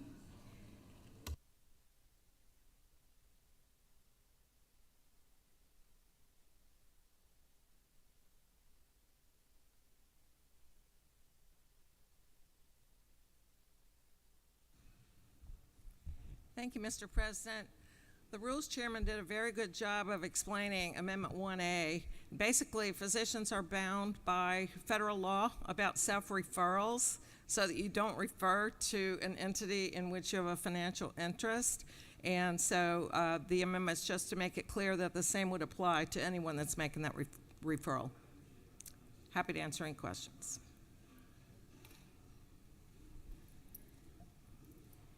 You have no questions, Senator. Thank you, I yield.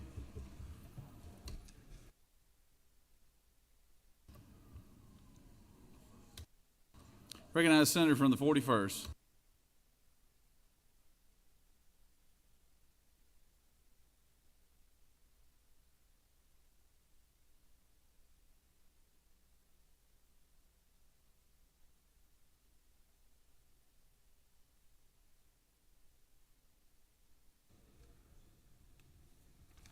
Thank you, Mr. President. Colleagues, I rise today here with Amendment Number 2, and I would ask and invite you to consider this amendment. And I want to start by telling you where it comes from. First and foremost, I had the great privilege of being on a study committee where we went around rural Georgia and we talked about a rural healthcare shortage. And over the course of time, that study committee put together a committee report. And one of the things we said that we needed to do was to consider the people who live in our state today who are already trained as physicians, who are trained internationally, and to create a pathway for them to become licensed. And so this is what this amendment does. It creates a pathway because we have hundreds of doctors who live in Georgia today, right now, who are trained and worked as physicians in their home countries, who've now made Georgia home, and right now are not able to practice. I'm also bringing this bill to you today because I have family who live in rural Georgia. A father-in-law with a chronic illness who fought in Vietnam, who worked and served this country, and who has to travel miles and miles because there's no doctor nearby. And I know that this is true for many of the people in this room. There are 143 counties in our great state in which there is a clear and true shortage of physicians. every one of us sitting in this room has an obligation to our constituents to do everything that we can possible to deliver health care to them. And when you have doctors who are already trained here in the States, but we don't create a pathway for them to be able to work, well, I think that we're failing our people. The reality is, I have worked incredibly hard and in good faith with physicians and with a whole lot of people to create a pathway so that people who are trained, people who served in the military and worked as physicians there, people who worked hard as physicians who bring great expertise, can be able to bring that practice here to Georgia. But I want to be clear, what I'm trying to do here is not new. This isn't something that I just made up or came out of the air. Let me tell you the states that have already done this. Arizona, Arkansas, Colorado, Virginia, Florida, Utah, Illinois, Idaho, Iowa, Tennessee, Washington, and Wisconsin have all said, you know what, we have a shortage. We have a physician shortage, particularly in our rural areas. And we need to create a pathway for people who are internationally trained to be able to practice in our states. They are doing that, and they are doing that today to try to begin to address the shortage. Friends, I want to be clear. People in rural Georgia today are not well because they don't have access to a physician. People in rural Georgia today are burning up gas, spending extra time and energy having to tote their loved ones to other counties because they simply don't have access to a physician. This bill helps to begin to fill that gap. Now, some will say, well, are you sure that they're going to be able to care for us well? Well, in this amendment, we've made sure. We require that they take all of the examinations that anyone who was trained in the U.S. would take. Step 1, Step 2, Step 3. We require that they would have to be supervised by a physician in the facility where they were hired. We have put lots of guardrails in this bill, and I will tell you, somebody's probably already got a text message from the composite board. And the composite board will say, well, we don't agree with this bill. But I want you to just take a moment and look at line 48. In line 48, we tell the board that any other criteria that the board may require, they are able to come up with. Line 65, once again, we say to the board, any other criteria that you decide is necessary to ensure the safety of these physicians, you can come up with. And we say it again in line 73, any license can be granted or denied at the discretion of the board. We have given the composite board a significant amount of leeway to make sure that they implement rules and promulgate all the things that are necessary to protect all Georgians when it comes to having access to a physician who is trained internationally. But fundamentally, this is about bringing more doctors online. It is about making sure that wherever you are, whether it is because you have family in rural Georgia or you yourself live in rural Georgia or you happen to go on vacation and find yourself in need of a doctor in rural Georgia, this is about making sure that those doctors are available. And so I hear and I know that there are some concerns because the medical composite board isn't online. Well, sometimes we have to tell the medical composite board to figure out the rules. But we've given you some framework. And we've given the medical composite board the space to fill in any rules that they might feel are necessary. But at the end of the day, this amendment, this vehicle, will make sure that we have more doctors who are trained, who have been working as physicians in other countries. We are making sure that they can come and serve here, just like 13 other states around us have already done. And with that, I will yield for questions. You have no questions, Senator. Thank you. Recognize the senator from the first. Speak to the measure.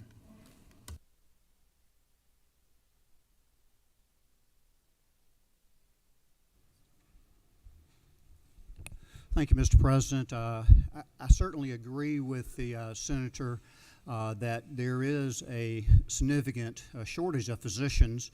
But I must point out that we have been working with her, and we've agreed with the Composite Board of Medical Examiners that we will work on that issue off session this summer, and so that everyone is in agreement with allowing foreign medical graduates to practice here in the state of Georgia. They do now, they're allowed to now, but they must complete a residency. The issue is whether or not they've completed a residency in an approved, accredited from somewhere around the world. So all residency programs are not equal. As a matter of fact, let me just point out that on line 40, that it says you must have completed a formal postgraduate training outside of the United States. Well, listen, I can, after I finished medical school, I could have gone to France and done a months-long postgraduate education and come back. I don't think that definition really fits into a formal residency program that you have in mind. And it goes on and on with that. There are some minor changes that we have asked her to make, but not the changes that everyone is comfortable with, because the bottom line is a quality physician leading the team and taking care of patients in a safe manner. I am fully on board with having foreign medical graduates in the United States and in Georgia. They are practicing. I have a partner and partners who have practiced outside of the United States, but they have met every criteria. These that she is carving out is not appropriate right now with these rules that she has proposed. And that's why I would say let's give us some time, let's get everybody on board, let's get everybody in full agreement, because quality and safety is important. Mr. President, I'll be happy to answer questions. If not, I'll yield the well. Thank you. Recognize the senator from the 22nd.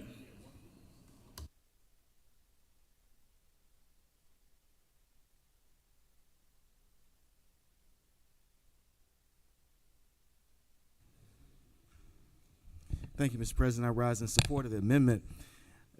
One of the things we have to realize is the headlines in Georgia couldn't be clearer why this amendment is necessary. And although there may be some work to do, now is the time to actually pass this amendment. The headlines say things like half of Georgia rural hospitals struggle financially. Rural health care is in crisis. 18 of 30 rural hospitals are in danger of closing. Local leaders highlight Georgia rural health care crisis. And these headlines could go on and on. I could name more and more, and it would span different years and also different localities.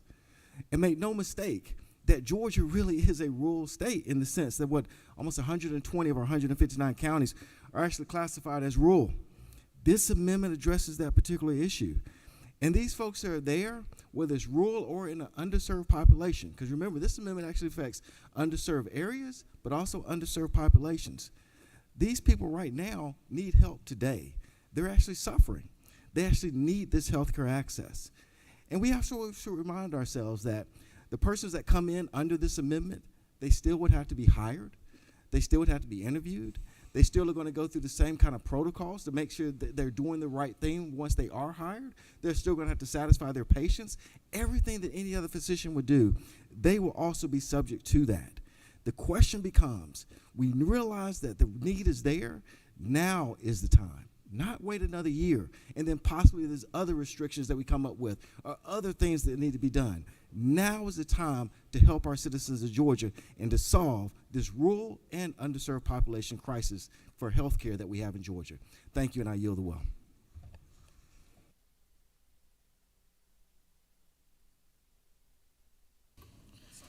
Recognize Senator from the 50th.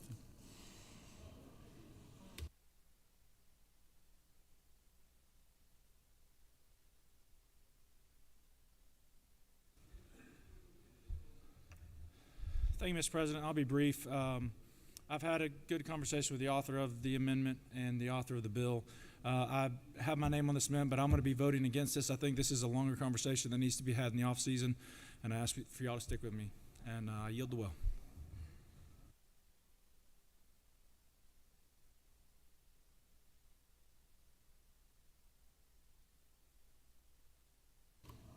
Senator from the 32nd, do you have something you'd like to add? Come on up.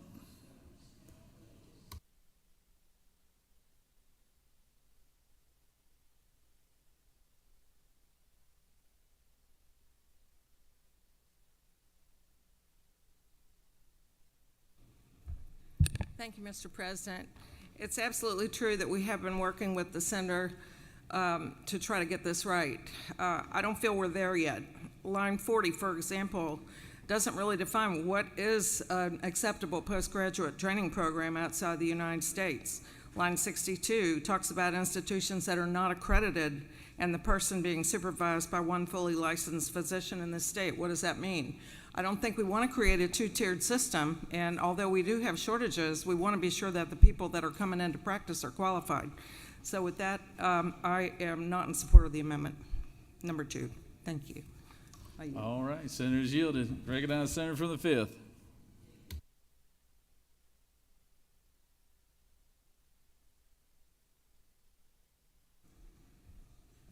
Thank you, Mr. President. I wasn't planning to speak, but I just want to mention my elder sister is a doctor. She was in this country a number of years ago, and she left to take care of my uncle, was a dentist, passed away, he's in New York. So I have multiple folks in my family, they're doctors. I just want you to know, we have, last number of years, I know multiple doctors, they graduated from England, from Japan, from Afghanistan, from Bangladesh and India. A lot of them left this state. They're United States citizens. They came in this country with a residency, become U.S. citizen, spent all this time over here, couldn't get a residency. I know they went to New York, they went to Missouri, multiple other states. So we have folks, they're qualified. They're not coming in on the third world country that you think, So we need to do something. We need to, please, I've been hearing this a number of years, that we're going to do something, we're going to do work, we're going to work. Please do something. We got to do something. We can do better. We should not have county in the state of Georgia that we don't have any doctors. We have multiple counties in the state of Georgia that doesn't have any doctors. We need to carve out or do something so people don't have to go other state to practice or get a residency. I appreciate it. Thank you, Mr. President. I yield the word. So, Senators yielded. Does any other senator wish to speak for or against the measure? Does the gentleman from the 6th wish to close debate? He waves. Questions on the adoption of Amendment 1A.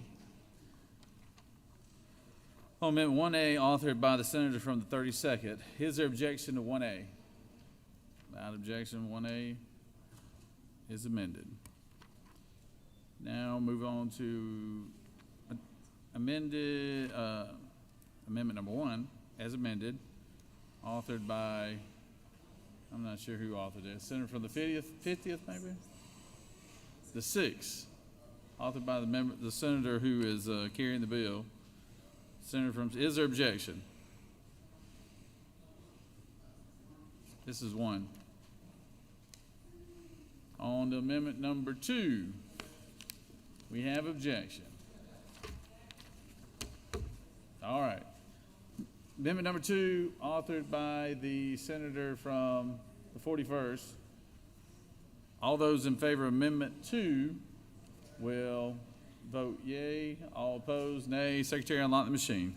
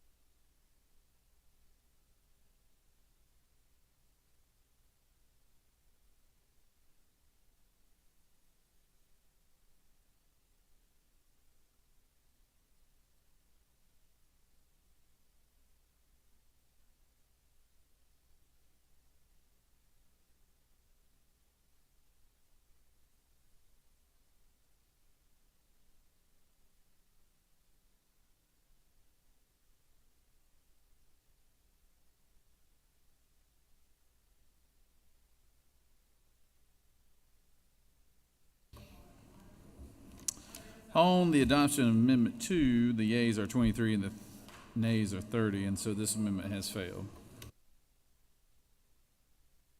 Question is on the adoption of the committee substitute as amended. Is there objection to the adoption of the committee substitute as amended? Hearing none, the committee substitute as amended is adopted. Is there objection to agreeing to the report of the committee which is favorable to the passage of the bill? Chair hears none. Report of the committee is agreed to. Is there objection to the main question being ordered? Chair hears none, and the main question is ordered. The question is on the passage of the bill by substitute. All those in favor will vote yea. All opposed, nay. Secretary will unlock the machine.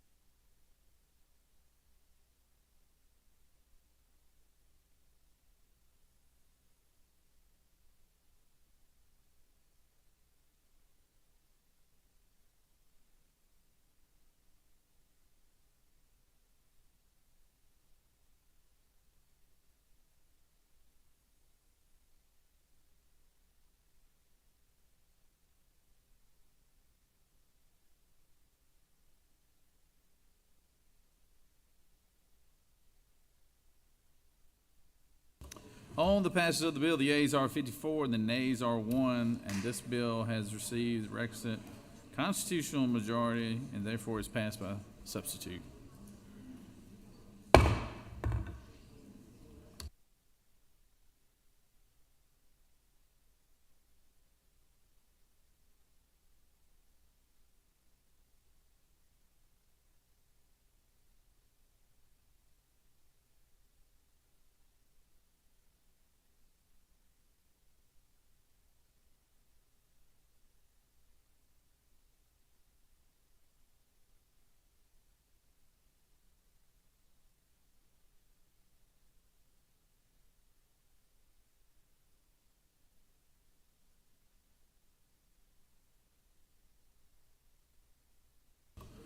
Recognize the senator from the 20th.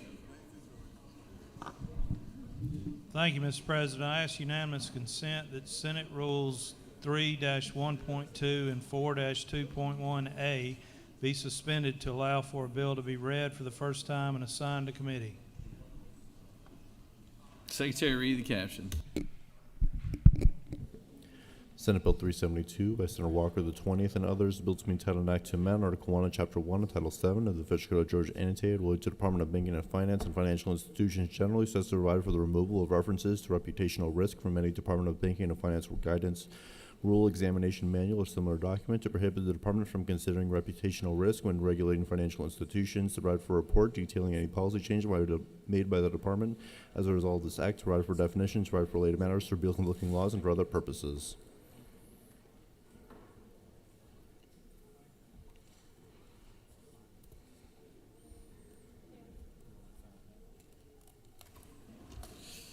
We'll assign it to banking.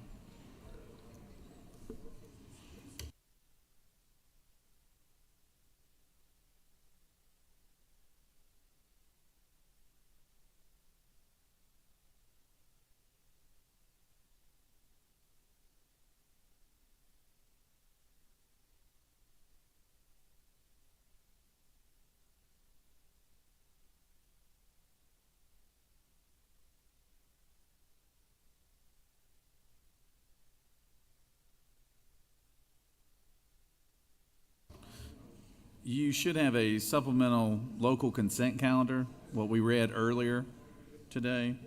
Should have that on your desk. And is there objections to anything on the local consent calendar? You got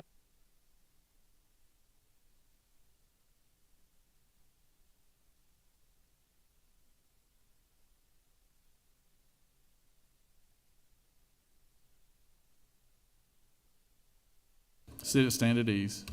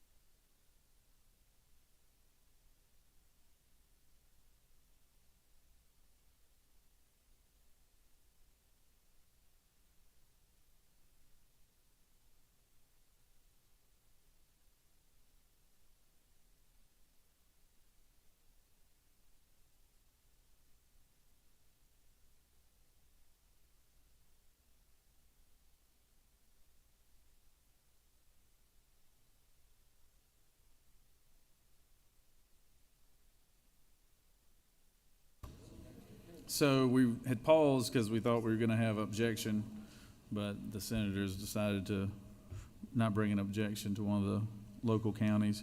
So you have before you a supplemental consent calendar of local bills. Mr. Secretary, have any objections been filed? Mr. President, no objections have been filed. Is there objection to agreeing to the report of the committee on the state and local governmental operations, which is favorable to the passage of the bills on the local consent calendar? Chair hears none, and the report of the committee is agreed to. Question is on the passage of the bills on the local consent calendar. All those in favor will vote yea, opposed nay. Secretary will unlock the machine.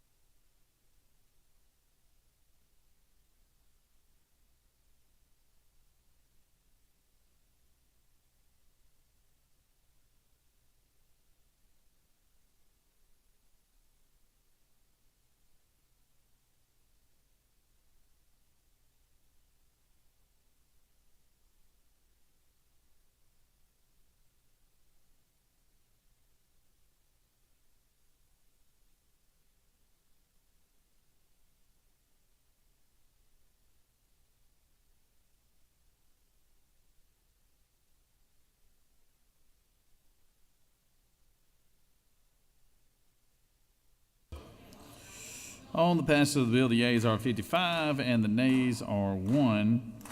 The bill on the local consent calendar, having received requisite constitutional majority, is therefore passed.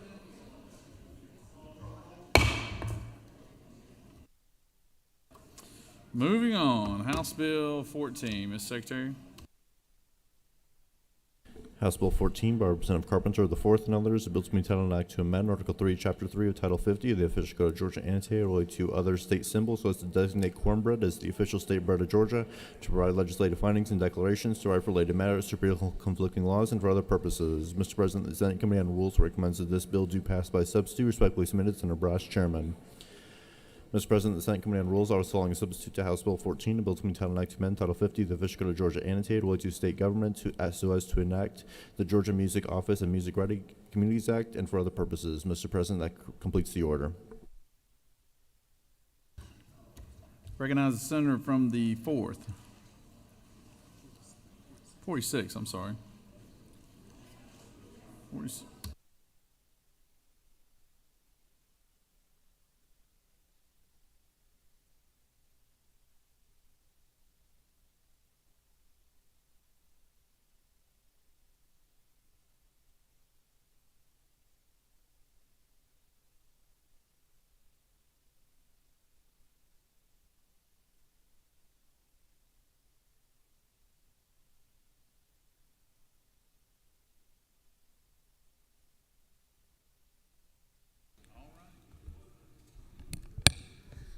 Thank you, Mr. President. Well, we've had a little bit of a contentious afternoon on some of these bills, and I want everybody to know I still love you, whether you voted with me or against me, and this is one of those types of bills that we all come back together. You know, it's been said by many that music is the universal, language of love. And I will tell you right now, I have zero musical ability. Can't carry a tune, can't play any kind of instrument in the world, but there isn't anybody in this room that loves music more than I do, especially live music. Grew up in Macon, Georgia, which is sort of the epicenter of much of the great R&B music in this state, as well as the birthplace of Southern rock and roll. We have many fantastic musicians that come from the state of Georgia. Let me run through a few of them. I'll start in my hometown of Macon, where Little Richard first burst on the scene. And Otis Redding, he was from just outside of Macon. The first deer I ever killed was on the Redding Ranch out in Jones County, Georgia, of their state. course, we've had the Allman Brothers and all the great acts with Capricorn Music and Jason Aldean these days with country music, all coming out of Macon. And after I got out of law school, I settled in Athens, Georgia, and goodness, it was right at the epicenter of the explosion of new music coming out of Athens, where we had the B-52s and REM and Widespread Panic and many others from there. We've got James Brown from Augusta, Georgia, the godfather of soul. Ma Rainey from Columbus, sort of the grandmother of the blues. We've got Christian rock bands, Third Day and Casting Crowns, from here in the Atlanta area. Atlanta also has tremendous hip-hop and R&B music with Usher, Outkast, Ludacris, TLC, CeeLo Green, all hailing from here and recording here. Other great country acts in Georgia, Alan Jackson from down in Noonan, Georgia. Sugarland. We've got Luke Bryan, Trisha Yearwood out of Monticello, Travis Tritt. I could go on and on. Now let me tell you something. Y'all get all those names that I just told you? I forgot the senator from the 26. He may not be as famous or made as much money at it, but he's recorded. Has a music festival every spring I'm invited to. So let y'all in on a little secret about how weird I am, how eclectic I am. In high school, grew up in Macon. I went to the Macon Mall every weekend to Camelot Music. And the manager, a fellow named Lee, African-American guy, and I were good buddies, and he introduced me to so much music. Y'all will laugh at this. I would buy an 8-track tape almost every weekend in high school. I was working at the YMCA, and I'd save up my money to put some gas in my old ragged-out Mustang II, and I'd get a new tape of some sort, eventually grew into cassette tapes, and maybe have enough money for a date on the weekend. But I was exposed to all kind of music, and I loved it all. Every single musician I just named, except for Ma Rainey, are now on Spotify playlists of mine. Am I crazy or what? That's a wide range of musical taste. And one of my favorite days in here last year or two ago was when George Clinton from Parliament and Funkadelic, Senator 26, you talk about Superfly. He was dressed like Superfly when he came in there, and I got my picture made with him because I remembered in high school going to the Macon Coliseum and seeing Parliament Funkadelic concert there where that spaceship came down on the stage and they let them out of there. So I like it all. I like it all, and it is a true asset of this state. We've got music studios all over. Athens has them, recording studios. Macon has the old Capricorn Studios is back recording these days, and it's open for the public. We are spending all kind of money, tax benefits, to promote the movie industry here in our state, and we are spending zero for the music industry. It's all about the movies. We've got our own homegrown artists. I just want us to have a chance to promote them. And that is all we're doing with this bill, which is House Bill 14. Representative Carpenter got it started over there and sent it to us. We perfected it and made it a little bit better. But it just creates the Georgia Music Office and Music Ready Communities Act. It is no appropriation unless we decide to do it, and we think it will take extremely little money if we want to market our musicians, promote our concerts, advertise, do public relations, community relations to try to build these music industries in our state. We got it going on. We've got all the artists that you could ask for here, but we need to grow our music industry just like we do others, and this is the cheapest way I can think of, just to set up a department. And this may be just 1 or 2 people, for all we know, under the Department of Economic Development. So let's get going and try to promote our musicians. Now, we were sitting here fighting earlier But this is a joint enterprise, a bipartisan bill. Senator from the 39th asked me to help her with it, and I said, I'm all in. This is not a Democratic bill. It is not a Republican bill. This isn't any kind of racial bill at all. It's got them all. Anybody that can promote music in the state of Georgia, I'm behind them, and I think it's an asset, a real talent base here, and would ask you to please help me, and let's get something going where we can have grants and promotions and music and festivals. Even the senator from the 26th Festival down in Macon, we'll try to promote that and get him some customers there. Mr. President, I'm happy to yield the well, or I'll take any questions that the crowd has, even about my musical taste. You do have a question from probably the biggest music lover in here, and the senator from the 8th.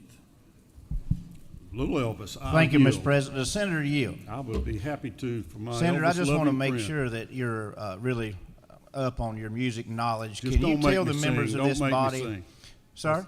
Don't make me sing. Well, I just want to ask this. I wonder if you could prove your knowledge by telling the members of this body who the greatest solo recording artist of all time was. Well, they called him the king for a reason. Elvis Presley. Elvis Aaron Presley. Thank you, Senator. I was born in Mississippi, so I got a connection to him as well. All right. Thank you, Mr. President. I yield the well. Senator's yielding. Recognize Senator from the 39th.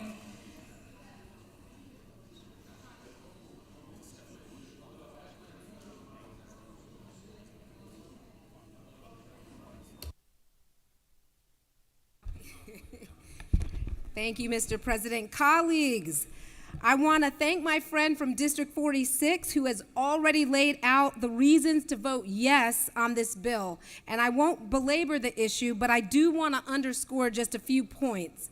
As you well know, Georgia is a state that believes in economic development.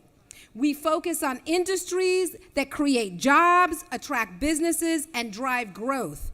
And today, right now, we have the opportunity to do the same for one of our most powerful but often overlooked economic engines, music. Georgia's music industry is a $5 billion powerhouse supporting over 70,000 jobs across the state.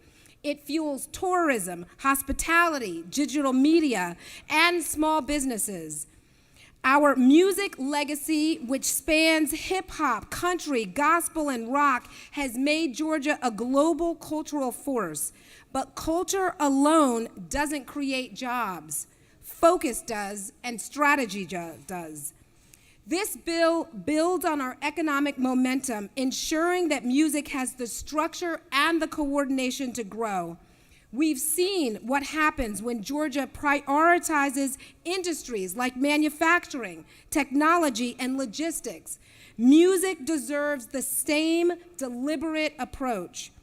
Other states, Tennessee, Texas, Oklahoma, Louisiana, and just last year, North Carolina, had put targeted resources behind their music industries, and the results speak for themselves. Stronger small businesses, more music tourism, and better job pipelines for young people entering the industry.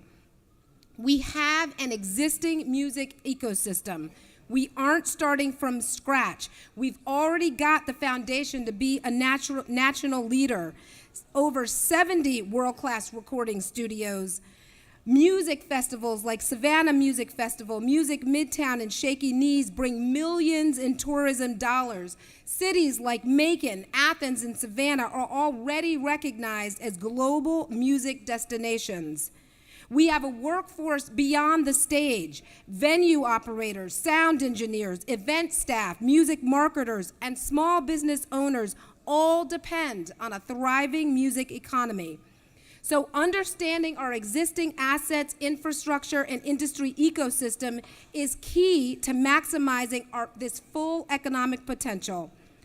Statewide Music Office is a win for local businesses, it's a win for Georgia's workforce, and it's a win for our state's economic development because music is economic development.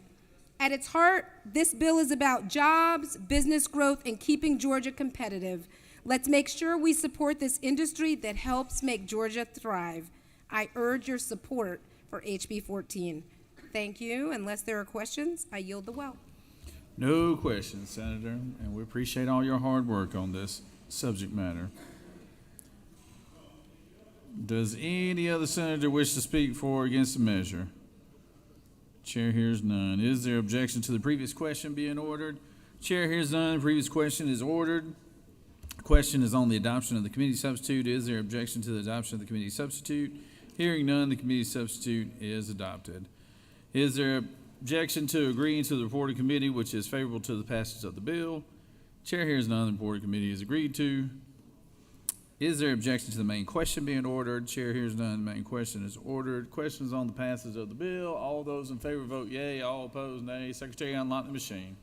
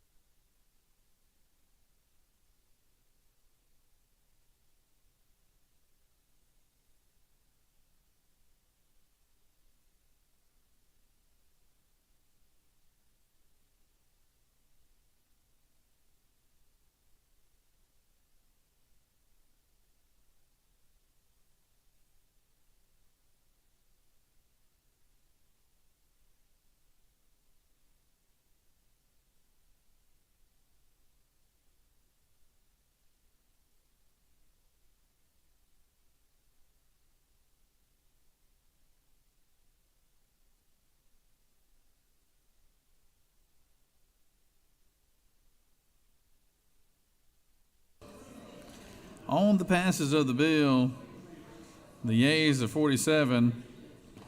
I'm still trying to look at who these 9 are.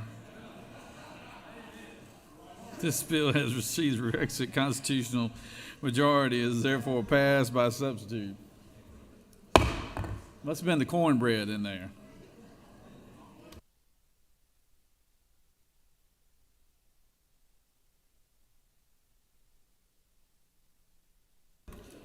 Secretary read House Bill 233.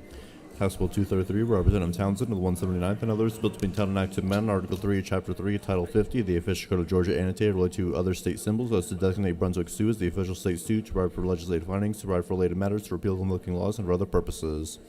Mr. President, the Senate Committee on Rules recommends that this bill do pass by substitute. Respectfully submitted, Senator Brash, Chairman.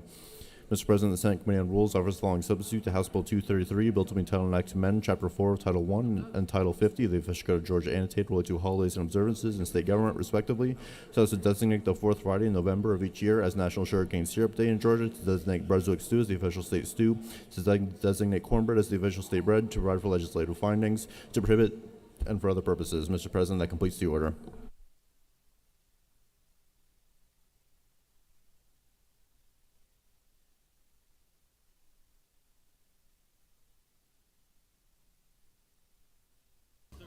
Senator from the 3rd.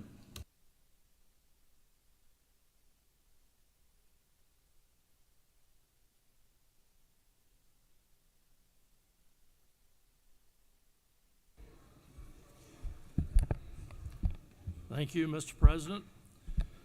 Mr. President, we are going to continue talking about some red-hot legislation, the most important that we're going to do this year.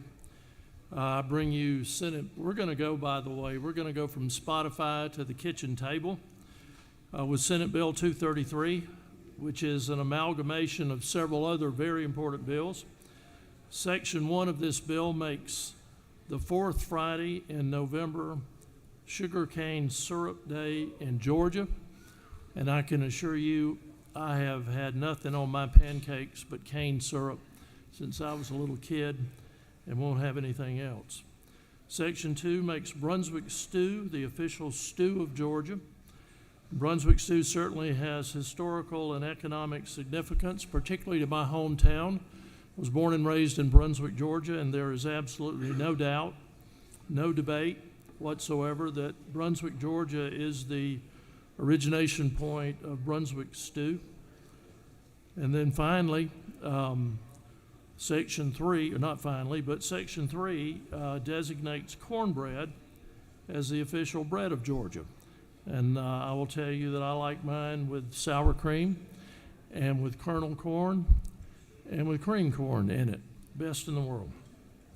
And then we added insignificantly Section 4, which speaks to a foreign country of concern will be ineligible to directly contract with a state agency for good of services, including but not limited to a contract for the procurement or purchase of computers, printers, connecting cables, or interoperable video conferencing services used in connection with an office environment. And a country of concern is defined, a country of concern or scrutinized country means any company owned or operated by a foreign country of concern or country in which the government of a foreign country of concern has an ownership stake.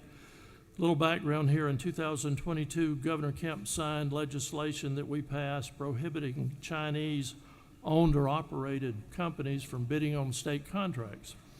This language in Section 4.1 is a tweak to House Bill 113, which passed the Senate last week unanimously. Section 4.1 of House Bill 233 specifies certain technology products such as computers, printers, and video conferencing equipment, and closes a loophole that would have allowed these companies to bid on state contracts through third-party vendors. We obviously have concerns about Chinese computers, which include the possibility of espionage, cyber attacks, and unfair trade practices. And according to the China tech threat folks, the state of Georgia has spent $47,259,946 between 2020 and 2022 on several Chinese-backed companies, and this bill would proscribe that. Finally, let me tell you that what we're going to do here is we're going to sit down to our table, to a dinner table, a Brunswick stew, cornbread, cane syrup, and unlike our lunch today, there will be no Chinese food. So I urge favorable consideration. We'll answer any questions if there are any.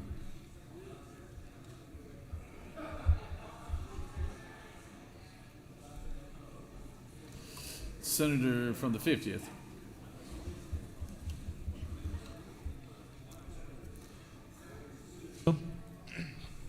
I have a quick question about cane syrup. Is it not true that Waffle House doesn't serve cane syrup? That what? Waffle House does not serve cane syrup. That's why I don't buy waffles at Waffle House. Well, that was going to be my next question. With the popularity of Waffle House this year, did you consider speaking to the Waffle House lobbyists before introducing this bill? I will be more than glad to, because again, I do not put anything but cane syrup on my waffle. Thank you. Certainly. Recognize Senator from the 41st. Thank you, Mr. President. Senator, do you yield? I'm over here. What? Over here. Yes, ma'am, I will yield. Thank you. Senator, do you know what company makes the state-issued laptops that we all have? No, but I think I'm about to find out. Yes. Isn't it true that our laptops are all Lenovo laptops that are manufactured and made in China? I'm sure the senator knows of what she speaks. Isn't it true that we also just got brand new laptops I'm from sure the state? senator knows of what she speaks. So is there a fiscal note associated with this this portion of your bill? I know it has many, many parts on the table, but the portion of your bill that talks about not being able to purchase things from foreign adversaries, is there a fiscal note associated? No, ma'am. No, ma'am, there is no fiscal note. Senator, I just want to say, isn't it true that I have great concern about the fiscal costs that would come with this in light of the fact that 56 of us just received free new laptops from China, 180 across the hall, along with our admins. And so I just have grave concern about the fiscal impact of having to change out our laptops in such a short period of time. Senator, I don't think the bill says anything about sending anything back. I think it speaks to future contracts.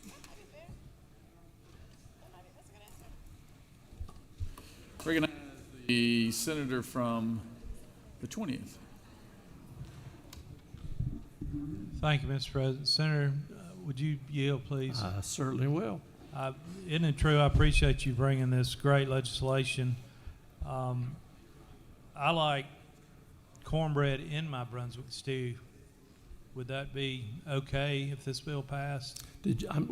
Would you say that again? You like cornbread? So I like to crumble up cornbread in my Brunswick stew. You know, what's the difference? It all gets in your stomach, and it's would that be all right? Same way anyway. That would be absolutely. But I don't have to put cane syrup in there. No, I would not advise that. Okay, thank you. You're welcome. All right, the senator from the 16th, the birthday man today. Sir, thank you. Senator Yield. I will, and happy birthday to the senator. Does this bill protect us from syrup coming from China? I guess that it does if the state buys it. How about our Brunswick stew? Can it come from China? I don't think that that's possible. You don't think that's it possible? Would not be Brunswick stew. I don't think there's a Brunswick China. I may be wrong, but and if there is, it's nothing like the Brunswick, Georgia that I grew up in. Very good. Thank you, sir. You're more than welcome.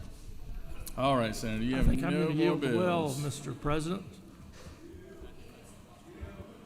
We have a late arriving amendment, and Secretary, read the amendment. Mr. President, Senator Tillery and of the 19th and others offer the following amendment number 1 to amend the Senate Committee substitute of House Bill 233 by striking Secretary of Commerce on line 90 and replacing it with Treasurer. Mr. President, that completes the order. Recognize the senator from the 19th.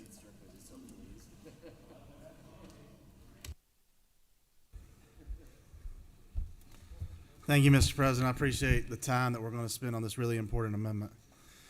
One of our colleagues wanted to file this and wasn't brave enough to do so themselves, so they asked me to do it. I don't want to call them out at all of who that might be.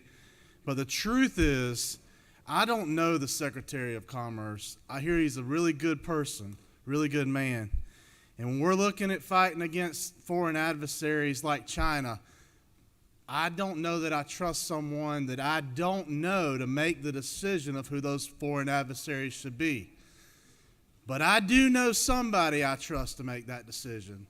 And that's why I proposed this amendment at the urging of the senator from the 21st, because I know that if I have to have someone who has America first, America's interest first, wants to fight for America first, there is nobody other. I can't say his name, but Mr. President, the Senate rules do not bar me from saying his initials. You know who that would be. If you want someone who will stand up for America, who would that be? Nobody other than BLB. I urge your favorable consideration of the amendment, Mr. President. I yield the well, unless, of course, there are questions. Yeah, no questions. Darn. I got a question. Hold on. Actually, you do have a later arriving question right quick. Senator from the second. Thank you, Mr. President. Senator, do you yield? Always to my friend from the second. And Senator, I think the treasurer, the gentleman from the 21st and his infinite wisdom and all of his illustriousness, Senator, do you agree that the incoming treasurer would ensure that I-16 would have all the proper and necessary resources to defend itself against all adversaries, especially those that may arise from China, and to have the proper money to fund such endeavors? Would you not agree that that would be an accurate statement? Foreign and domestic, Senator. Yes, sir. Absolutely, Senator. And is it not further true that the gentleman from the 21st is of Cajun descent, and that means that individual is a true fighter? I think the senator knows of what he speaks. Thank you so much, Senator. Well, Senator, I do think further, he's told me that third lane of I-16 will be paved in gold. I don't know where he's getting it from, but I've heard it might be paved in gold. Mr. President, if there are no further questions. He'll just turn on the printing presses up there is all he'll do. Recognize the senator from the 27th. Thank you, Mr. President. Chairman Yield. Yes, sir. Chairman, have you ever had the opportunity to discuss with the senator from the 21st his very specific and motivational morning routine? I've not discussed it with him, but I have heard it. Yes, sir. Would you mind, do you recall the specific words that the senator speaks to himself every morning? And would you like to recite those with me and the members of this chamber at this time? Yes, sir. It's a poem. Are we ready for that? I'm ready. I think it starts with I. You ready? I look in the mirror, and what do I see? A good-looking stud named BLB. Yes, sir. That's what I've heard. Chairman, do you further yield? Yes, sir. And I do want to say that if anyone wants to add that, I would consider that to be a friendly amendment to the amendment. Are you aware that the senator from the 21st's wife has her own version of that song? Senator, I'm not. Would you like for me? Easy senator to know. Would you like for me to I would love to hear it, but first I must tell you, and if the sergeant of arms needs to read it to you, remember that we do have rules of decorum in this body. Understood. We also have rules against disparaging another member of the Senate. Is it not true that based on the rules of the Senate, I'm going to allow the senator privately to share the words of said song? Well, that may be true, but Senator, since I can't ask him or can't respond to him directly, I can remind him that if he matches his blue button, he could ask a question that did tell us what his wife might say. Recognize the senator from the 20th. Thank you, Mr. President. Would the senator yield? And this is the best part of my day. Senator, isn't it not true that I think I've sat by the senator from the 21st 10 sessions? Yes, sir. Your sentence is soon over.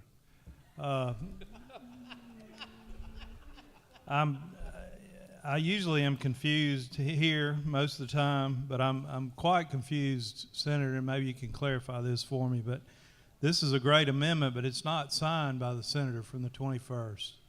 Yes, sir. He was busy signing dollar bills. Yes, sir. Well, he's not one to shy away from self-promotion. I figured he was busy doing something. Thank you. Yes, sir. Senator from the 8th. Does the senator yield? I'll always yield to my friend from Graceland. Senator, I just have to ask a question. I have an amendment here on my desk that is signed by you and the senator from the 18th, the senator from the 50th, and the senator from the 42nd. And this amendment says that the blackberry shall be the official fruit berry of Georgia. Am I the only person that has this amendment on their desk? No, sir. That was also from the senator from the 21st.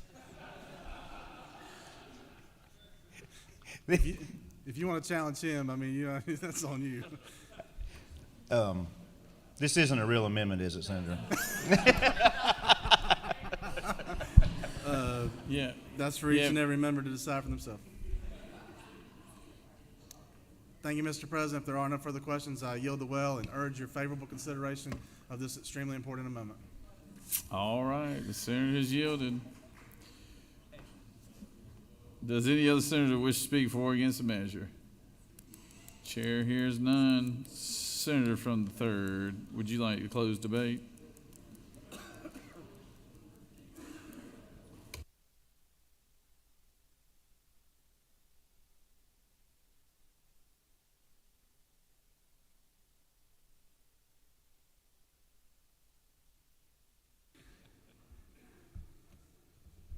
Thank you, Mr. President.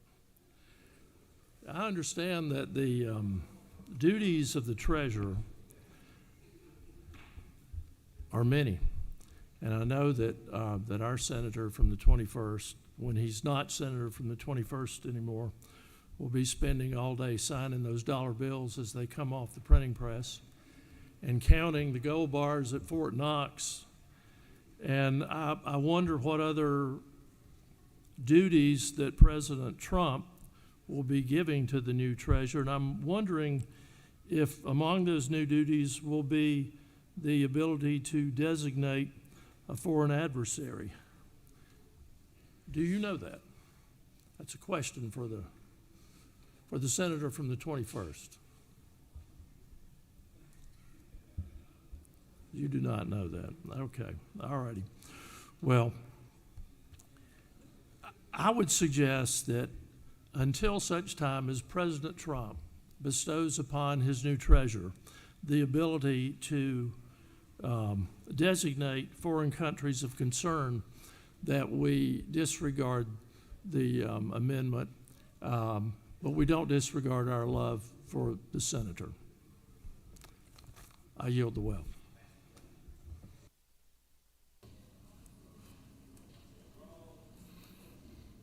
That was a real nice way of saying that, Senator.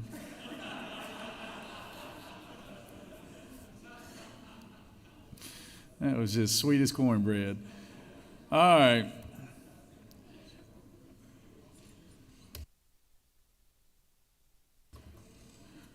All right.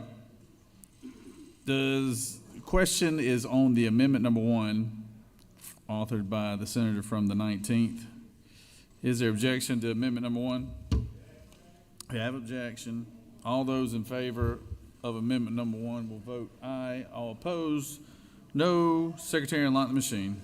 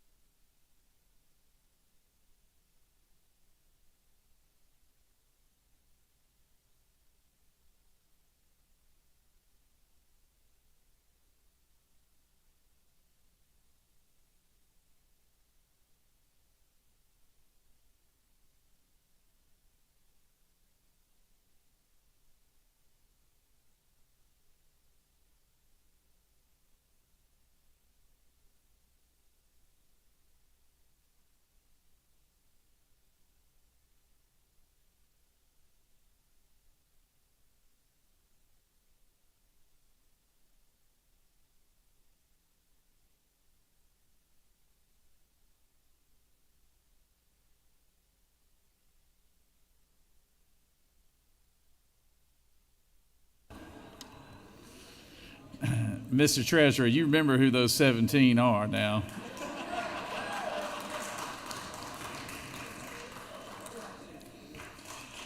On the adoption of amendment number 1, the yeas are 17 and the nays are 36. And the field trip to Fort Knox just got fewer folks on it, didn't it?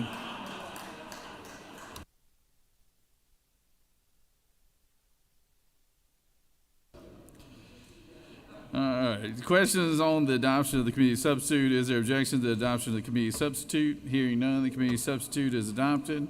Is there objection to agree to the report of the committee, which is favorable to the passage of the bill?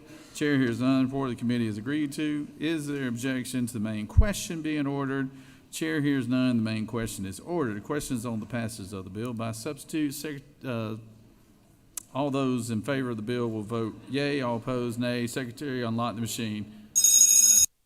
Senator from the 27th, for what purpose you rise? Parliamentary inquiry, Mr. President. State your inquiry. I know the United States Treasurer is an extremely prestigious position. Are you aware of the academic requirements to fulfill such a role? You know, I'm not sure of the requirements. I know it's a very distinguished group of Ivy League and economists that have held those positions.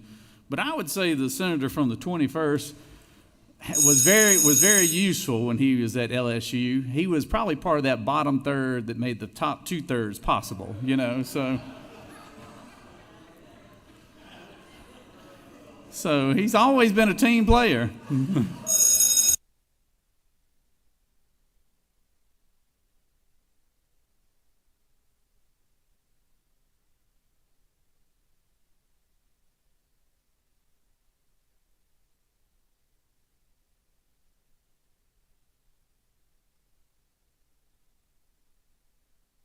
On the passage of the bill, the yeas are 52 and the nays are 1. This bill, having received the requisite constitutional majority, is therefore passed by substitute.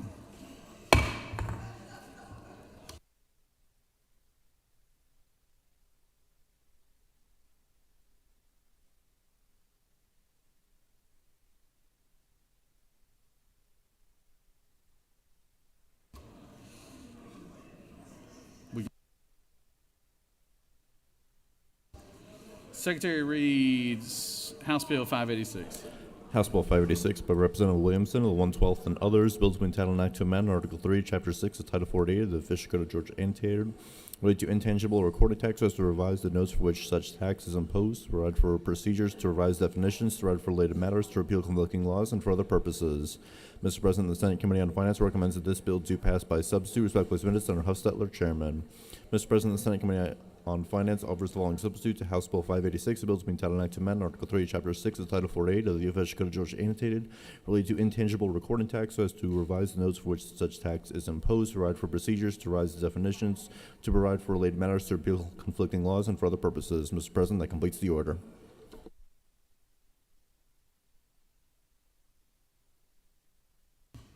Senator from the 3rd.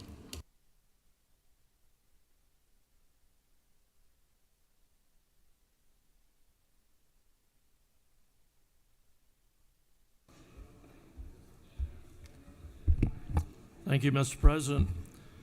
This is a banking bill, and to the best of my knowledge, it has absolutely nothing to do with the Treasurer of the United States. I bring you House Bill 586. The purpose of the bill is to redefine the time frame of a long-term note secured by real estate to more than 62 months for more than 36 months. When any principal of the note falls due. By extending this time frame, House Bill 586 extends the period when the intangible recording tax does not apply to such loan. This is a banking bill, but it's not for banks, it's for consumers, and it's for small business owners. Lengthening the definition of a long-term note secured by real estate from 36 to 62 months will be beneficial to borrowers of residential and commercial loans held with banks of all sizes. On the residential side, in particular, banks that serve low to moderate income areas of the state would be better positioned to tailor mortgage products that would benefit borrowers, especially those who do not qualify for traditional, conventional 30-year mortgage loans.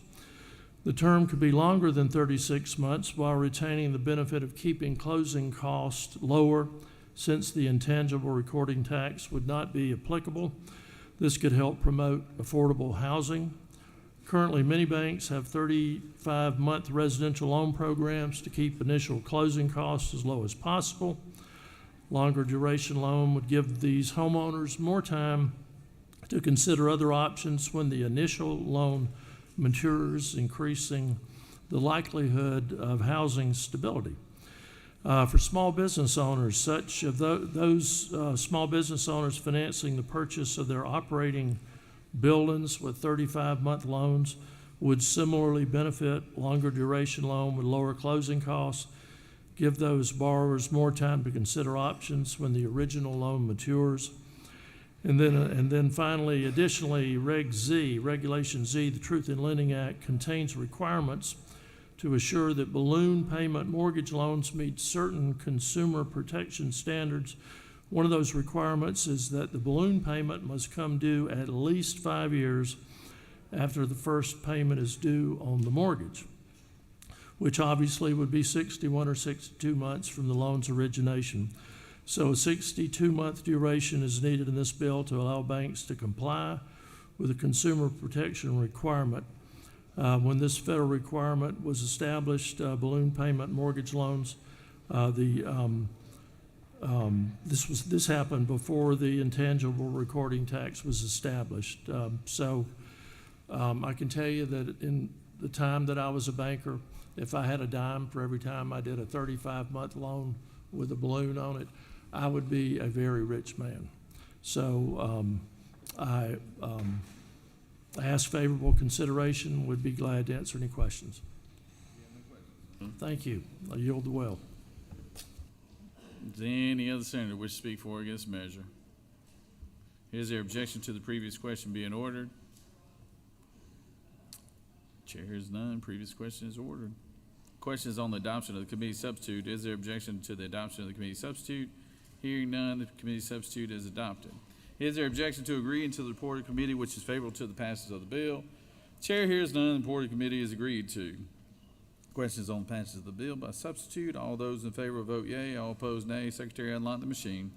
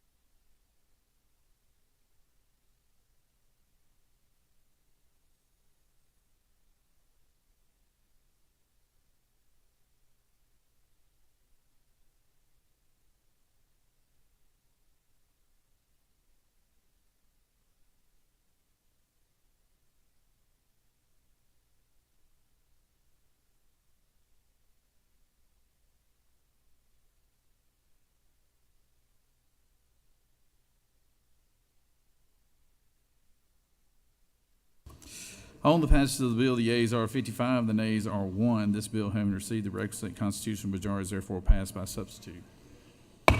Secretary read House Bill 645.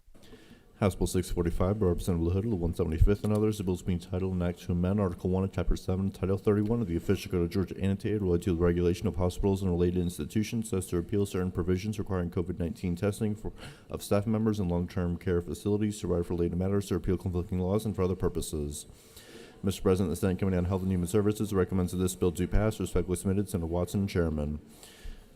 Mr. President, Senator Watson of the first offers the following amendment number 1 to amend House Bill 645, replacing line 3 with the following, requiring COVID-19 testing and to authorize influenza vaccinations to provide for by inserting between lines 11 and 12 the following.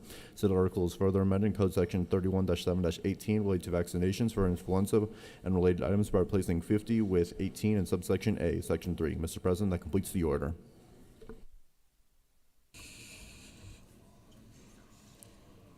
Recognize the good doctor from Savannah, Georgia.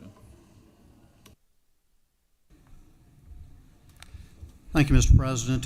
So during the peak of COVID in the spring of 2020, we enacted legislation that required assisted living, skilled nursing facilities to test all the residents for COVID and all the new hires.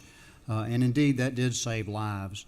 But now, according to I will tell you personally, I review all the our weekend care and urgent care, and that flu here recently has far outpaced COVID. And as you know, COVID is by multiple mutations is not lethal as it was. As a matter of fact, hospitalization rates from nursing home residents is 3 times more likely to have flu a couple months ago during our peak season, which many of us here had flu. What we're doing in this bill, if you'll look specifically, we are repealing the testing of residents and staff in long-term care facilities. And my amendment actually updates the influenza vaccination that's being offered to discharge on patients in the hospital. Current guidelines has changed that from age 50 down to age 18 from that standpoint. So if it's not available, it's not offered, and it is offered and not mandated. With that, Mr. President, I'll be happy to answer any questions. You have no questions, Senator. Thank you. Ask for your favorable consideration. Does any other senator wish to speak for or against the measure?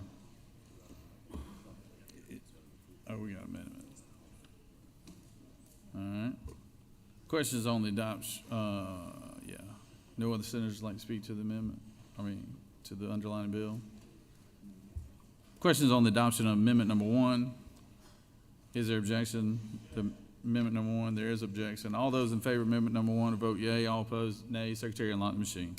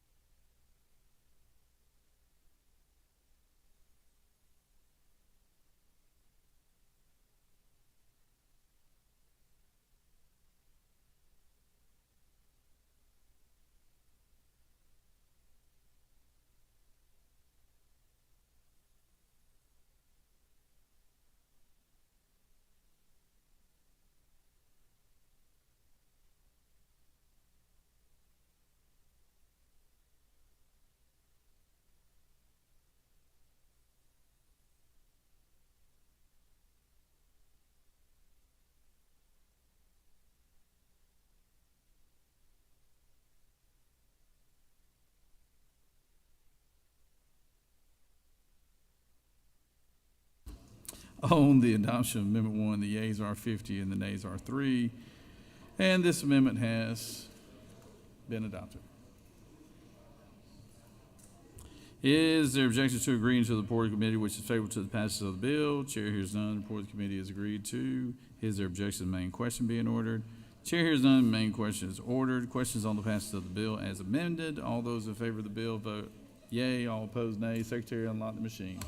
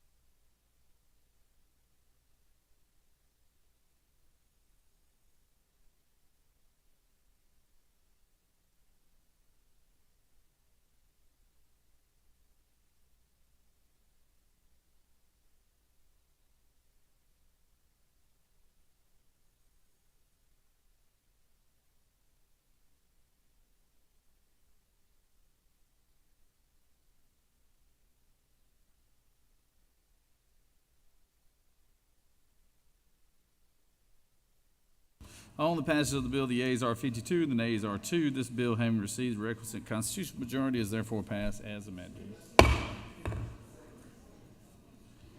Secretary Reed, House Bill 582. House Bill 582 by Representative Gunter of the 8th and others, the bill to be entitled an act to amend Title 16, 17, and 24 of the Official Code of Georgia annotated related to crimes and offenses, criminal procedure, and evidence, respectively, so as to provide for defendants to support a justification defense by offering evidence of family violence, dating violence, or child abuse committed by the alleged victim, to provide for a privilege for participation in victim-centered programs and victim offender dialogues, to provide for definitions, to provide for limitations, to provide for civil immunity for facilitators in certain circumstances, to provide for a short title, to provide for related matters to repeal conflicting laws and for other purposes. Mr. President, the Senate Committee on Judiciary recommends that this bill do pass by substitute. Respectfully submitted, Senator Strickland, Chairman.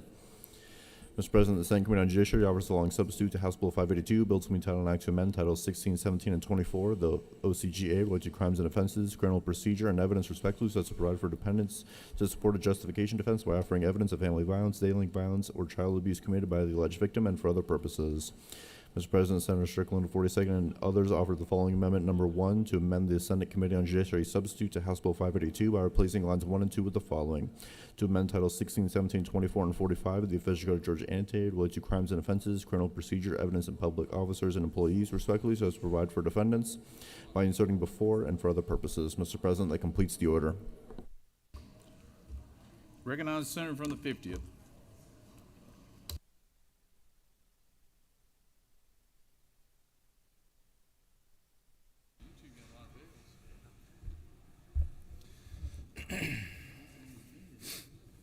Thank you, Mr. President. I rise today to bring you a more serious matter than we've had in the last couple of bills. I know we've had some fun today, but if you would just give me your attention. This is called the Georgia Survivor Justice Act. And as most of you know, in the state of Georgia, according to the CDC, 1 in 4 women will experience physical abuse from their intimate partner at some time during their lifetime. As a father of 4 daughters, that hits pretty close to home. What House Bill 582 does is it gives those who are victims a second chance, those who are victims who have been found guilty of another crime a second chance.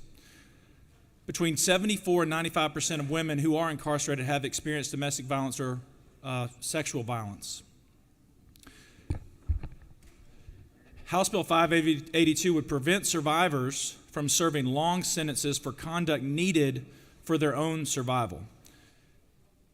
House Bill 582 would allow Georgia's criminal law to catch up with society's modern understanding of domestic violence dynamics. It would enable the criminal justice system to better consider the circumstances and context of a defendant's survivors by doing the following. Section 2 would recognize self-defense. Traditional self-defense requires an immediate threat of death or serious injury.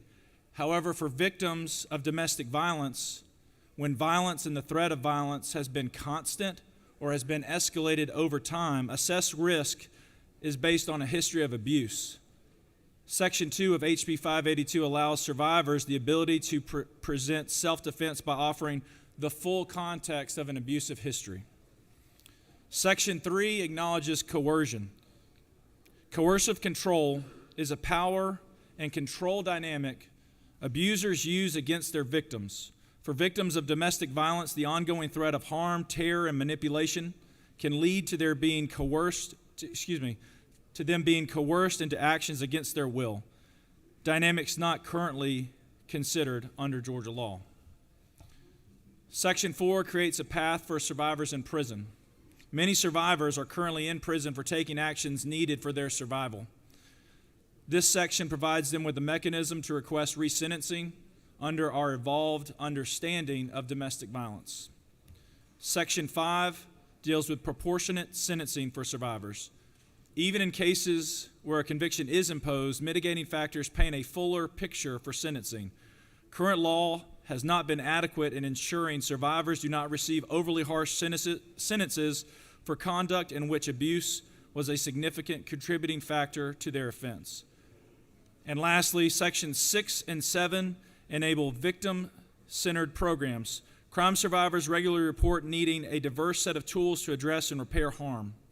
Enabling victim-centered programs will respond to this need while helping survivors heal. This is a good bill. It prevents those who have been accused of a crime from having to serve sentences when they were faced with the decision of whether to protect themselves or commit a crime, whether to stand up to their abusers or commit a crime. And when someone makes those choices, I don't think they should be punished as harshly, or at least they should have the opportunity to paint the full picture. With that, Mr. President, I'm happy to answer any questions concerning this bill. You have no questions, Senator. Thank you, Mr. President. There is an amendment, and I consider it a friendly amendment. The author in the House considers it a friendly amendment, and I think my friend from the 42nd will be talking about that too. Thank you very much. Thank you, Senator. Recognize the senator from the 42nd to speak to his amendment.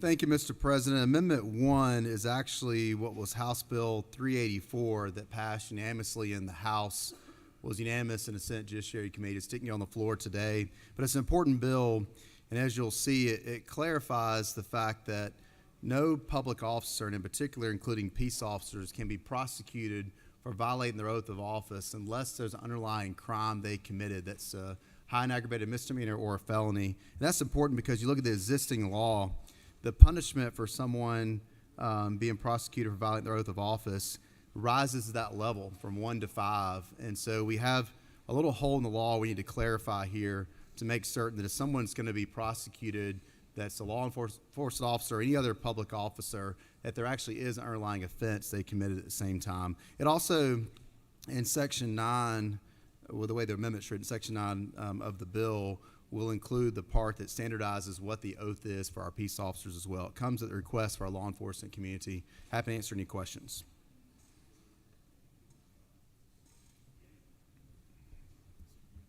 Thank you. Does any other senator wish to speak for or against the measure? Chair hears none. Is there objection to the previous question being ordered? Chair hears none. Questions on the adoption of Amendment Number 1, authored by the senator from the 42nd. Is there objection to Amendment Number 1? Without objection, Amendment Number 1 is adopted. Question is on the adoption of the committee substitute as amended. Is there objection to the adoption of the committee substitute as amended? Hearing none, the committee substitute as amended is adopted. Is there objection to agreeing to the report of the committee which is favorable to the passage of the bill?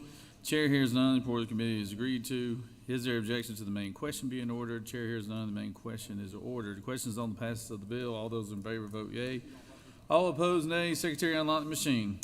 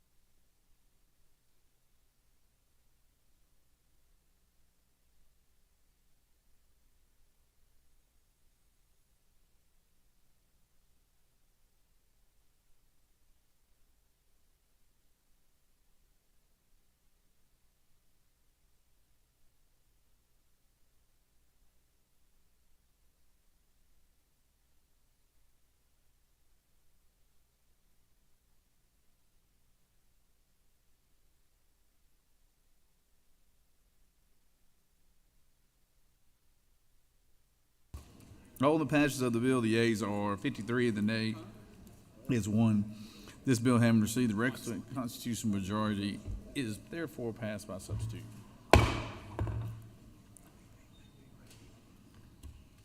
Secretary read House Bill 567.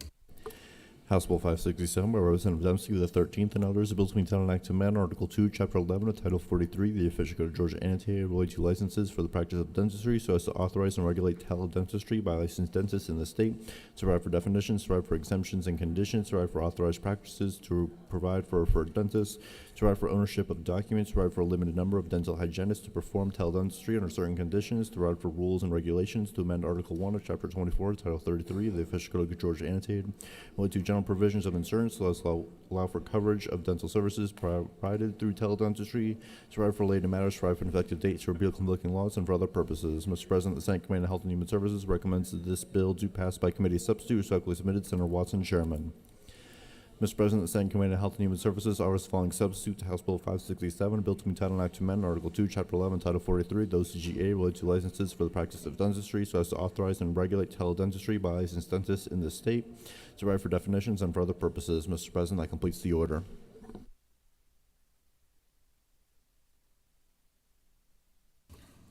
Recognize Senator from the 48th.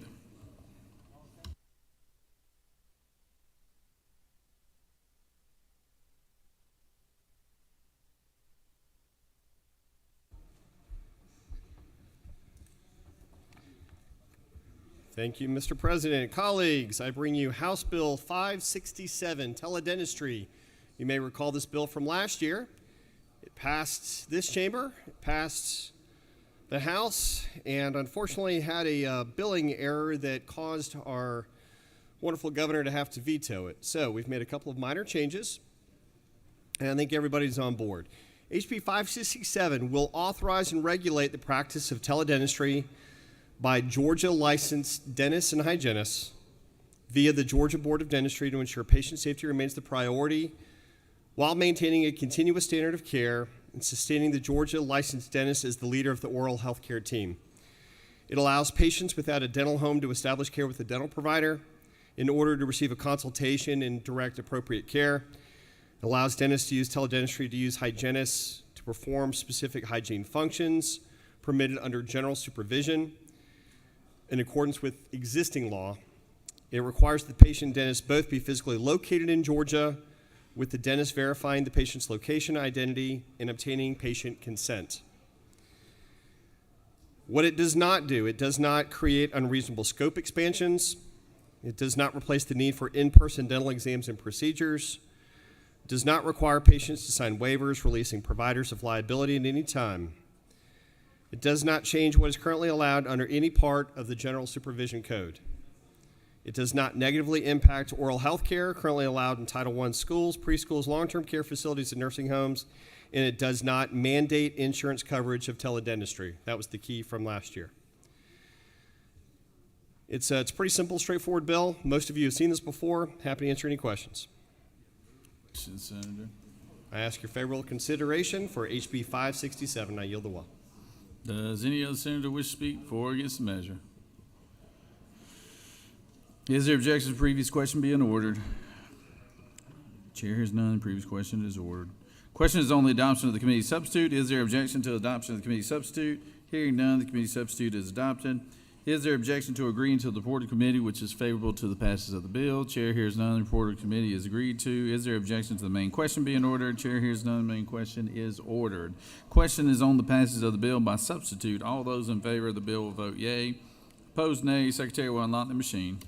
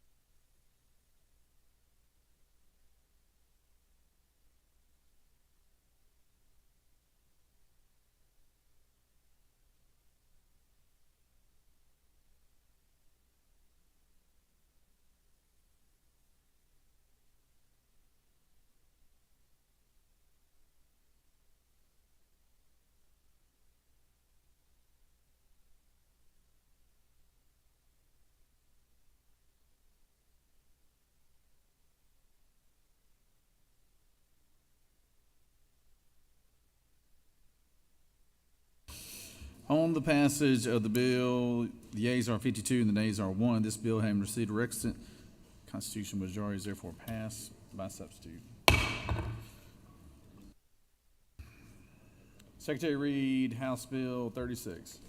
House Bill 36 by Representative Leverett of the 123rd and others, bills being titled and act to amend Title 29 of the OCGA related to guardian awards as to revise the list of providers who are authorized to participate in the processes for appointment of a guardian for an adult, the modification and termination of such guardianship, and the appointment of an emergency guardian, to revise the list of providers who are authorized to participate in the processes for appointment of a conveyor for an adult, to the modification and the termination of such conveyorship, and the appointment of the emergency conservator, to provide for limitations in the powers and duties of certain emergency conservators, to revise and provide for definitions, to provide for related matters, to repeal conflicting laws, and for other purposes. Mr. President, the Senate Committee on Judiciary recommends that this bill do pass by substitute. Respectfully submitted, Senator Strickland, Chairman. Mr. President, the Senate Committee on Judiciary offers the following substitute to House Bill 36, a bill to be entitled and act to amend Title 29 of the OCGA related to guardian awards, so as to revise the list of providers who are authorized to participate in the processes for appointment of a guardian for an adult, the modification and termination of such guardianship, and the appointment of an emergency guardian, to revise the list of providers who are authorized to participate in the processes for the appointment of a conservator for an adult, and for other purposes. Mr. President, Senator Eccles of the 49th and others offer the following amendment number 1 to amend House Bill 86 by deleting marriage and family therapist, or each time it occurs by deleting marriage and therapy therapist each time it occurs. Mr. President, that completes the order. Recognize the senator from the first.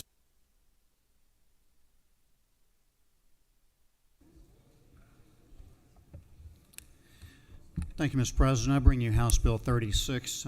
This is originally brought by the probate court judges and the House representative, basically because of the logjam or delays that they're experiencing when it comes to appointing a guardian or conservatorship. So they wanted to expand the folks who can do this related to that. The currently only physicians, psychologists, and licensed clinical social workers are authorized to do the evaluation, and this is on folks with developmental disabilities.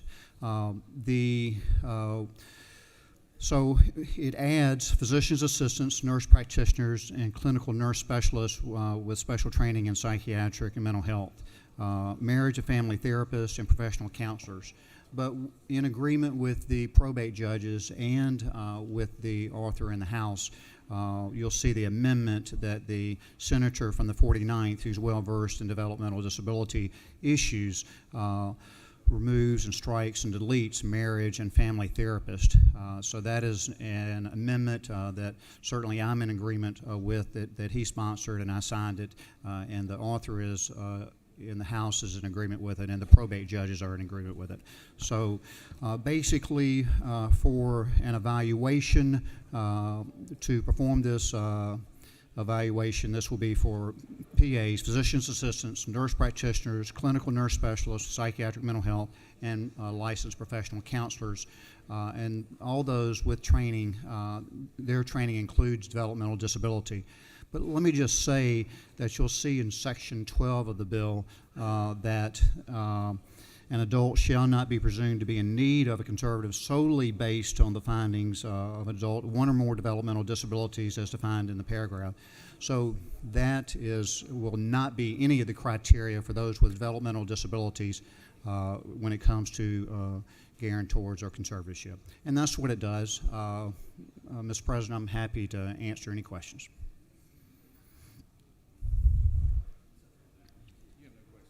Thank you. Ask for your favorable consideration.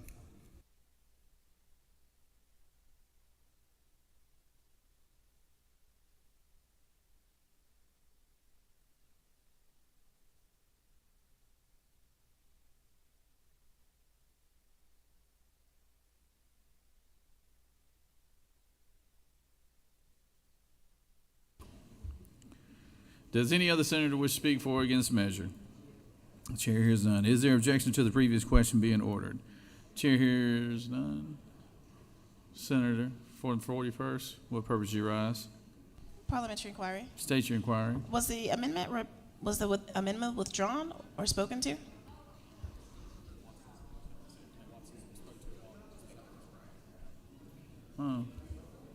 Good call, Senator.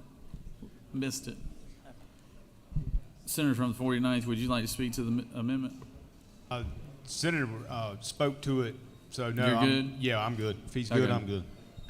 I'm sorry, I would like to speak. Yeah, I didn't hear what he said. In favor or Oh, support? shoot. Senator from the 41st, you'd like to speak on the amendment? Yes. All right, come on. I'm sorry, I misunderstood you. Well's yours.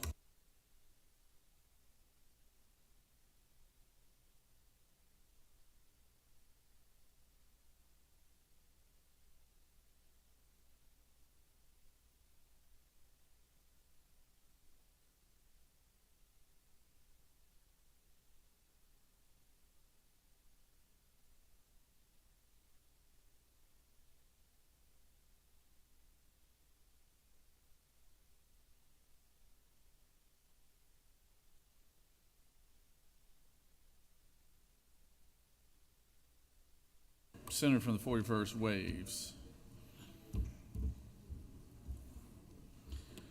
So, question is on amendment number 1. Is there objection to amendment number 1? There is objection. I have objection for amendment number 1. All right. All those in favor of amendment number 1 will vote yea. All opposed, nay. Secretary, unlock the machine.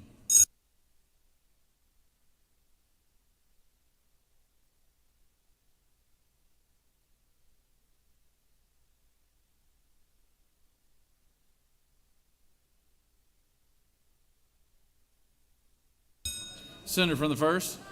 Parliamentary inquiry. State your inquiry. Isn't it true that this amendment is one that we have carefully crafted with the Council of Developmental Disabilities, probate judges, and the author of this bill? And the Senator from 49th and I are all in full agreement with this amendment. No question, y'all have worked a lot of hours on this bill and to craft it perfectly, or best you can get to. Senator from the 41st. Parliamentary inquiry. State your inquiry. Isn't it true that people who have an LMFT also have very substantial training, just like a LPC does? Isn't it true? No, the senator is passionate about what she speaks.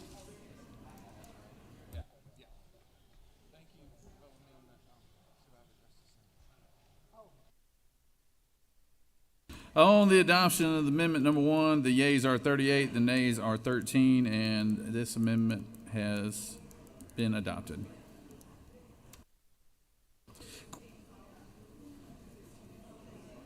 Question is on the adoption of the committee substitute as amended. Is there objection to the adoption of the committee substitute as amended?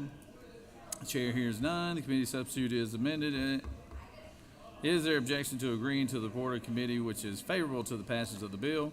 Chair hears none. The report of the committee is agreed to. Is there objection to the main question being ordered? Chair hears none. The main question is ordered. Questions on the passage of the bill. All those in favor vote yea. All opposed nay. Secretary, unlock the machine.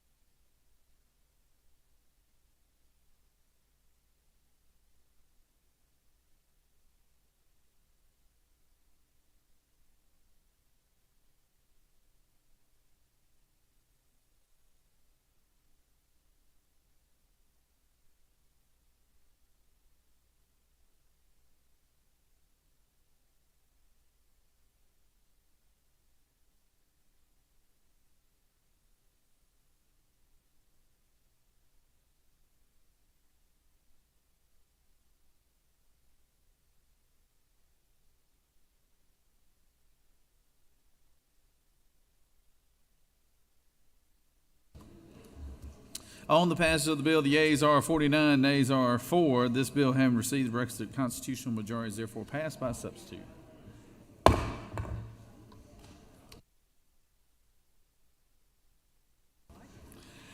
Secretary Reed, House Bill 148. House Bill 148 by Representative Carson, the 46th, and others. Bills being titled Act to amend Chapter 3 of Title 43 of the Official Code of Georgia annotated related to accountants so as to revise provisions related to education experience requirements of certified public accountants, to revise provisions related to licensure of firms practicing public accountancy, to revise provisions related to reciprocity, to conform terminology to amend Article 1 of Chapter 81 of Title 36 of the Official Code of Georgia annotated related to local government budget and audit, so as to conform a cross-reference to provide for related matters derived from effective dates, to repeal conflicting laws, and for other purposes. Mr. President, the Senate Committee on Regulated Industries and Utilities recommends that this bill do pass. Respectfully submitted, Senator Cowsert, Chairman. That completes the order, Mr. President.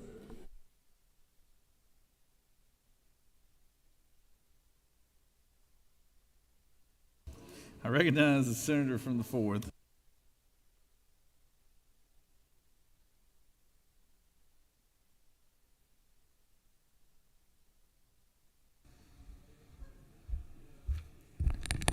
Thank you, Mr. President.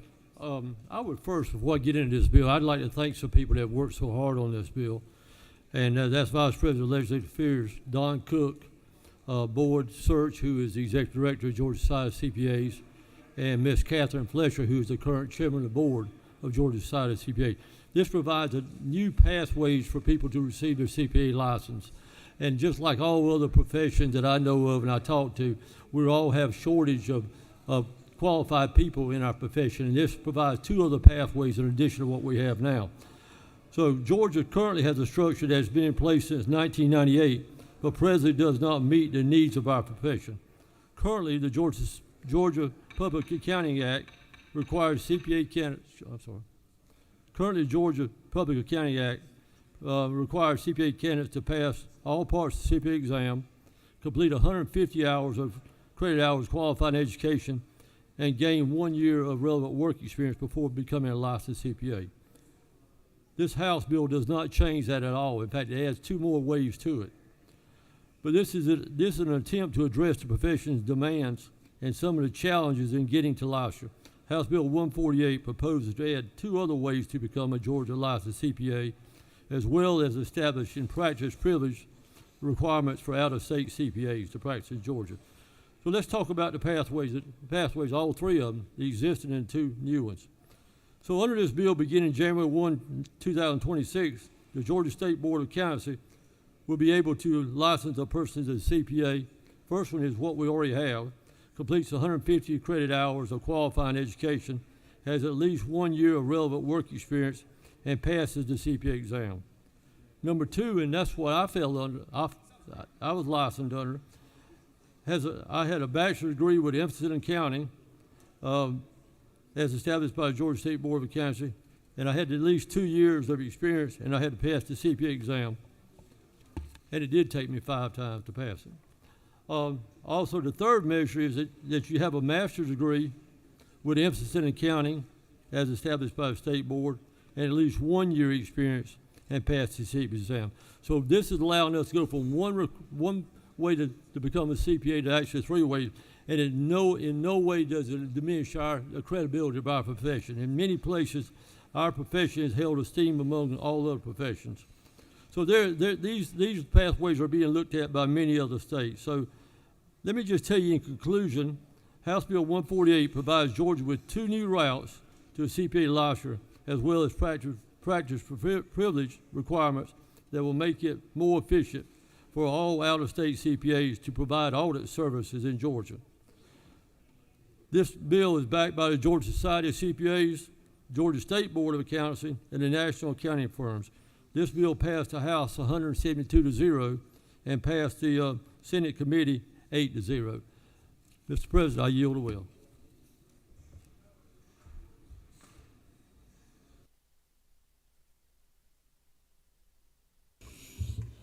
Does any other senator wish to speak for or against the measure? Is there objection to the previous question being ordered? Chair hears none. Previous question is ordered. Is there objection to agreeing to the committee report of the committee, which is favorable to the passage of the bill? Chair hears none. Report of the committee is agreed to. Is there objection to the main question being ordered? Chair hears none, and the main question is ordered. Question is on the passage of the bill. All those in favor vote yea. Opposed, nay. Secretary, unlock the machine.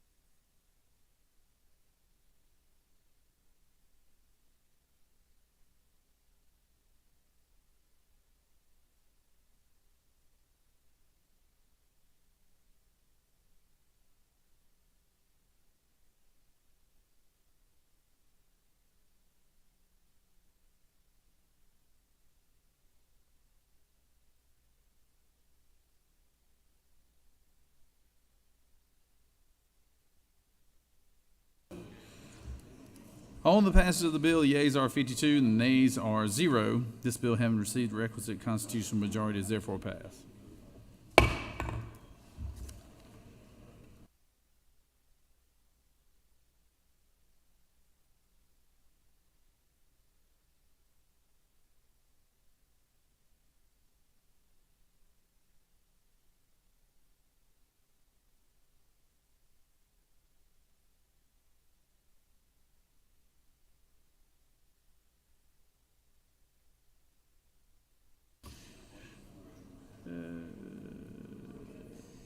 Recognize the majority leader for a motion. Mr. President, I move the Senate table the remaining legislation on the Senate rules calendar. All right. Is there objection? Without objection, they are tabled. All right. So what we're going to do, we're going to stand at ease for dinner. I know the pro tem's got dinner for the chamber and everything. So we're going to stand at ease. It's in the secretary's break room, is where the dinner will be. And we'll try to reconvene by 7:20, 7:30, I guess. I was trying to get us out of here, y'all. I was trying to get us out of here, but they overruled me. All right, everybody go have dinner. Enjoy it. We'll stand at ease.